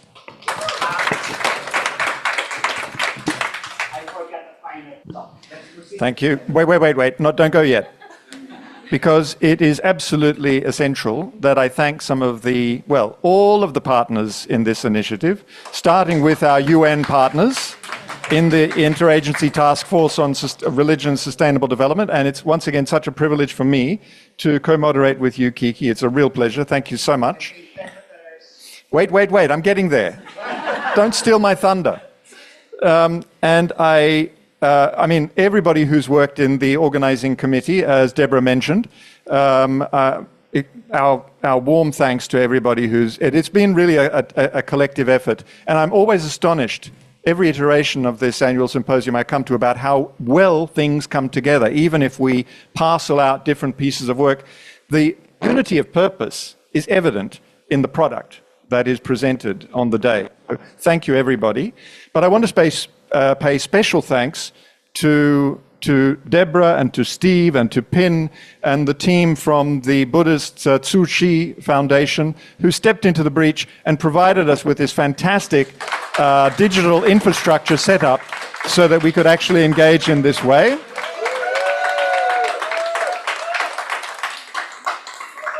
And likewise, I want to express thanks to my colleague Marcelo Schneider, who is online managing the Zoom call and live stream. Thank you, Marcelo. And of course, as Levy mentioned, we absolutely have to thank the interpreters who have been working behind the scenes to amplify our message and to convey these proceedings to other communities who would otherwise have faced a language obstacle to participating. And once again, thank you to everybody of you who's been participating here in person or online. We really, really are struck by how much interest, how much commitment, how much engagement there is. Look at you, who have stayed right until the end after so many hours. Thank you very much. And then finally, as we close, I just want to ask all those who are in the room who actually participated in the planning committee to stand up. And again, a big shout out to Katerina, but also to Ashley and to others who really provided the essential foundations for our work together. Thank you so much. God bless you. And now it is lunchtime.